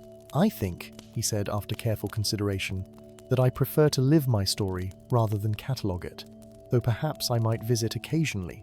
I've developed quite an interest in narratives beyond maps and histories." Thalia, joining them, smiled. "The Library of Worlds will always welcome the Hobbit, who remembered what we had forgotten, that the greatest stories are not those that reach the most dramatic conclusions, but those that remind us what it means to be alive in all its messy, wonderful complexity." And so Madoc Brandebuke returned to his comfortable hobbit hole beneath the ancient oak, which now concealed the entrance to the greatest repository of knowledge ever conceived. His fellow hobbits noticed little change in him, apart from his newfound habit of talking to his books as though they might talk back, which occasionally they did. Story 13. In the Kingdom of Somnia, where the boundary between waking and sleeping was as thin as gossamer. Dreams were not merely ephemeral fancies, but tangible treasures. Like dewdrops collected from spiders' webs at dawn, they could be harvested from sleepers, distilled into shimmering elixirs that granted power, knowledge, or transcendence to those who consumed them. Slender crystal vials of dreams lined the shelves of royal apothecaries' nightmares of falling that bestowed the power of flight, reveries of lost loves that kindled charisma, visions of triumph that manufactured courage. For centuries, this delicate economy of unconscious creation had fueled Somnia's prosperity. Dream distillers, their fingers perpetually stained with the opalescent residue of processed reveries, enjoyed status second only to the nobility. The Dreamweavers Guild occupied the tallest tower in the capital city of Dormire, its spiraling architecture resembling a sleeping mind's ascension into fantasy. But now, a plague of wakefulness gripped the land. It had begun in the outlying villages' reports of sleepless nights, of eyes that burned with exhaustion yet could not close, of minds that raced endlessly through twilight hours. Within months, the affliction had spread to Dormire itself. The dream markets fell silent. Distilleries closed their doors. Even the royal dream catchers returned with empty nets night after night. The Somnia that had once glowed with the soft-edged luminescence of shared dreams now burned with the harsh clarity of unending consciousness. And as the insomnia spread, so too did desperation for without dreams. The magic that sustained the realm withered like flowers in frost. Far from this troubled kingdom, beyond the mountains of morning and the slumbering sea, in a gentle land of rolling hills and comfortable burrows, Drogo Bolsero pulled his blankets higher against the autumn chill. The hobbit's eyelids grew heavy as he nestled deeper into his feather mattress, the familiar comfort of his hobbit hole wrapping around him like a second blanket. Just a quick nap before tea, he murmured to himself, watching dust motes dance in the shaft of late afternoon sunlight streaming through his round window. Unlike many hobbits who considered napping an art form worthy of serious dedication, Drogo had always been a champion sleeper. He could doze in any position, under any circumstances, and, most remarkably of all, he always dreamed vivid, detailed dreams that he recalled with perfect clarity upon waking. His fellow hobbits found this ability mildly interesting but hardly remarkable. Dreams, after all, were just dreams' pleasant diversions at best, troubling nonsense at worst. Certainly nothing worth discussing at length when there were gardens to tend, meals to prepare, and gossip to exchange. Drogo's eyes closed, his breathing slowed, and within moments he slipped into a dream of flying over the Shire, watching his neighbours' chimneys trail smoke like the wake of ships. He soared higher, the landscape below transforming from the familiar patchwork of hobbit gardens and fields to strange glittering cities and vast forests that pulsed with inner light. What he could not know was that at that very moment, his dreamer rather, its emanation shad, been detected by those who hunted such treasures. The Cabal of the Eternal Sleep, a clandestine order dedicated to finding the strongest dreamers in all realms, had cast their awareness wide in desperate search of new sources, and in the quiet, unremarkable dreams of a hobbit, they had found something extraordinary, a dreaming mind untouched by the insomnia plague. Drogo awoke with a start, not to the comfortable familiarity of his hobbit hole, but to the disorienting reality of a swaying carriage. Heavy velvet curtains blocked the windows, and the air held the cloying sweetness of some unfamiliar incense. His hands were bound with silken cords that glowed with subtle enchantment. "He wakes," came a voice from the shadows. "Earlier than expected. The resilience of these halflings continues to impress." A figure leaned forward, entering the pool of dim light cast by a swinging lantern. A man with features too perfect to be entirely human studied Drogo with eyes the color of twilight. His robes shimmered like oil on water, patterns forming and dissolving with each movement. "What is the meaning of this?" Drogo demanded, hobbit indignation temporarily overcoming his fear. "Where am I? Who are you?"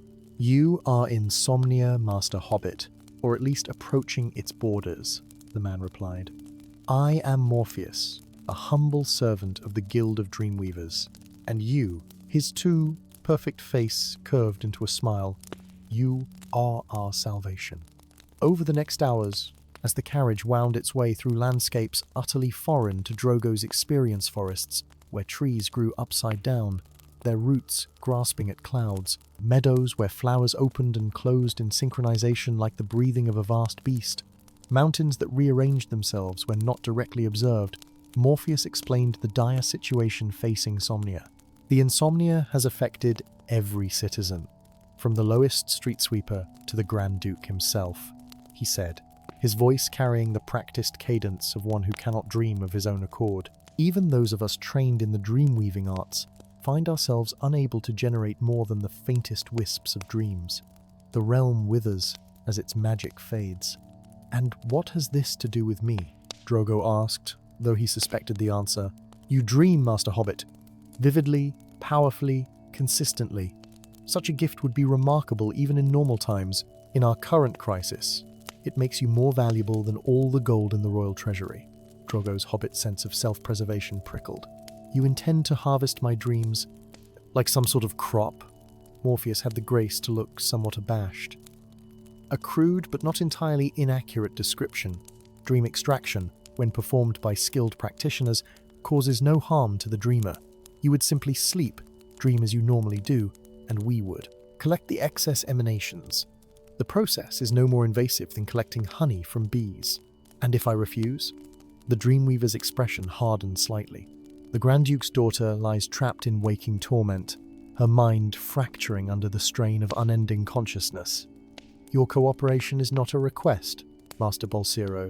It is a royal decree." And so Drogo found himself installed in a chamber at the heart of the Dreamweaver's tower circular room, whose walls were lined with mirrors that did not reflect the present, but rather the possible, showing glimpses of what might have been, or what might yet be. The bed that dominated the center was crafted from wood that still lived, its branches forming an elaborate canopy from which hung crystal chimes tuned to frequencies that encouraged deeper sleep. Each night, as Drogo reluctantly submitted to the ministrations of the royal dreamcatchers, he found his dreams becoming increasingly vivid, yet somehow less his own. He dreamed of Somnia's history, of its founding by 7 mystics who had discovered how to transmute the fabric of dreams into tangible power. He dreamed of the Grand Duke's daughter, Serena, her mind like a cracked mirror, trying to reflect a world it could no longer comprehend. He dreamed of the insomnia's inexorable spread, reaching toward other realms with the patient inevitability of twilight. And as he dreamed, the dreamcatchers harvested. Crystal vials filled with the luminous essence of Hobbit dreams became the most prized commodity in Dormire. The Grand Duke himself was said to have experienced a full hour of sleep after consuming a single drop of distilled Hobbit reverie, the first rest he had known in months. Yet Drogo could not ignore the whispers he heard when his captors thought him sleeping of the resistance that operated in Somnia's shadows, of rebels who believed dreams should be free, of an ancient guardian attempting to break the cycle of dream exploitation. Most troubling were the rumors that the Grand Duke's daughter had not fallen victim to the insomnia plague by chance, but had been its first deliberate target. It was on his 7th night in the tower that Drogo met Iris. He had been feigning sleep, hoping to overhear more useful information, when the lock on his chamber door clicked softly. Instead of the usual dreamcatcher with their crystal nets and silver needles, a slight figure slipped into the room like a shadow detaching itself from deeper darkness. "Don't scream," the intruder whispered, approaching his bed with the silent grace of a practiced thief. "I'm not here to harm you." Drogo sat up, squinting at the Strangiera young woman, with hair the color of raven's wings and eyes that seemed to absorb light rather than reflect it. Most distinctive was her appearance. Where Morpheus and the other Dreamweavers projected an almost painful perfection, this woman's features were marred by what appeared to be veins of darkness beneath her skin, as though nightmare had been infused into her very flesh. "Who are you?" Drogo asked, keeping his voice low. "Iris. I collect nightmares for the Brotherhood of Eternal Sleep." She perched on the edge of his bed with casual familiarity. "And you're the Hobbit everyone's talking about, the miracle dreamer in a world gone wakeful. Are you here to steal my dreams too?" he asked warily. Her laugh held no humor. "I don't steal dreams, halfling. I steal nightmares. There's a difference." She studied him with those light-drinking eyes. "But I'm actually here to offer you a choice. Continue serving as the Duke's personal dream fountain until your mind burns out, or come with me and discover what's really causing the insomnia." Despite his circumstances, Drogo's Hobbit caution asserted itself. "How do I know I can trust you?" "You don't," Iris replied with refreshing bluntness. "But consider this. If the Dreamweavers knew how to solve the insomnia crisis, why would they need you at all? The logic was persuasive. That night, wearing a cloak fashioned from Shadow Itzalnother, nightmare-derived creation, Iris explained, Drogo escaped the tower. They navigated Dormire's dreamlike architecture, where stairways curved in impossible geometries and doorways sometimes led to entirely different districts of the city, depending on the time of day. The Resistance operated from the Underdreaming, a network of caverns beneath the city where the earliest dream distilleries had been established. Here, Drogo met others who opposed the guild's monopoly on dream magic. Former dream catchers who had grown disillusioned with the exploitation of sleepers, philosophers who believed dreams should remain in the minds that created them, and, most surprisingly, lucid dreamers who had developed the ability to shape their own dreams while remaining immune to extraction. Their leader was an ancient, being known only as the somnambulistance human, now something more and less, his physical form having partially dissolved into the stuff of pure dream state after centuries of existence between waking and sleeping. From his misty, ever-shifting presence, Drogo learned the truth of Somnia's plight. The insomnia is not a plague, but a protection, the somnambulist explained, his voice echoing as though coming from multiple throats. For too long, the natural cycle of dreaming has been disrupted by extraction and commodification. Dreams were never meant to be taken, only experienced and released. The boundary between realms thins dangerously. What boundary? Drogo asked. Between the waking world and the dreaming deep, the source from which all dreams flow. An ancient guardian dwells there, the original Dreamweaver, who sees the damage being done and now acts to prevent catastrophe. By stopping everyone from dreaming? Iris interjected skeptically. How does that help? Better temporary insomnia than permanent dissolution of the barrier, the somnambulist countered. If the exploitation continues, the Guardian will have no choice but to sever the connection entirely and, without dreams, all magic fades. Somnia would become just another mundane realm, its wonders lost forever. Over the following days, as he hid among the Resistance, Drogo found himself increasingly troubled by homesickness. He missed the simple pleasures of his hobbit hole, the comfort of his own bed, the predictability of his pantry, the absence of people harvesting his unconscious thoughts. Yet he could not deny the wonder of Somnia, nor the growing certainty that he had been brought here for a reason beyond his valuable dreams. The Grand Duke's daughter, Serena, became the key to understanding the crisis. According to Resistance intelligence, she had been the first to develop the insomnia, precisely after the guild had performed an experimental extraction technique on her dreamsat, attempting to harvest not just the surface emanations, but the deeper foundational dreams that shaped her very identity. They went too deep, Iris explained grimly, touched something they shouldn't have. The Guardian responded by closing her connection to the dreaming deep completely. And now it does the same for everyone else, Drogo concluded, spreading outward like ripples in a pond. The solution, the somnambulist believed, lay in restoring balance, convincing the Guardian that dreams could be respected rather than exploited. And for this, they needed someone the Guardian might listen to. Someone whose dreams remained untouched by Somnia's distortion. Someone like a hobbit, whose dreams had always been pure expressions of his unconscious mind, never commodified until now. The plan required Drogo to do what hobbits do best: dream sincerely. In the deepest chamber of the Underdreaming, where the veil between worlds was thinnest, the Resistance prepared an ancient ritual. Surrounded by the last dreamers of Somnia, with Iris keeping watch for nightmare intrusions, Drogo closed his eyes and allowed himself to fall into the deepest sleep of his life. He dreamed of the Shire, of course of gardens and fireside tales, and the comforting roundness of hobbit architecture.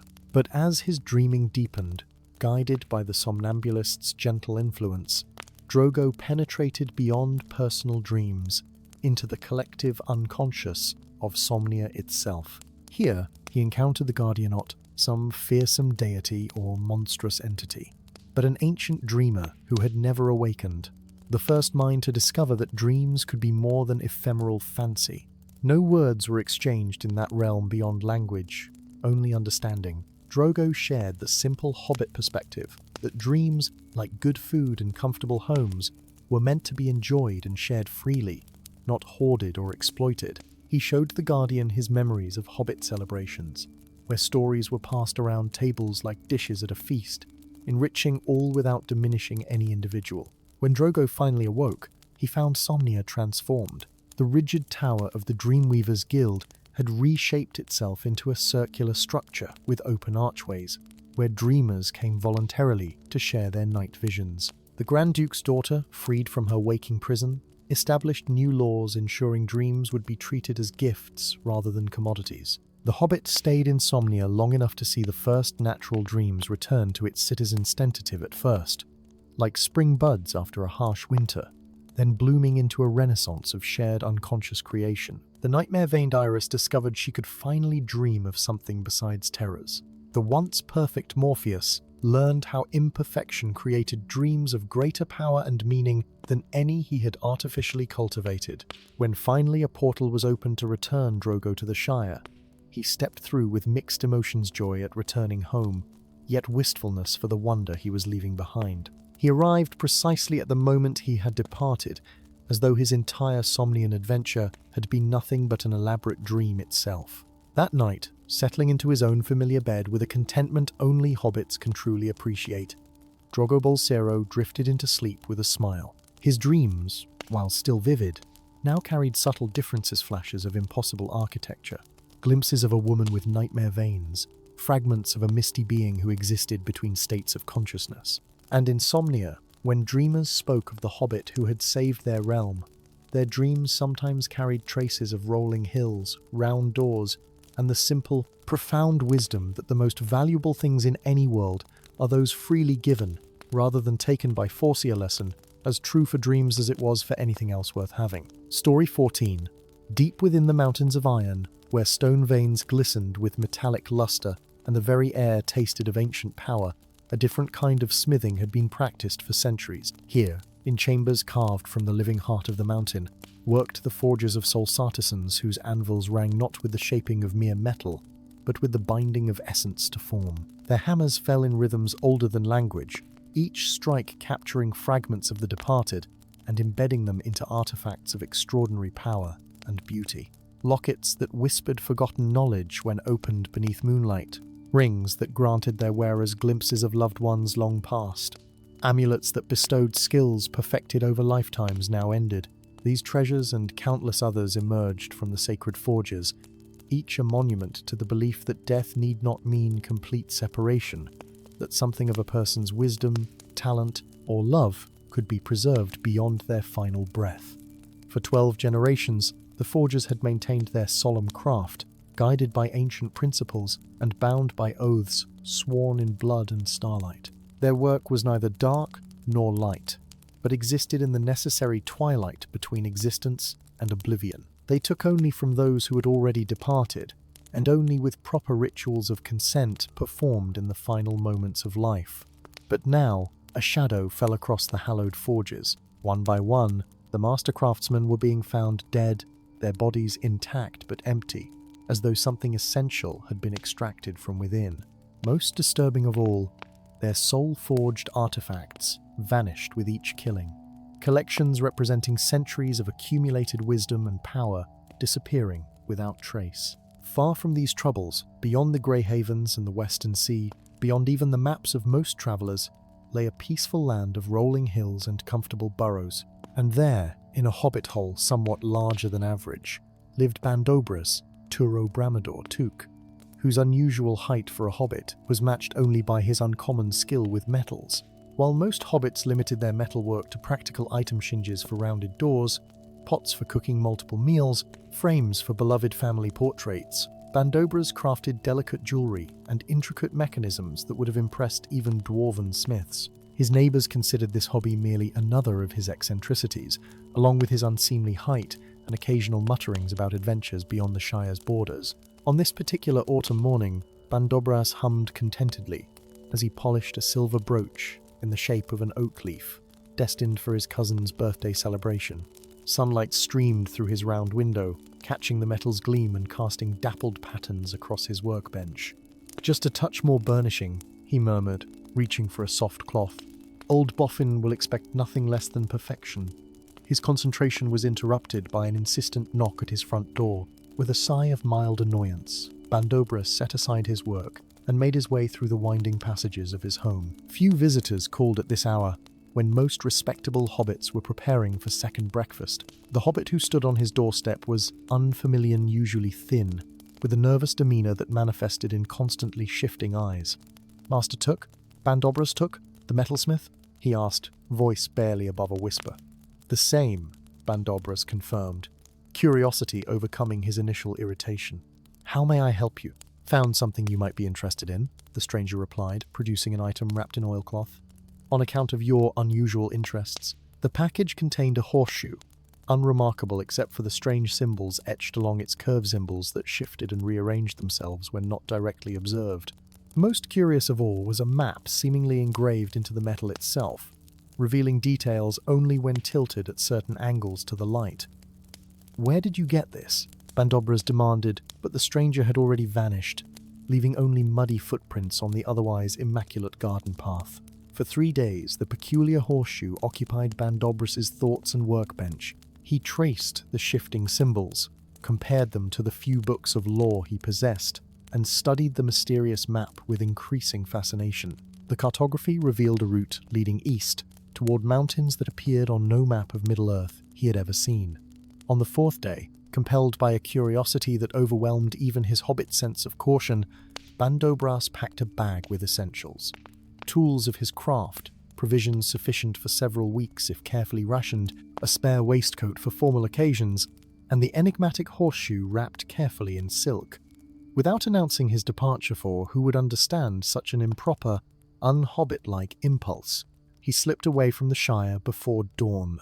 The journey proved longer and stranger than even his most fanciful imaginings. Landscapes transformed from the gentle familiarity of the Shire to regions of increasing peculiarity, forests where trees whispered warnings to unwary travelers, plains where the grass shifted color with each passing hour, mountains whose profiles resembled slumbering giants when glimpsed at twilight. Throughout his travels, the horseshoe grew warmer in his pack, occasionally emitting a soft hum that vibrated through Bandobras's bones like the echo of a distant forge. The map revealed new details as he progressed, paths appearing where none had been visible before, landmarks manifesting with unsettling precision exactly where and when the metal had foretold. On the 17th day, as a crimson sun sank behind jagged peaks, Bandobras reached his apparent destination, a narrow crevice in a mountainside that ordinary eyes might have dismissed as a mere shadow. The horseshoe now burned against his skin, its humming transformed into a song without words that seemed to call him forward into the darkness. Within, illuminated by crystals that glowed within a light, Bandobras discovered a vast chamber dominated by a forge unlike any he had seen or imagined. The anvil at its center appeared to be carved from a single massive gemstone, dark as midnight, yet somehow radiant with inner light. Tools of unidentifiable materials hung on nearby walls, their shapes suggesting purposes beyond conventional smithing. Most unsettling was the body sprawled beside the forge, an elderly man with a magnificent silver beard, his eyes open but unseeing, his expression frozen in a mask of surprise and terror. A pendant around his neck, fashioned from the same strange material as the anvil, pulsed with rhythmic light that mimicked a heartbeat. Bandobras approached cautiously, hobbit instinct screaming for retreat, while curiosity pulled him forward with equal force. He reached for the pendant, thinking to close the dead man's eyes afterward as a gesture of respect. The moment his fingers touched the artifact, the world exploded into chaos. Light erupted from the forge, a column of radiance that shot upward through some unseen opening in the mountain. The dead man's body dissolved into motes of golden dust that swirled around Bandobras like a miniature galaxy. The horseshoe in his pack shattered with a sound like breaking glass, its fragments embedding themselves in the stone floor in a perfect circle around the hobbit.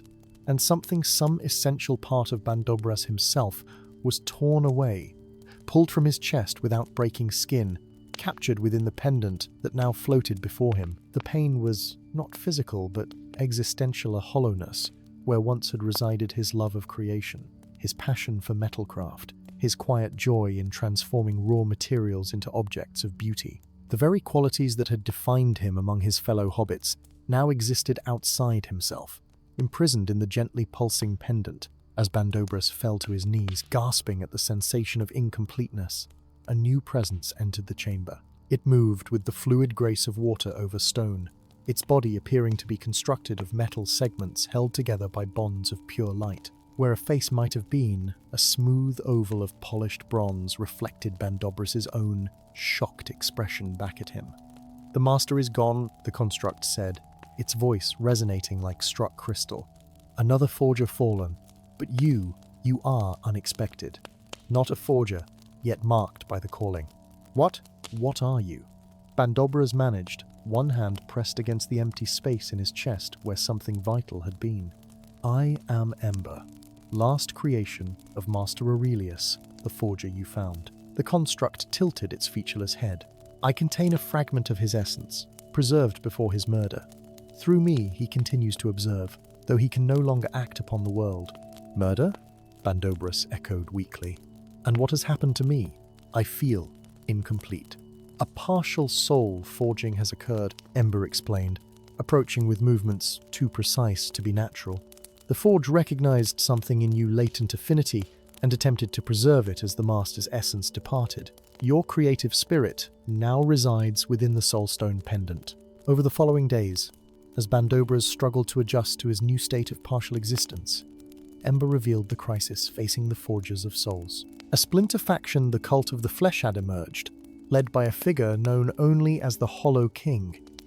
Where traditional forgers believed in preserving essence within crafted vessels, the cult sought the oppositeto transfer souls from artifacts into constructed bodies, creating a new form of existence, neither truly alive nor dead. "They steal the forger's collections and extract the preserved essences," Ember explained as they traveled deeper into the mountain network, seeking the sanctuary of the few remaining forgers. "So, each soul consumed strengthens their forbidden creations." Bandobras, despite his diminished state, found himself uniquely suited to navigate the crisis. His hobbit size allowed him to access spaces designed for larger beings, while his metalworking knowledge, though, now existing outside himself in the pendant he carried, could still be accessed by touching the artifact. Most significant was his hybrid status. Having undergone an incomplete soul forging, he existed in a state between ordinary life and the preserved essence of a forger's subject. Their journey through the mountains of iron revealed wonders and horrors in equal measure. Chambers where soul-forged artifacts filled entire caverns, each containing fragments of beings long departed. Workshops where the boundaries between metal and spirit had been pushed to create tools that responded to thought rather than touch. And, most disturbing, evidence of the cult's destruction forges shattered, collections plundered, the remnants of rituals performed to transfer the captured essences into waiting vessels. As they delved deeper, Bandobras found himself haunted by dreams of a presence, searching for something or someone with single-minded determination. The entity never revealed itself fully, remaining a shadow at the periphery of perception, but its longing reached across the veil of sleep with palpable intensity. "The Hollow King seeks you," Ember confirmed when Bandobras described these nightmares. "Or rather, seeks what you carry. The pendant contains not only your creative essence, but something unexpected, a key to the primordial forge, the original source of all soul-forging knowledge." Their quest culminated in the Hall of Echoes, a vast cavern at the heart of the mountain range where the first soul forging had been performed millennia ago. Here, the remaining forgers had gathered for a final stand against the encroaching cult, their artifacts arranged in concentric circles of power around the primordial Forgear construct of such antiquity that it appeared more grown than built, its surfaces flowing like liquid, yet solid to the touch. It was here that Bandobras finally confronted the Hollow King and discovered the terrible truth behind the killings. The entity was no stranger, but a twisted reflection of himself, or rather, what he might have become had circumstances been different. The Hollow King had once been the forger's apprentice who had crafted the horseshoe map. His soul split through a failed experiment, his body gradually replaced with constructed parts as he sought to reclaim what was lost. "We are alike, you and I," the Hollow King told Bandobras, his voice echoing from a mouth that moved with mechanical precision. "Both incomplete, both seeking wholeness. Join me, and together we can transcend the limitations of flesh and spirit alike." For a moment, Bandobras wavered. The emptiness within his chest had become a constant ache, a reminder of his fragmented state. The prospect of wholeness through such unnatural means called to the void within him. But then his hobbit nature reasserted itself practical, grounded, resilient in the face of powers beyond comprehension. He thought of the Shire, of simple pleasures and honest work, of a life measured not by magical power, but by small joys and the company of friends. "I may be incomplete," Bandobras said finally, "but what remains is still wholly mine. I choose to live with my loss, rather than steal from others to fill it." With those words, he raised the pendant containing his creative essence and cast it into the primordial forge. The artifact dissolved instantly, releasing not only Bandobras's captured qualities but also the key the Hollow King had sought, the knowledge of original soul forging, too dangerous to be wielded by any single entity. The resulting surge of power rippled through the Hall of Echoes, a wave of restoration and reckoning combined. Artifacts stolen by the cult returned to their rightful places.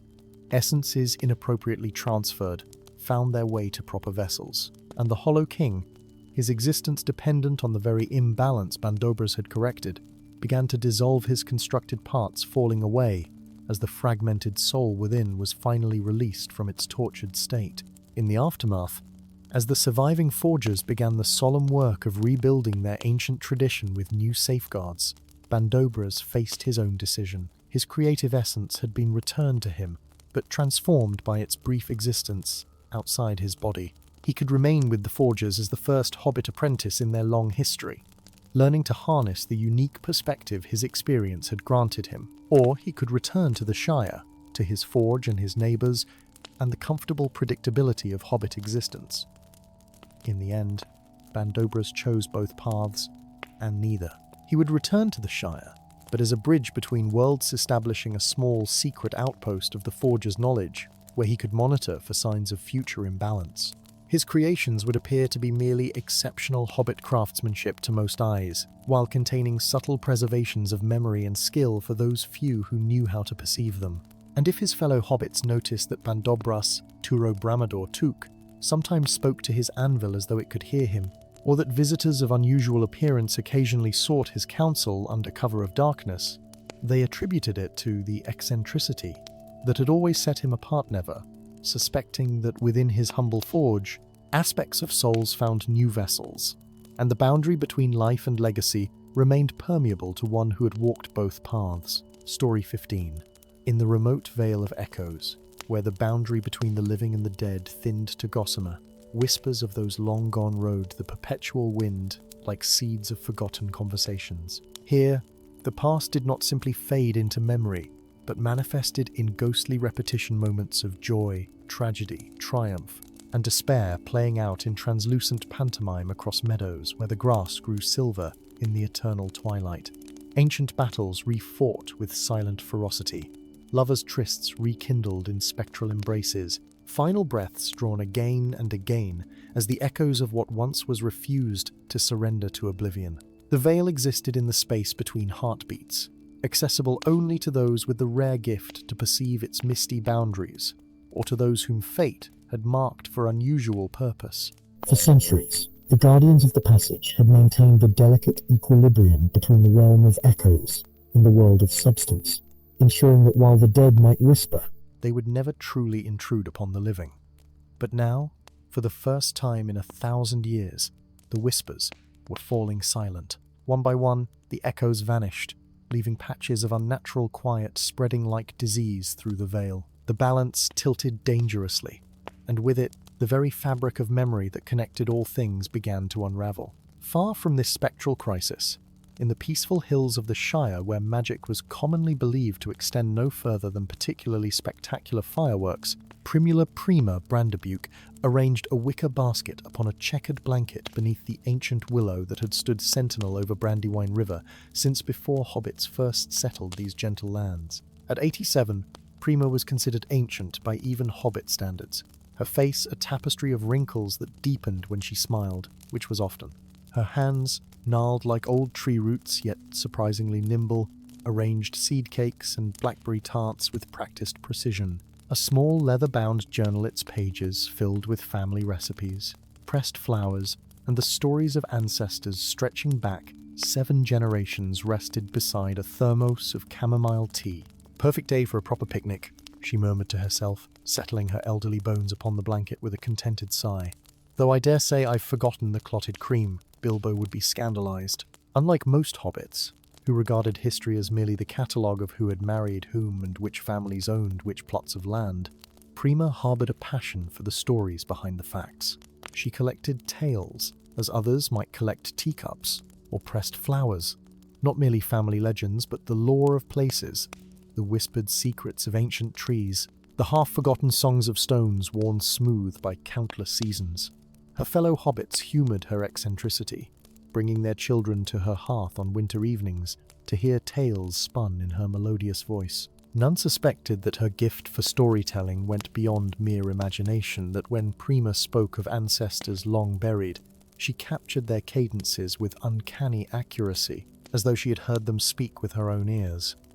The afternoon sun filtered through willow branches, casting dappled shadows across her picnic. The gentle sound of flowing water mingled with birdsong and the drowsy buzz of late summer insects. Prima felt her eyelids grow heavy, the peaceful scene lulling her toward a nap. "Just a moment's rest," she murmured, leaning back against the willow's trunk. Before the berries grow too warm, the transition happened between one breath and the next, the soft gurgle of the brandywine fading into a different sound, the susurration of countless whispers overlapping like waves upon a shore. Prima opened her eyes to find herself no longer beneath the familiar willow, but in a landscape simultaneously alien and hauntingly recognizable. The sky above hung perpetually in the moment between day and night, neither fully light nor truly dark, but suspended in an eternal gradient from azure to deepest indigo. The ground beneath her was solid, yet seemed to undulate subtly, as though breathing in slow, measured rhythm. Most disorienting were the figures that moved across the silvery meadow-translucent shapes of people and animals, going about activities that made sense only to themselves, repeating the same movements in endless loops. "Oh my," Prima breathed, clutching her journal which had somehow made the journey with her. "This is most irregular." As she watched in bewilderment, the ghostly figures nearest her paused in their eternal repetitions. They turned toward her with expressions of surprise mirroring her own, their mouths moving in words she couldn't quite hear, until, suddenly, she could. "Visitor, can she see us? Been so long. Listener, tell her, remember us." The voices overlapped, fragmented yet increasingly comprehensible, as though Prima's ears were adjusting to a new frequency of sound. The sensation was overwhelming, not frightening exactly, but disorienting in its intensity. She pressed her hands to her temples, trying to make sense of the cacophony. "Please," she said firmly, her hobbit practicality asserting itself despite the extraordinary circumstances. One at a time would be much more civilized. To her amazement, the voices quieted, the spectral figures drawing back respectfully, all except one young woman in clothing from a bygone era who approached with hesitant steps. "You hear us?" the ghost said, wonder evident in her translucent features. "Truly hear us?" "Well, of course. I hear you," Prima replied with the mild exasperation of the elderly when stating what seemed obvious. "You're speaking quite clearly now, that you're not all chattering at once." A laugh like distant wind chimes emanated from the spectre. "No living person has heard us so plainly in generations. You must be an Uvintia listener, one born with the gift to interpret echoes." Before Prima could inquire further about this unexpected designation, a new presence made itself known, solid and substantial, unlike the ghostly inhabitants of the Vale. A tall figure emerged from a copse of silver-barked trees, moving with the predatory grace of one accustomed to hunting. Leather armor, adorned with curious symbols that seemed to shift when not directly observed, encased a frame of lean muscle. Most striking were his eye-sown blue as a summer sky, the other milky white, pupilless and unseeing. "Step away from the echo, halfling," the stranger commanded, his hand resting on the pommel of a sword whose blade appeared to be fashioned from solidified moonlight. Their touch can be unpredictable for the uninitiated. The ghostly woman retreated hastily, fading into the background chorus of spectral activity. Prima, however, drew herself up to her full, if unimpressive, height, bristling at the stranger's tone. "I was having a perfectly civil conversation before you interrupted," she informed him crisply. and I'd thank you to mind your manners when addressing your elders, regardless of their stature." For a moment, the imposing figure seemed taken aback by the elderly hobbit's rebuke. Then, unexpectedly, a smile cracked his severe countenance. "Rowan," he introduced himself with a slight bow, "guardian of the passage between realms. And you are quite possibly the most unusual interloper I've encountered in 2 centuries of service." "Primula Brandebuke," she replied with the instinctive politeness ingrained in all hobbits. "Though most call me Prima, and I hardly interloped intentionally. I was having a perfectly ordinary picnic beneath my willow tree." "The ancient willow?" Rowan's mismatched eyes sharpened with interest. "One of the known thresholds, but it hasn't admitted a visitor in, well, longer than even my records indicate." He studied her with renewed intensity. "What are you exactly?" "A hobbit, obviously," Prima replied, smoothing her apron with dignity. "And rather far from tea time, I suspect. Perhaps you could direct me back to the Shire?" "It's not that simple," Rowan said, gesturing toward the spectral landscape. "The Vale of Echoes admits visitors only when it has purpose for them. And, given the current crisis," he trailed off as a sound like tearing silk rippled across the vale. In the distance, a portion of the ghostly tableau simply vanished figures, mid-motion disappearing as though erased from existence, leaving behind an unnatural emptiness that hurt the eyes to observe directly. "Another silencing," Rowan muttered, his expression darkening. "They grow more frequent." "What was that?" Prima asked, hobbit curiosity temporarily overcoming her desire to return home. "Someone is capturing the echoes," he explained grimly, "stealing the voices of the dead for some purpose we've yet to discern. It began at the outer boundaries of the Vale months ago, but encroaches ever closer to the core. If it reaches the wellspring of memory," he shook his head, "the consequences would be catastrophic for both realms." As they spoke, more ghostly figures gathered around Prima, their voices rising in an urgent chorus that she alone seemed able to fully comprehend. "Help us. Remember, the Masked Lord comes. He steals our voices, tell our stories, before we're silenced. They're afraid," Prima translated for Rowan, whose expression suggested he heard only fragments of the spectral communication. "Something about a Masked Lord, and stories needing to be told." Rowan's hand tightened on his sword hilt. "The Lord of Masks, a legend even among the Guardianza collector of identities, said to dwell in the Caverns of Lament. If he has returned," he studied Prima with new consideration. "Perhaps your arrival is no coincidence after all.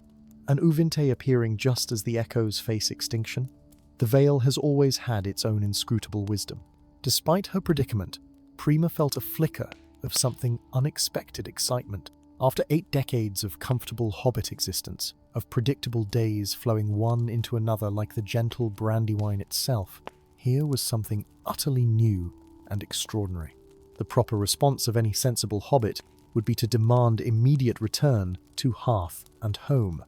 Instead, Prima opened her journal and produced a pencil from her apron pocket. "Perhaps," she said with the practical tone that had served her through decades of managing extended family crises, "you should explain exactly what an Uvinte is expected to do, and then we can discuss how I might assist before returning to my picnic, which I expect is attracting quite a number of ants by now." The journey through the Vale of Echoes revealed wonders and terrors in equal measure. Meadows where time flowed backward, flowers unblooming into buds before their seeds returned to the earth. Forests of crystal trees that captured and replayed snippets of conversation spoken beneath their branches centuries ago. Rivers that flowed with liquid memory, offering glimpses of long-forgotten events to those who dared dip their hands beneath the silvery surface. Throughout their travels, Prima's unique ability proved invaluable.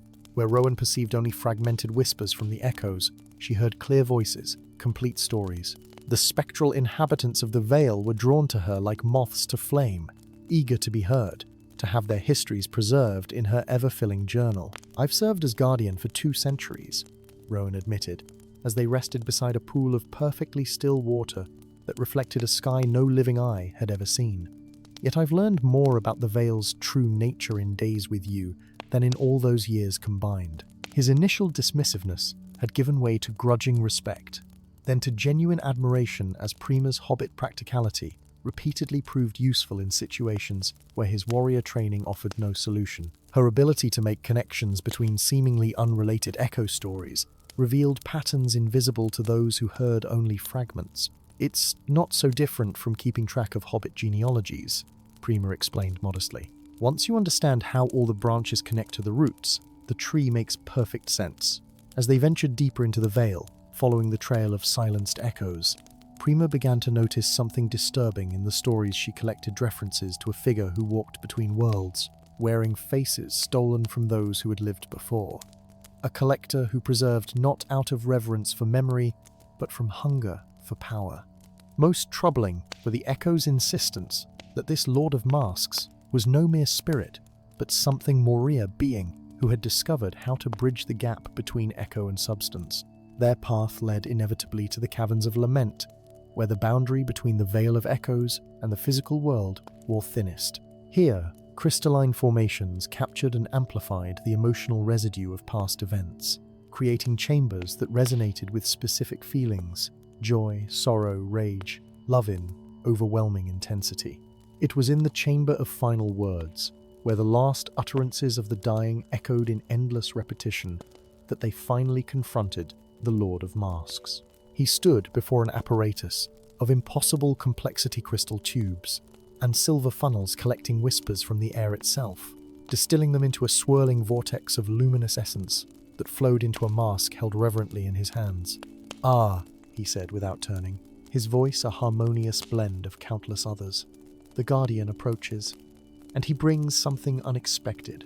Now he turned, revealing a face, or rather, the absence of one. Where features should have been, a void shifted and swirled, occasionally forming partial impressions of different visages before dissolving again into nothingness. "A listener," he continued, focusing on Prima with the intensity of a collector spotting a rare specimen. "How delightful. I had thought your kind extinct." "Return the stolen echoes," Rowan demanded, his moonlight blade drawn. "You disrupt the balance between realms." The Lord of Masks' Lafida sound, composed of hundreds of different laughters layered atop one another. "Balance? What do Guardians know of true balance? You preserve a system that diminishes with each passing generation. The dead should not be relegated to whispers, Guardian. They should be remembered." "Stealing their voices isn't remembrance," Prima interjected, her elderly voice steady despite the otherworldly terror before her. "It's theft." "And what would a halfling know of the proper honoring of the dead?" the entity asked, though curiosity rather than dismissal colored his tone. Prima drew herself up, all 87 years of Hobbit dignity evident in her bearing. "I am Primula Brandebuke, daughter of a long line of rememberers. For 7 generations, my family has preserved the stories of those who came before, not by capturing their voices against their will, but by listening, by understanding, by retelling with respect." She opened her journal, displaying pages filled with the stories she had collected throughout their journey. These echoes gave their stories freely. They wished to be heard, not possessed. Something shifted in the void of the Lord's non-face confusion, perhaps, or the first stirring of doubt. "You speak with them? They respond to you?" "Of course they do," Prima replied, with the slight exasperation she typically reserved for young hobbits who asked obvious questions. "Everyone wishes to be listened to, even the dead." For a moment, the cavern hung in perfect silence. Then, with a sound like glass cracking under immense pressure, the apparatus behind the Lord of Masks began to fail the captured echoes, within struggling against their confinement with renewed vigor. "No!" The Lord lunged toward the machine, but Rowan intercepted him. Moonlight blade clashing against a weapon the entity manifested from solidified shadow. As they battled across the crystalline chamber, Prima approached the apparatus, drawn by voices calling specifically to her. "Brandebuke, blood of the first listener, command us. Speak our freedom." Prima placed her wrinkled hands upon the central crystal, feeling the vibrations of countless captured voices. The sensation triggered a memory not her own, but one that seemed to rise from her very blood. A vision of an ancestor, standing in this very cavern centuries ago, establishing the pact between the living and the dead, creating the system of guardians and listeners to maintain proper separation between realms. "I am Primula Brandebuke," she declared, her voice carrying unexpected power that resonated through the crystal network. "Descendant of the first listener, keeper of stories, bearer of memory, I release you from captivity and restore your rightful place in the Vale." The crystal shattered beneath her touch, not destructively, but transformatively dissolving into motes of light that swirled around her like a galaxy of tiny stars. The captured echoes flowed outward in a wave of whispers and half-heard melodies, returning to the veil beyond. The Lord of Masks howled in fury and desperation, his form becoming increasingly unstable as the voices he had consumed fought for freedom within him. Rowan pressed his advantage, his blade cleaving through the entity's defenses to strike at the core of his being, not to destroy, but to unbind. "You too are an echo," the Guardian stated, recognition dawning in his mismatched eyes. A fragment of someone who refused to pass beyond, who clung to existence through sheer will. The entity that had been the Lord of Masks collapsed inward, the stolen voices departing his form like birds released from a cage. What remained was merely a wisp of consciousness, a single echo where hundreds had been forced to coexist. "I only wish to be remembered." The diminished echo whispered in a voice now singular and achingly vulnerable. Prima approached, her journal open to a fresh page. "Then tell me your story," she said gently. "Not stolen from others, but your own. I will remember it." And so, the being that had nearly destroyed the Veil of Echoes shared its true tale of a scholar from an age-long past who had discovered the veil by accident, who had been overwhelmed by the knowledge that all would eventually be forgotten, who had sought to preserve memory through increasingly desperate measures until preservation became possession, and possession became obsession. Prima recorded it all, her pencil moving across the page with steady purpose. When the tale concluded, the echo seemed lighter somehow, more defined, yet paradoxically more transparent. "Thank you," it said, simply before fading into the ambient whispers of the cavern, no longer separate, but part of the collective memory of the Vale. In the aftermath, as equilibrium returned to the realm of echoes, Rowan offered Prima a position unprecedented in the long history of the Valetto serve as the first listener in centuries, a bridge between guardians and echoes, between remembrance and release. "The Vale needs you," he argued as they stood before a pathway of light that would return her to the precise moment she had left the Shire. "Your gift is too precious to be used only for Hobbit genealogies and fireside tales." Prima considered the offer seriously, looking down at her journal, now filled with stories from beyond the Vale of Death. She thought of her comfortable Hobbit hole, of her grandnieces and grandnephews who gathered at her hearth for stories, of the simple pleasures of seed cakes and blackberry tarts eaten beneath ancient willows. "I think," she said finally, "that I shall do both." And so Prima Brandebuke returned to the Shire, to all appearances just another elderly hobbit with an unusual gift for storytelling.